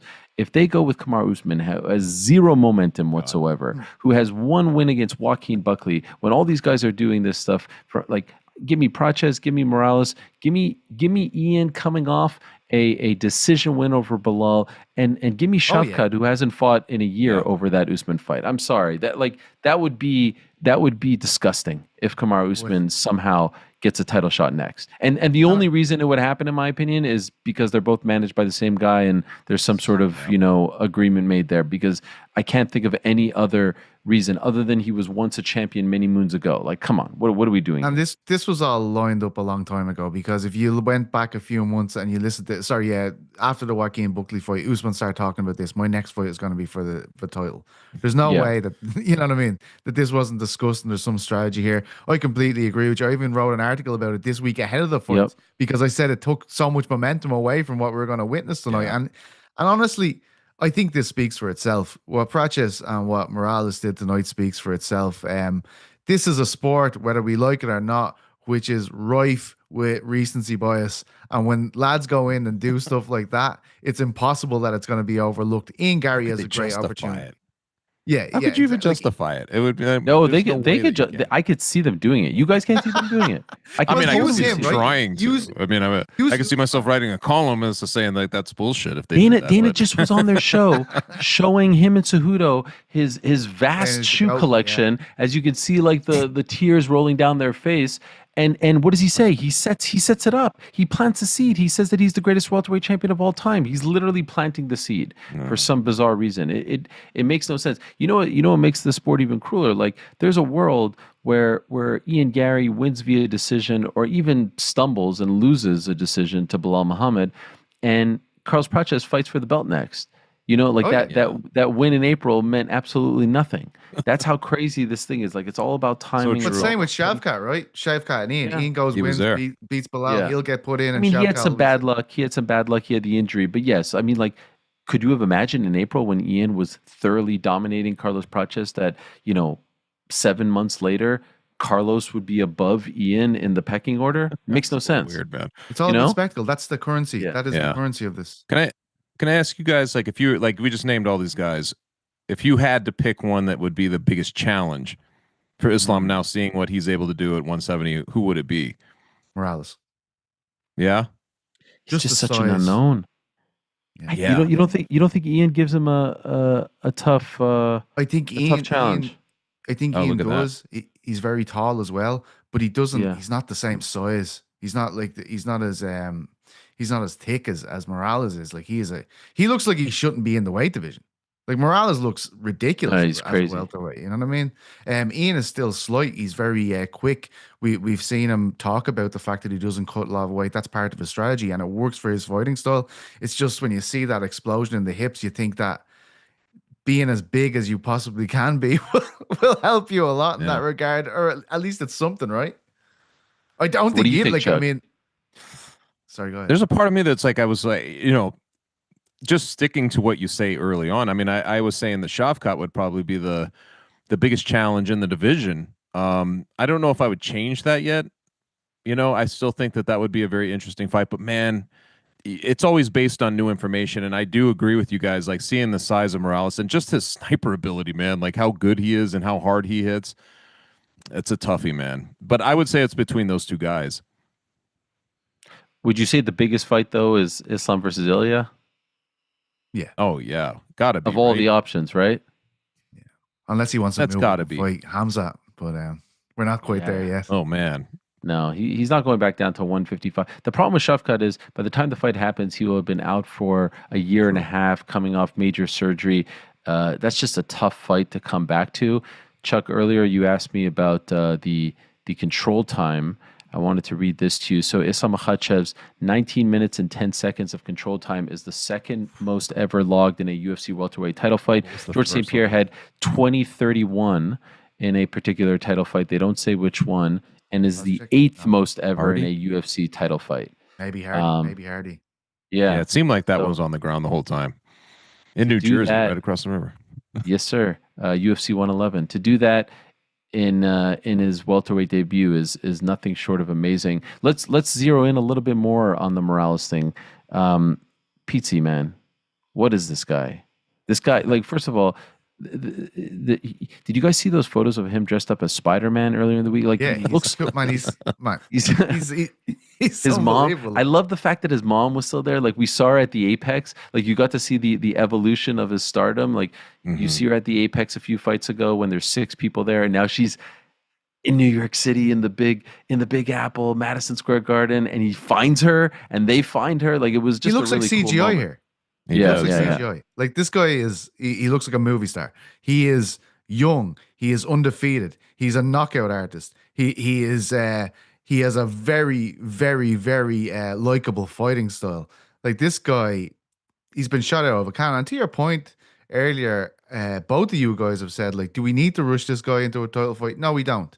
And maybe it's better to have an Ian Gary who's been in against Shavkat. If he gets through Bilal, maybe it's better to push him into that spot. I certainly wouldn't mind that, seeing a fellow Irishman in that spot.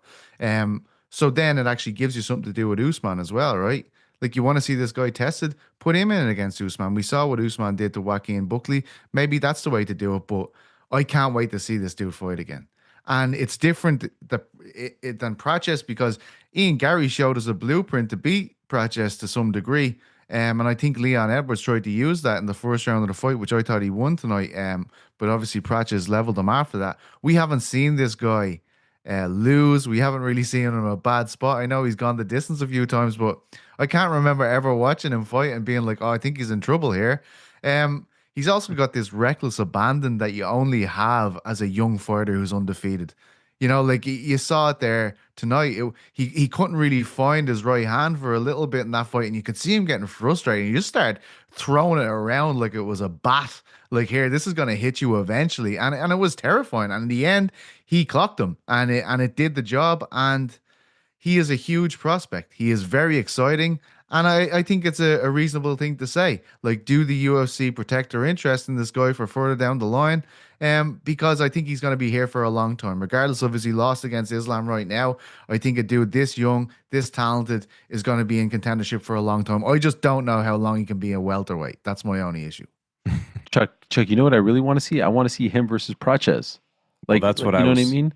Yeah, that's the one. I mean, because you get both of them, right? They both go in there, they snipe these guys like back to back, and you're like, oh my god, these are in the same weight class. You could pair these guys. Would they do that though? I mean, I was thinking about this, and I'm like, would they actually go do that type of thing when you get killing one off? Two of the coolest dudes. I mean, they used to not do this as often, but maybe they don't think. I mean, they did it with anymore. Ian Gary and Carlos Prates. Yeah, you know what I mean? True. Yeah, and on short notice. And Ian and Shavkat as well. They did. Yeah. You know, they were. Yeah. Morales versus Prates. That would Gary be a hell wins of a fight, next man. week. Do the Shavkat rematch. Let's settle that one, and then Islam versus Ilya. But they're not going to do Islam. You have to stop pretending this. I know. There's no way Islam is going to get down to 155 again. See the fucking size. No. Ilya to 170. Dude, that'd be a hell of a thing too, man. But that's come on. It's just what are we doing with these divisions at this It's just right there. It's just right there. You want what we never got. Too good. No, I don't think that's a good idea. I think it doesn't make as much sense. It doesn't fit properly. It fitted better. I think we plug in Usman. We plug in Usman right now. We let by the way, play out. This is why I always said you want to go with the Usman. I'm kidding, man. Come on. Chuck is going. This is why I said you should have done Islam and Ilya when they were both in the same weight class for that brief moment, and then we wouldn't have to worry about it again, and they could just move on their merry way. By the way, you do mention Usman, like I was saying that I think it would be a travesty, but is it possible that Usman is the toughest matchup? Does it? We're all like, do you know what? Do you know the best fight he can do now is Usman. That's what they should do. After we thought about it a bit, we're like, you know what? Islam has a point. Yeah, Usman deserves to be wrestling. You know, bonuses. Prates got one. Morales got one. Benoit Saint Denis, who we haven't talked about yet, and Bo Nickel, who we haven't talked about yet. It was a tremendous night. But Islam and Valentina didn't. What about? Man, Chuck, Leon Edwards getting knocked out like that with his eyes open. Like it was a little sad as well. Like, yeah, just like the Brady one. It's just this game is so cruel and things move along so quickly. We were the ones when we were, we were the ones that the country was calling in and crying about this guy winning. And to see, it's always like this, man. You get a guy who loses a fight or two, and he's right there still, and then you see the knockout, the first time you knock out or something like this. And there's something very tragic to me every time I see it, especially when they're knocked out, and you see them on the ground like that. You're just like, man, because it's just, it happened. Like, it's going to happen eventually for most of these guys. Like, it's going to be the moment. I felt like that was Leon's moment where the whole thing became fleeting for him again. Like it was an ugly thing. And I agree with Pizzi, man. I thought his game plan going in, it looked like it was going to be his fight. It looked like Leon was going to. First round was great, right? First round was great. First round was great. And I was like, so I kind of was, I guess that's what made it even more impactful. It felt like it was a complete 180 from the way it started. And you're like, oh man, you just feel bad for the fans and like, UK fans, and like I instantaneously was remembering that night, when he won it all, and then to end up in that situation. Yeah, not that long ago, a beautiful left hand from Carlos Prates. After a first round in which I thought Leon won, looked good with the sub attempt and whatnot. Although we showed one of the pictures, and New York Rick has a great tweet of Prates making that face, like he seemed completely unbothered by it all. It just like he was just not bothered. This is great stuff from Rick back there. I mean, what a night for Rick. I mean, 4 hours and he's still putting out banger tweets. If I send you this, it means I really don't give a fuck, with his face looking completely unbothered by it. But again, this game moves very quickly. Not that long ago in April, people were saying that Carlos Prates wasn't that guy. He comes back in August, gets a big win. Comes back here tonight, gets a big win. People are saying that the fighting nerds are dead. Are the fighting nerds dead, or is it just Carlos Prates who has resurrected them, or is it the fighting nerds are dead and Prates doesn't count? I'm not quite sure what the narrative is now, but I just think seems like he's on his own thing, right? Like he's part of that, but tough it's like guys. They're fighting tough guys, but he's also kind of just this rogue figure of this whole thing anyway, because he's like drinking and smoking, and he's just his own guy. But yeah, them well. You knock guys out with them. Yeah. But when you're knocking guys out like that, like that's your method of victory, and every one of them spectacular. I mean, I suppose you're going to be, you're going to distinguish yourself, right, from anything that you're involved with. Pizzi, let's go back to the co-main. We haven't given Valentina her flowers. I have to say, this one shocked me. Did I think that Valentina could win? Of course. Did I think it would be this dominant and one-sided? Absolutely not. I am actually very, very, very surprised that it played out this way. Some numbers, if you'd like them. Valentina 5 of 6 as far as takedowns are concerned, 137 of 186 as far as total strikes. Zhang Weili 80 of 161, 0 for 1 as far as takedowns were concerned. It was one-way traffic, 13 minutes and 24 seconds of control time for Valentina, 46 seconds for Zhang Weili. Like, she was just the bigger, stronger fighter and just imposed her will throughout. Were you as surprised as I was? Yes, I was. I thought I picked Zhang to win the fight, and she wasn't at it at all. She didn't win a round. Valentina, a person who came in and we kind of saw her as a striker initially when she came into the UFC. To see how well-rounded she is and to see how long she's been doing this. Ben Folks wrote a great piece about the generations of fighters that she has competed through. 23 years fighting, I believe, at this stage. Started when she was 15. Still at the top of the game. Looks like nobody can touch her. To see what Manon Fiorot did after she lost to Shevchenko, after Shevchenko beat her, to see how good she can be in this division. And then we have Blanchfield as well tonight doing exactly that. But, showing how good these are to people who've lost to Valentina. Yeah. And she's just unbelievable. I was saying the other day to the lads, it's like you see the age of Valentina and you're constantly saying it's gonna happen. Like, one of these fights we're going to turn on and she just won't be there anymore. And you thought that with Weili, how great she's been looking, how dominant I think a lot of us have her number one pound for pound going into this fight. And obviously she is lighter, but to see what Valentina did to her today it's unbelievable. And I know it's not the most exciting thing in the world, but with someone who is putting their whole legacy on the line against someone like Zhang, someone who, if Zhang had won that fight, all of us would have been saying she's in the argument for the greatest fighter of all time. That was Valentina defending that. She believes she should be there. She always wanted that third fight with Amanda Nunes, but she's right up there with the greatest of all time. And although it wasn't spectacular, it was incredibly dominant. Doesn't it seem nuts that she's?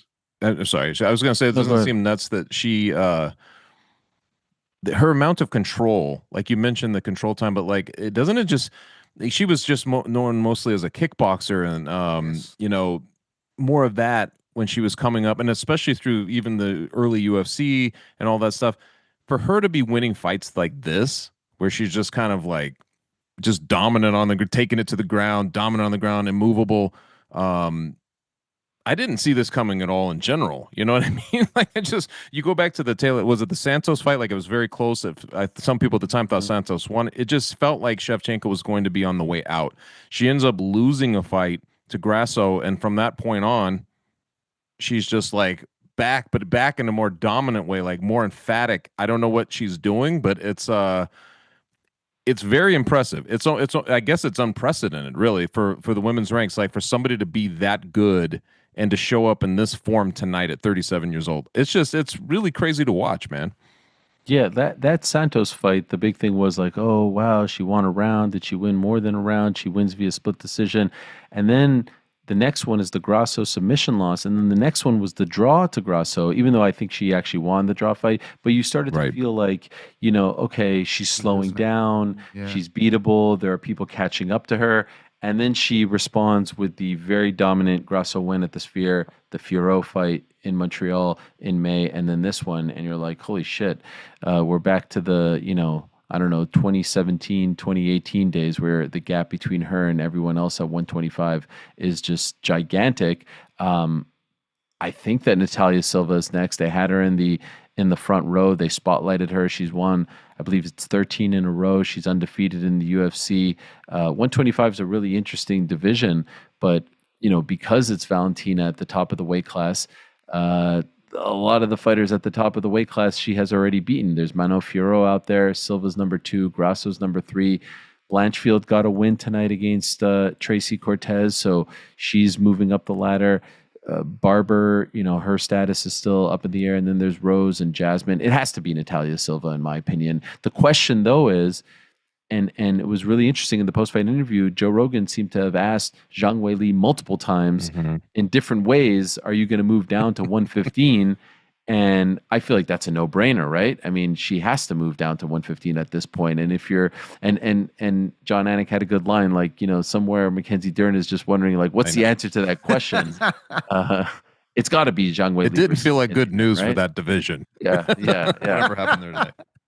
But I kind of feel like it's the best case scenario for the UFC, right?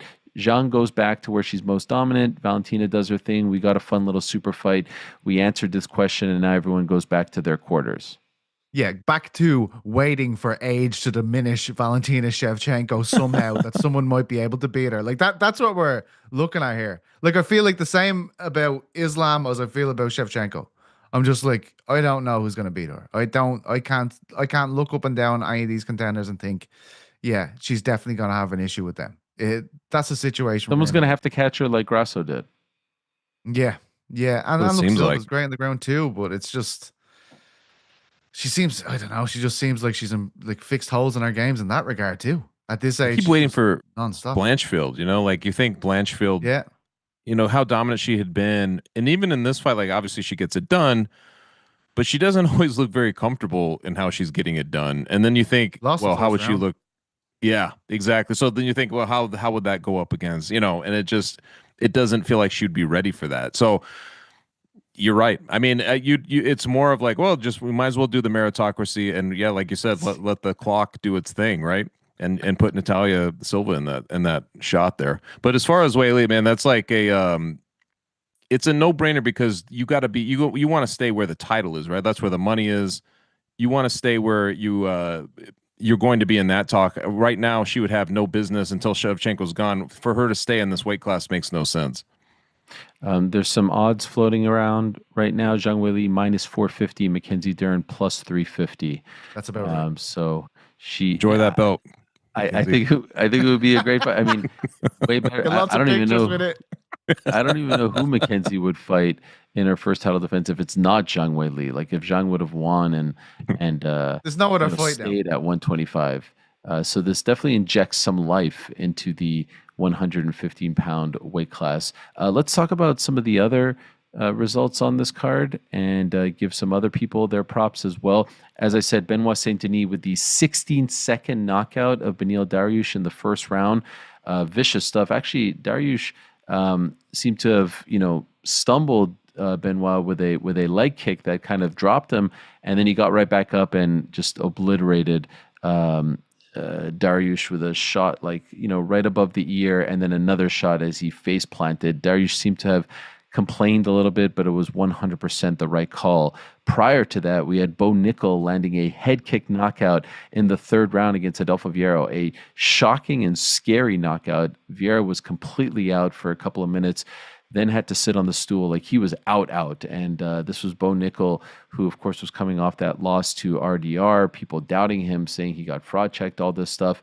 And even the crowd at one point booing him. And then he responds with the head kick knockout. He flips off the crowd. He says, "Make up your mind. Do you love me? Do you hate me?" I'm like, "Oh no, Bo, don't do this. Don't do this. You were handling it so well." But he kind of, I think he let his guard down and finally admitted that the boos and the criticism was bothering him. He's very human. Great to see him back on top, and I think that was a really impressive and much-needed win for him. Gregory Rodriguez with the unanimous decision win over Roman Kopylov. Aaron Blanchfield, as we said, with the rear naked choke win over Tracy Cortez, so she avenges an earlier loss in her career to Tracy Cortez. Big win for her. Wow.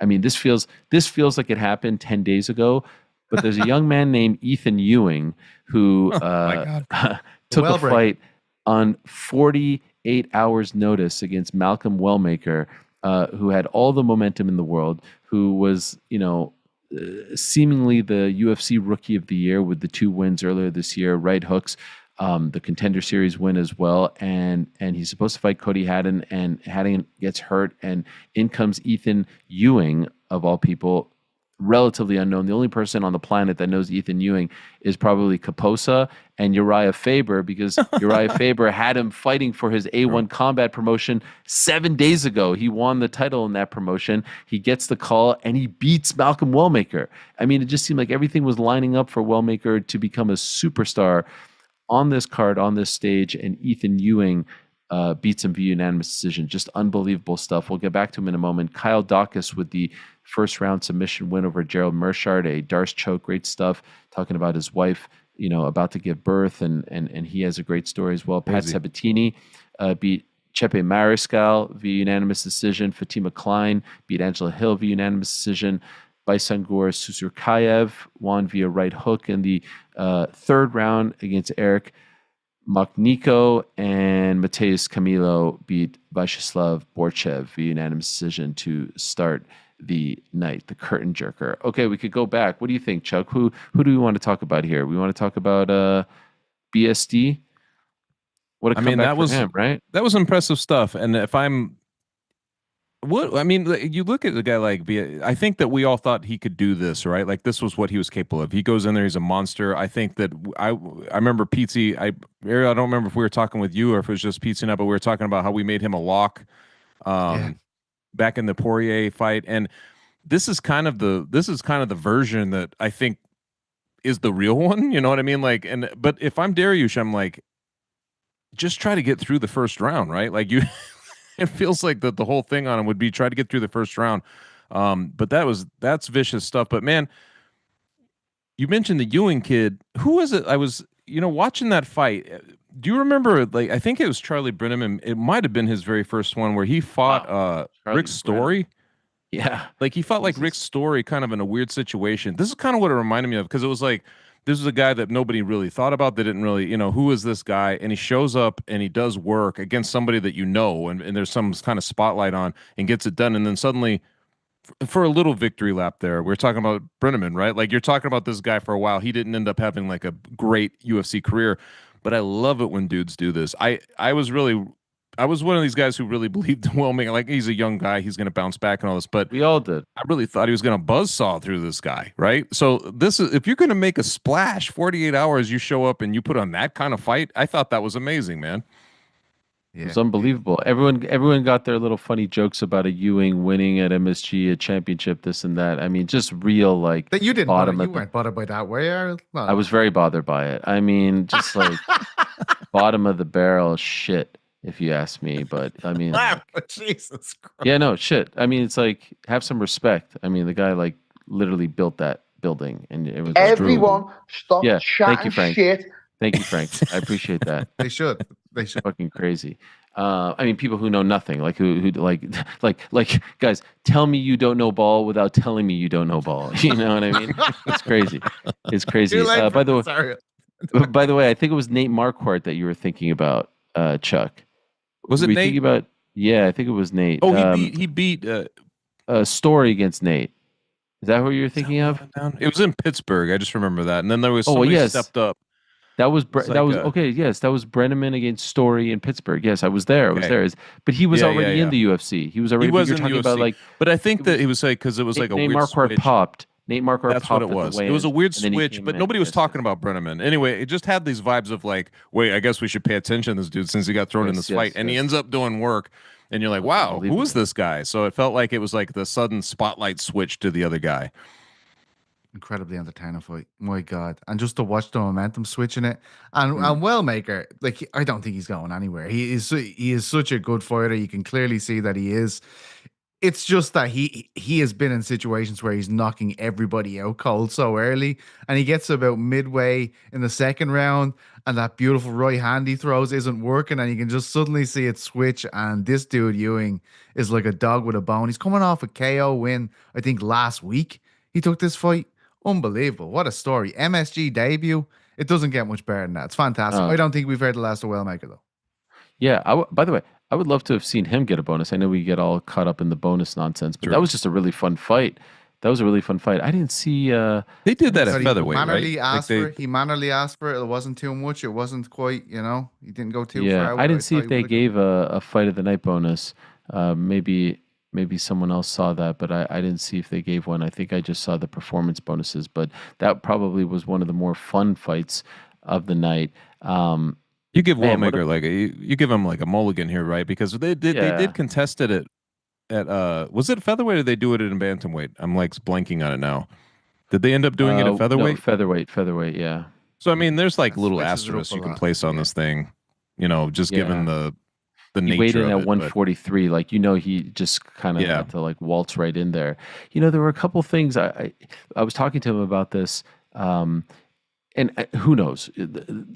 I'm totally just reaching here, but he was on the show and he has a young baby and he was so excited to be in New York, and I was surprised that he was staying in the same room, in the same hotel room as his 5-month-old, and I was like, man, like that's tough. That's tough. And I was saying to the guys afterwards, yeah, thank you, Connor. I was saying to the guys afterwards, like, if I was his manager, I'd get him a separate room just for like, the last few days before the fight. And so who knows? All of this is very new. This guy has such an unbelievable story. Like, if you are selling stock in Malcolm Wellmaker now, you're making a huge mistake. I mean, we've seen guys stumble and come right. I mean, look at freaking Islam Makhachev, got knocked out. Yeah. Davi Ramos, of all people. I mean, it's unbelievable. And Marab lost early on too, and Yeah, twice. Yeah, and it was actually Adriano Martins, but I think only Connor gets it when I make that inside joke. Anyway, the people stumble. This guy came in, incredible, momentum. It's just an unbelievable story. I was blown away by the Bo Nickel head kick knockout. I mean, we've seen people, we've seen him knock people out with his hands, but never quite like that. And it was just what he needed, right, PT? Like, everyone was shitting on him. The booze, decision, the RDR fight, and then he shuts everyone up in a second with that kick. Amazing stuff from Bo, in my opinion. Yeah, and look, we saw, I think it was a left-hand knockout that he had before he came into the UFC. It was one of those big calling cards for Contender Series. Again, as you were saying, it's a different knockout. Kind of reminds you of a flip of what we're talking about with Valentina. You expect this guy to wrestle everybody, and towards the end of that fight, and I know that Rodolfo's not really a guy who celebrated for his striking ability, and he was I thought very, very kind of tired towards the end, but Bo looked incredible. He absolutely tuned him up. It's exactly what he needed. And, he seems like a guy, as we often said before he was even in the UFC, he seemed like a guy primed for the spotlight. And I think you just saw a lot of emotion come out of him tonight. But I find that endearing. Flip off the crowd a bit more, you know what I mean? I love that shit. He was emotional, but at the same time, he was as poised as you get, right? Like, because he went out there in a situation where, he's going against a stylistic, guy who has a very good discipline. Like, he could easily embarrass him, but he went out there and he handled his business. And the way he basically said, like, I've lost before and I've always bounced back. Like, there's something, like, I love when these dudes talk like this, because you're like, there's something about that kind of faith put into action that really translates. And this is why you believe in these guys, right? Because you see them in a big stage like that deliver in such a poised way, like come through in that kind of way. I didn't blame him at all for like kind of messing with the crowd or whatever, but that's kind of the subtext of it, is like, look at this guy's response and like how he believes in himself and how he communicates that. That's always the stuff with him that I'm fascinated with. Oh yeah. By the way, Dana White, finally, I was wondering if he was going to talk to the media, because it's been almost an hour since this card wrapped up. He is talking to the media now.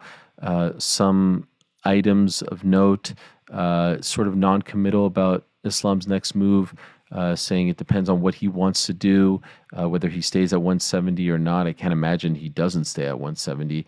He said that the White House card will not be America versus the world. It'll just be the best possible card that they could put together. He said that he thought Weili would do much better against Shevchenko, and that this is why they have weight classes. He was thinking of that.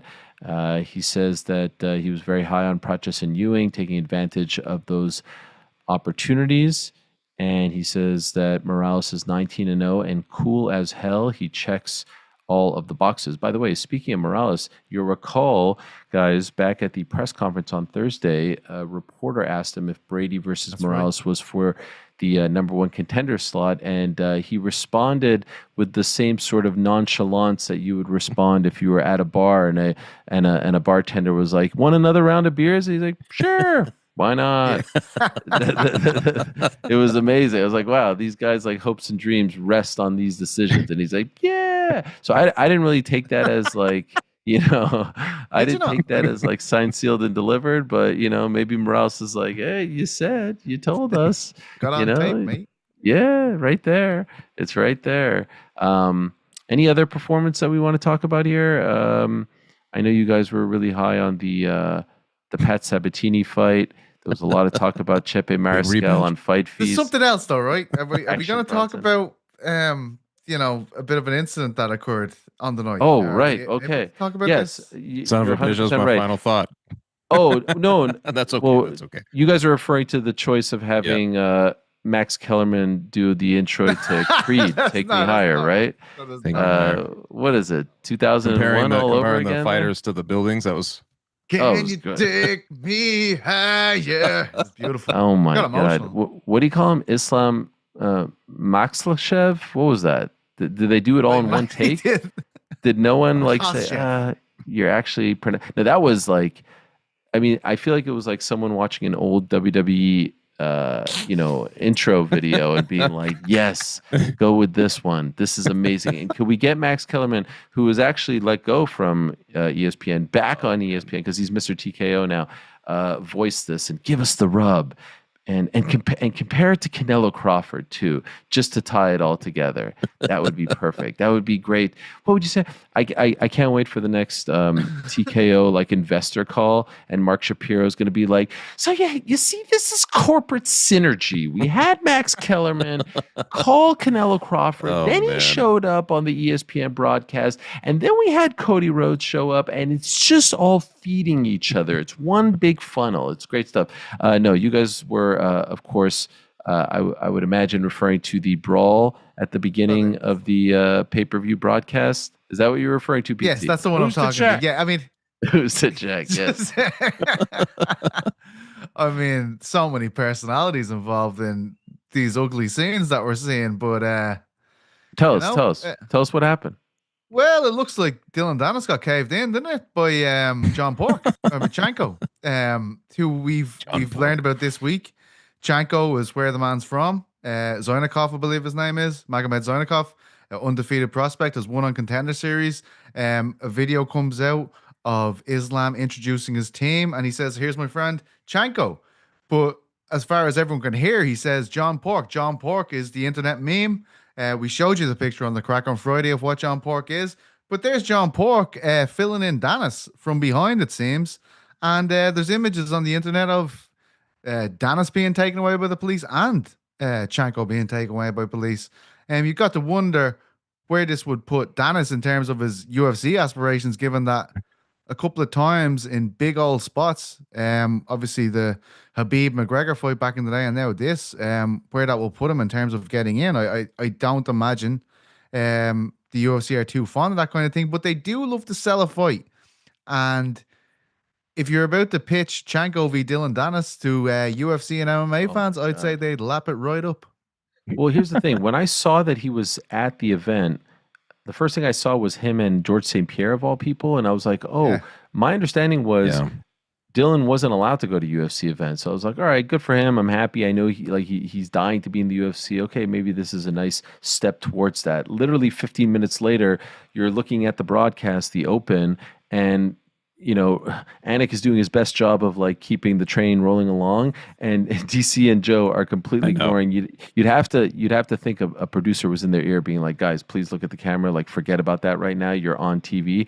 And then within seconds, every single person is posting online. I'm getting sent all these different angles and stuff like that. And it's very clearly, Dylan and multiple members of, Team Khabib, Team Islam, people that are recognizable getting into a brawl. And here's the thing, like, we still don't quite know. I reached out to some people about how it popped off.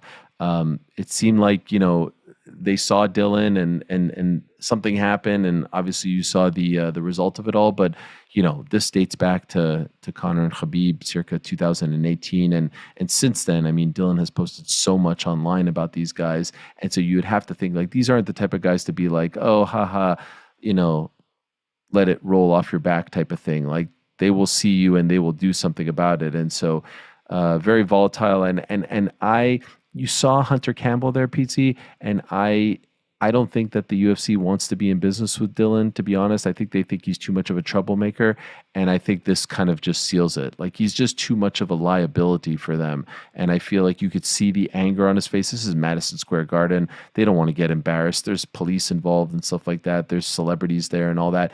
I can't imagine Hunter and Dana being like, you know what, we need to capitalize on this. We need to sign this Misfits MMA champion and put him up there against this guy. Because this John Pork character has become like a fan favorite. He's getting a massive ovation. I don't think they go that route, Chuck. Do you disagree?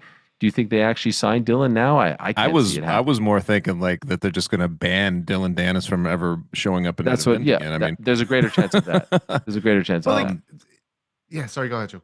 No, that's it. It's crazy that you've had now two of the biggest, I guess like, all kind of all out brawls. I mean, it wasn't too bad. Like I saw it a couple of different angles. It wasn't too bad, but they're both kind of involving the same guy, right? Like at some point you're like, I'd really rather not have him there, much less be in the UFC. Yeah, and it is like it does appear from the videos that we're seeing that Dylan is the one that's the victim in all this, right? Like he's the one that's getting hit, like in most of the videos you see. But the problem is, like, he's been in so many of these incidents, like it kind of desensitizes you, right? Like if this is someone else and they're in this situation, you usually don't see them in it. Like you'd be like, oh well, shit. Like you might feel about it differently, but it's because this happens so often that it kind of is like you feel slightly desensitized to it. And maybe that's wrong, but that's just the reality of the situation. And to your point, it did even seem like Dylan's surrounded by security guards, there's police officers there, and you could see Hunter walking past, like, what the fuck is going on here, man? Like he is just like, I can't believe this, Well, as fate would have it, Dana was asked about the incident just a few minutes ago at the press conference. This is a summary courtesy of Aaron Bronstetter of Sportsnet, who is there, and he says, White says that he blames himself for the brawl that occurred in the crowd. He says that security told him in advance that Dylan Dennis was moving his way through the fighter seats and that Jorge Masvidal told security that he was going to go after them. White said that they should keep an eye on him and then realized that all of Islam's team were going to go after him. He says that Dennis will not attend any future UFC events, and they were asked if they wanted to press charges against him, which they declined the option to do. I can't imagine why they would press charges against him, but yeah, he's fucked. Dylan, so obviously they see him as the instigator of this situation. If they're saying Dylan would have charges. Yeah, and I don't know why the charges. I mean, he's summarizing. Who knows what the questions were? But my feeling is Dylan's not one of their guys. They don't particularly like him, and they feel like his presence led to all of this. And the UFC is now, it's big business. They can't be having brawls in the crowd. Like this is crazy. You can't be having brawls in the crowd. And so, who ultimately knows? I'm not blaming Dylan for this, but I can. Like it's very easy to foresee them just being like, enough of this guy. Like you've now incited multiple brawls at our events. We can't have you here. And he wanted to go in the Ultimate Fighter. Like he wanted to do anything to get in the UFC, and for whatever reason they weren't interested.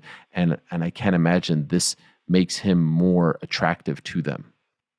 Let's hope Connor's not on a plane again. That's what we need to worry about here. Remember this happened to Artem? Yeah. Stop all the planes in Dublin Airport. We can't let this happen. I think we're safe. I don't think he's on a plane right now. Just making sure. Please stop. Sorry, go ahead. I'm reading other quotes. He says, "You will never see Dylan Dennis at a UFC fight ever again." Okay. He said, "The entire Muslim Brotherhood was here tonight in the first 5 rows for Islam. You will never see Dylan Dennis at a UFC fight ever again." Okay. Bad night to get going for Dylan, by the sounds of it. What did he say? The whole Muslim Brotherhood was there in the front row. I'm reading like, these tweets that are kind of summarizing it here. It didn't even cross my mind that the entire, okay, so like, fuck guys, if you're gonna recap the get the whole damn quote. They'll just get like a sentence in there, for fuck's sake. It didn't even cross my mind that the entire Muslim Brotherhood was here tonight to watch Islam. As soon as it broke out, I went, fuck, I know exactly what that is. Okay, that makes a little bit more sense. Thank you, Spinning Back Fist. Appreciate that. Dana White on what he told Ethan Ewing at the weigh-ins. Much respect. What an incredible opportunity for you. No matter what happens tomorrow night, I'm going to be sending you something in the mail. All right, so he's going to be getting something there. Well done. And what do you think it is? He deserves it. What do you think he's selling him? A cake? Maybe, no, like who's the check? Edible arrangement. Edible arrangement, like a fruit bowl. That'd be thoughtful. Thank you.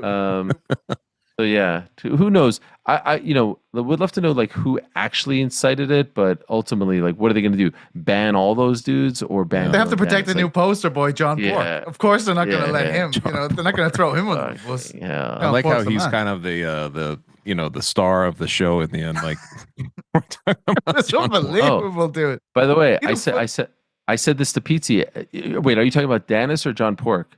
We're talking about John Pork, of course. Oh yeah, he's the man on everyone's mind. I said this to Pizzi when it happened. I was like, as if this guy wasn't a big enough baby face already. You know, can't put a foot wrong. This guy. You just see him like wailing. I'm like, oh. Funny, and then man. what were those generational shoes? run. What were those shoes that Dylan was wearing? He was wearing Super these Mario big... shoes or something. What the fuck were they, man? They were just like flailing in the you saw the the barricade and you just see the red shoes. It was like the slipper versions of like cons of Chuck Taylors or something. Do you want to get them oversized slippers? I'm not trying to make light of it. Dylan and I, we made up. We're friends now. Pizza was like, he's not instigating. That seems like instigating just by itself, Wearing the shoes. Fuck this. Oh my dear. We'll wrap things up with this tweet from Ian Machado Gary. He says, and he's 7 days away from making that walk, I want to see Morales versus Praches, #1 contender, and Leon retire. By the way, shout out to Ian. He did say that Praches would he did call it, yeah. Would starch Leon. Does that mean he's correct about his forecast for the Bilal fight? That he's going to finish him and anything else is unacceptable? Let me tell you something. If he does... Oh, yeah. Absolutely. He's 100% in the mix. Gentlemen, what a day. The day started earlier today. Well, yesterday, actually. The day started earlier today, actually yesterday, with a ho-hummer at the Tottenham Hotspur Stadium. Well, it was great if you're a Conor Benn fan, but it just wasn't quite... What's a sequel to a movie that just doesn't even come close to the original? What's sequels? Yeah. Godfather 2 is that viewed as Godfather 2 is brilliant. It's fantastic. Oh shit. That's Which not a one? good one. We're the cinephiles when we need them. Men in Black 2. Men in Black 2. Frank just said the second Avatar. I don't know if anyone saw the first. The blue people? I did. The blue people. Blue peeps. Oh, okay, yeah. Anyway, point being, it didn't quite live up to the hype. Everyone was going gaga over the 50 Cent thing, but he was like kind of lip singing and he was like saying like one word every like fifth sentence. I don't know. It was weird. It was a little clunky. It was a great scene. That was the best part of the fight. Yeah, it was a nice little surprise, but I thought the entrance in April was way better. Brilliant win for Conor. Brilliant performance. Chris Eubank, lethargic, lifeless. Not great stuff out of him. We'll talk more about that on Monday. And then it transitioned into this card, which was phenomenal. It was the best card of the year on paper, in my opinion, and it definitely delivered. Despite the fact that the main event and co-main weren't exactly the most exciting. You got to see pure brilliance, dominance. You got to see athletic prowess at its very best. Where else would you rather be than right here, right now? Chuck, any final thoughts before we go, or do we steal your final thought? No, but like the 31 minutes of custody, like between the two co-main and the main, that's basically what it came down to, right? Like 31 minutes of control time. I mean, that to me, that's its own transcendence. If you have champions that are that good, you got to somehow appreciate that too, right? I got to be honest. When you said custody, I thought there was going to be like a Dylan Dennis joke in there. I was waiting for it. I was waiting for it. I thought you were. I'm rusty on my final thoughts. But I did enjoy seeing your boy Action Bronson sitting there with the Cheeto Vera tonight. That was kind of cool. First fight of the night. Fan. Yeah. The guy in the fight feast video, right? He was wearing glasses on his head and also glasses on his hat too. You can do that shit when you're Action Bronson. We can't do that shit. He can. You know what I mean? He can't. And Cheeto again just like has a habit of looking completely different every time he's on camera. Every time. Completely so different weird. human being. He's like a very handsome Mr. Potato Head. Like he just keeps changing like facial hair and you know what I mean? The mustache on his forehead. Gotta go for hair today and no mustache.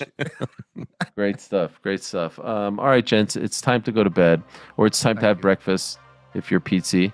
Good luck in your football Cheers, later. man. See you on Tuesday, yeah?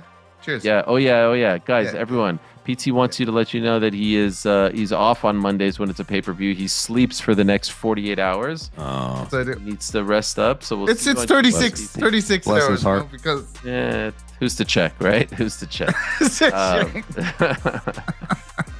Oh, Frank is definitely sleeping because, like, Come if you on, say you who's said it twice. What am I? Come on, Who's give it to to us, check? Frank. Yeah, Who's to check? There it is. Congratulations, Islam Makhachev. Shout out to him, the new champion. Is he? By the way, is he a double champ? Like, they take the belt away, but then they bring the belt back. They It's all give very the belts. confusing. It's, Yeah, the photo messages op. all over the fucking place. All over the gaff. He's the welterweight champion. We'll see what's next for him, Valentina. And still, we've got a new star in Michael Morales. We've got the reemergence of an old star who was once a new star in Carlos Praches, BSD, the god of war. Holy smokes. What a freaking shot that was, and what a comeback for him. Not that long ago, he was losing 2 in a row, and people were writing him off around this time last year. Bo Nickel as well. What a great night. It's always special when it's at the world's most famous arena, and it's always special when 3PAC is recapping a pay-per-view. One more left in 2025, my friends. That comes up on December 6th. We'll be with you for that one. But for now, we say goodnight for Pizzi, for Chuck, for GC and Rick, who did a phenomenal job, as always, with the watch party, for the entire crew back in New York City in the control room, Director Andy, Mysterious Frank, Josh, Dan, Jordan, we love you. Good night. We'll talk to you on Monday.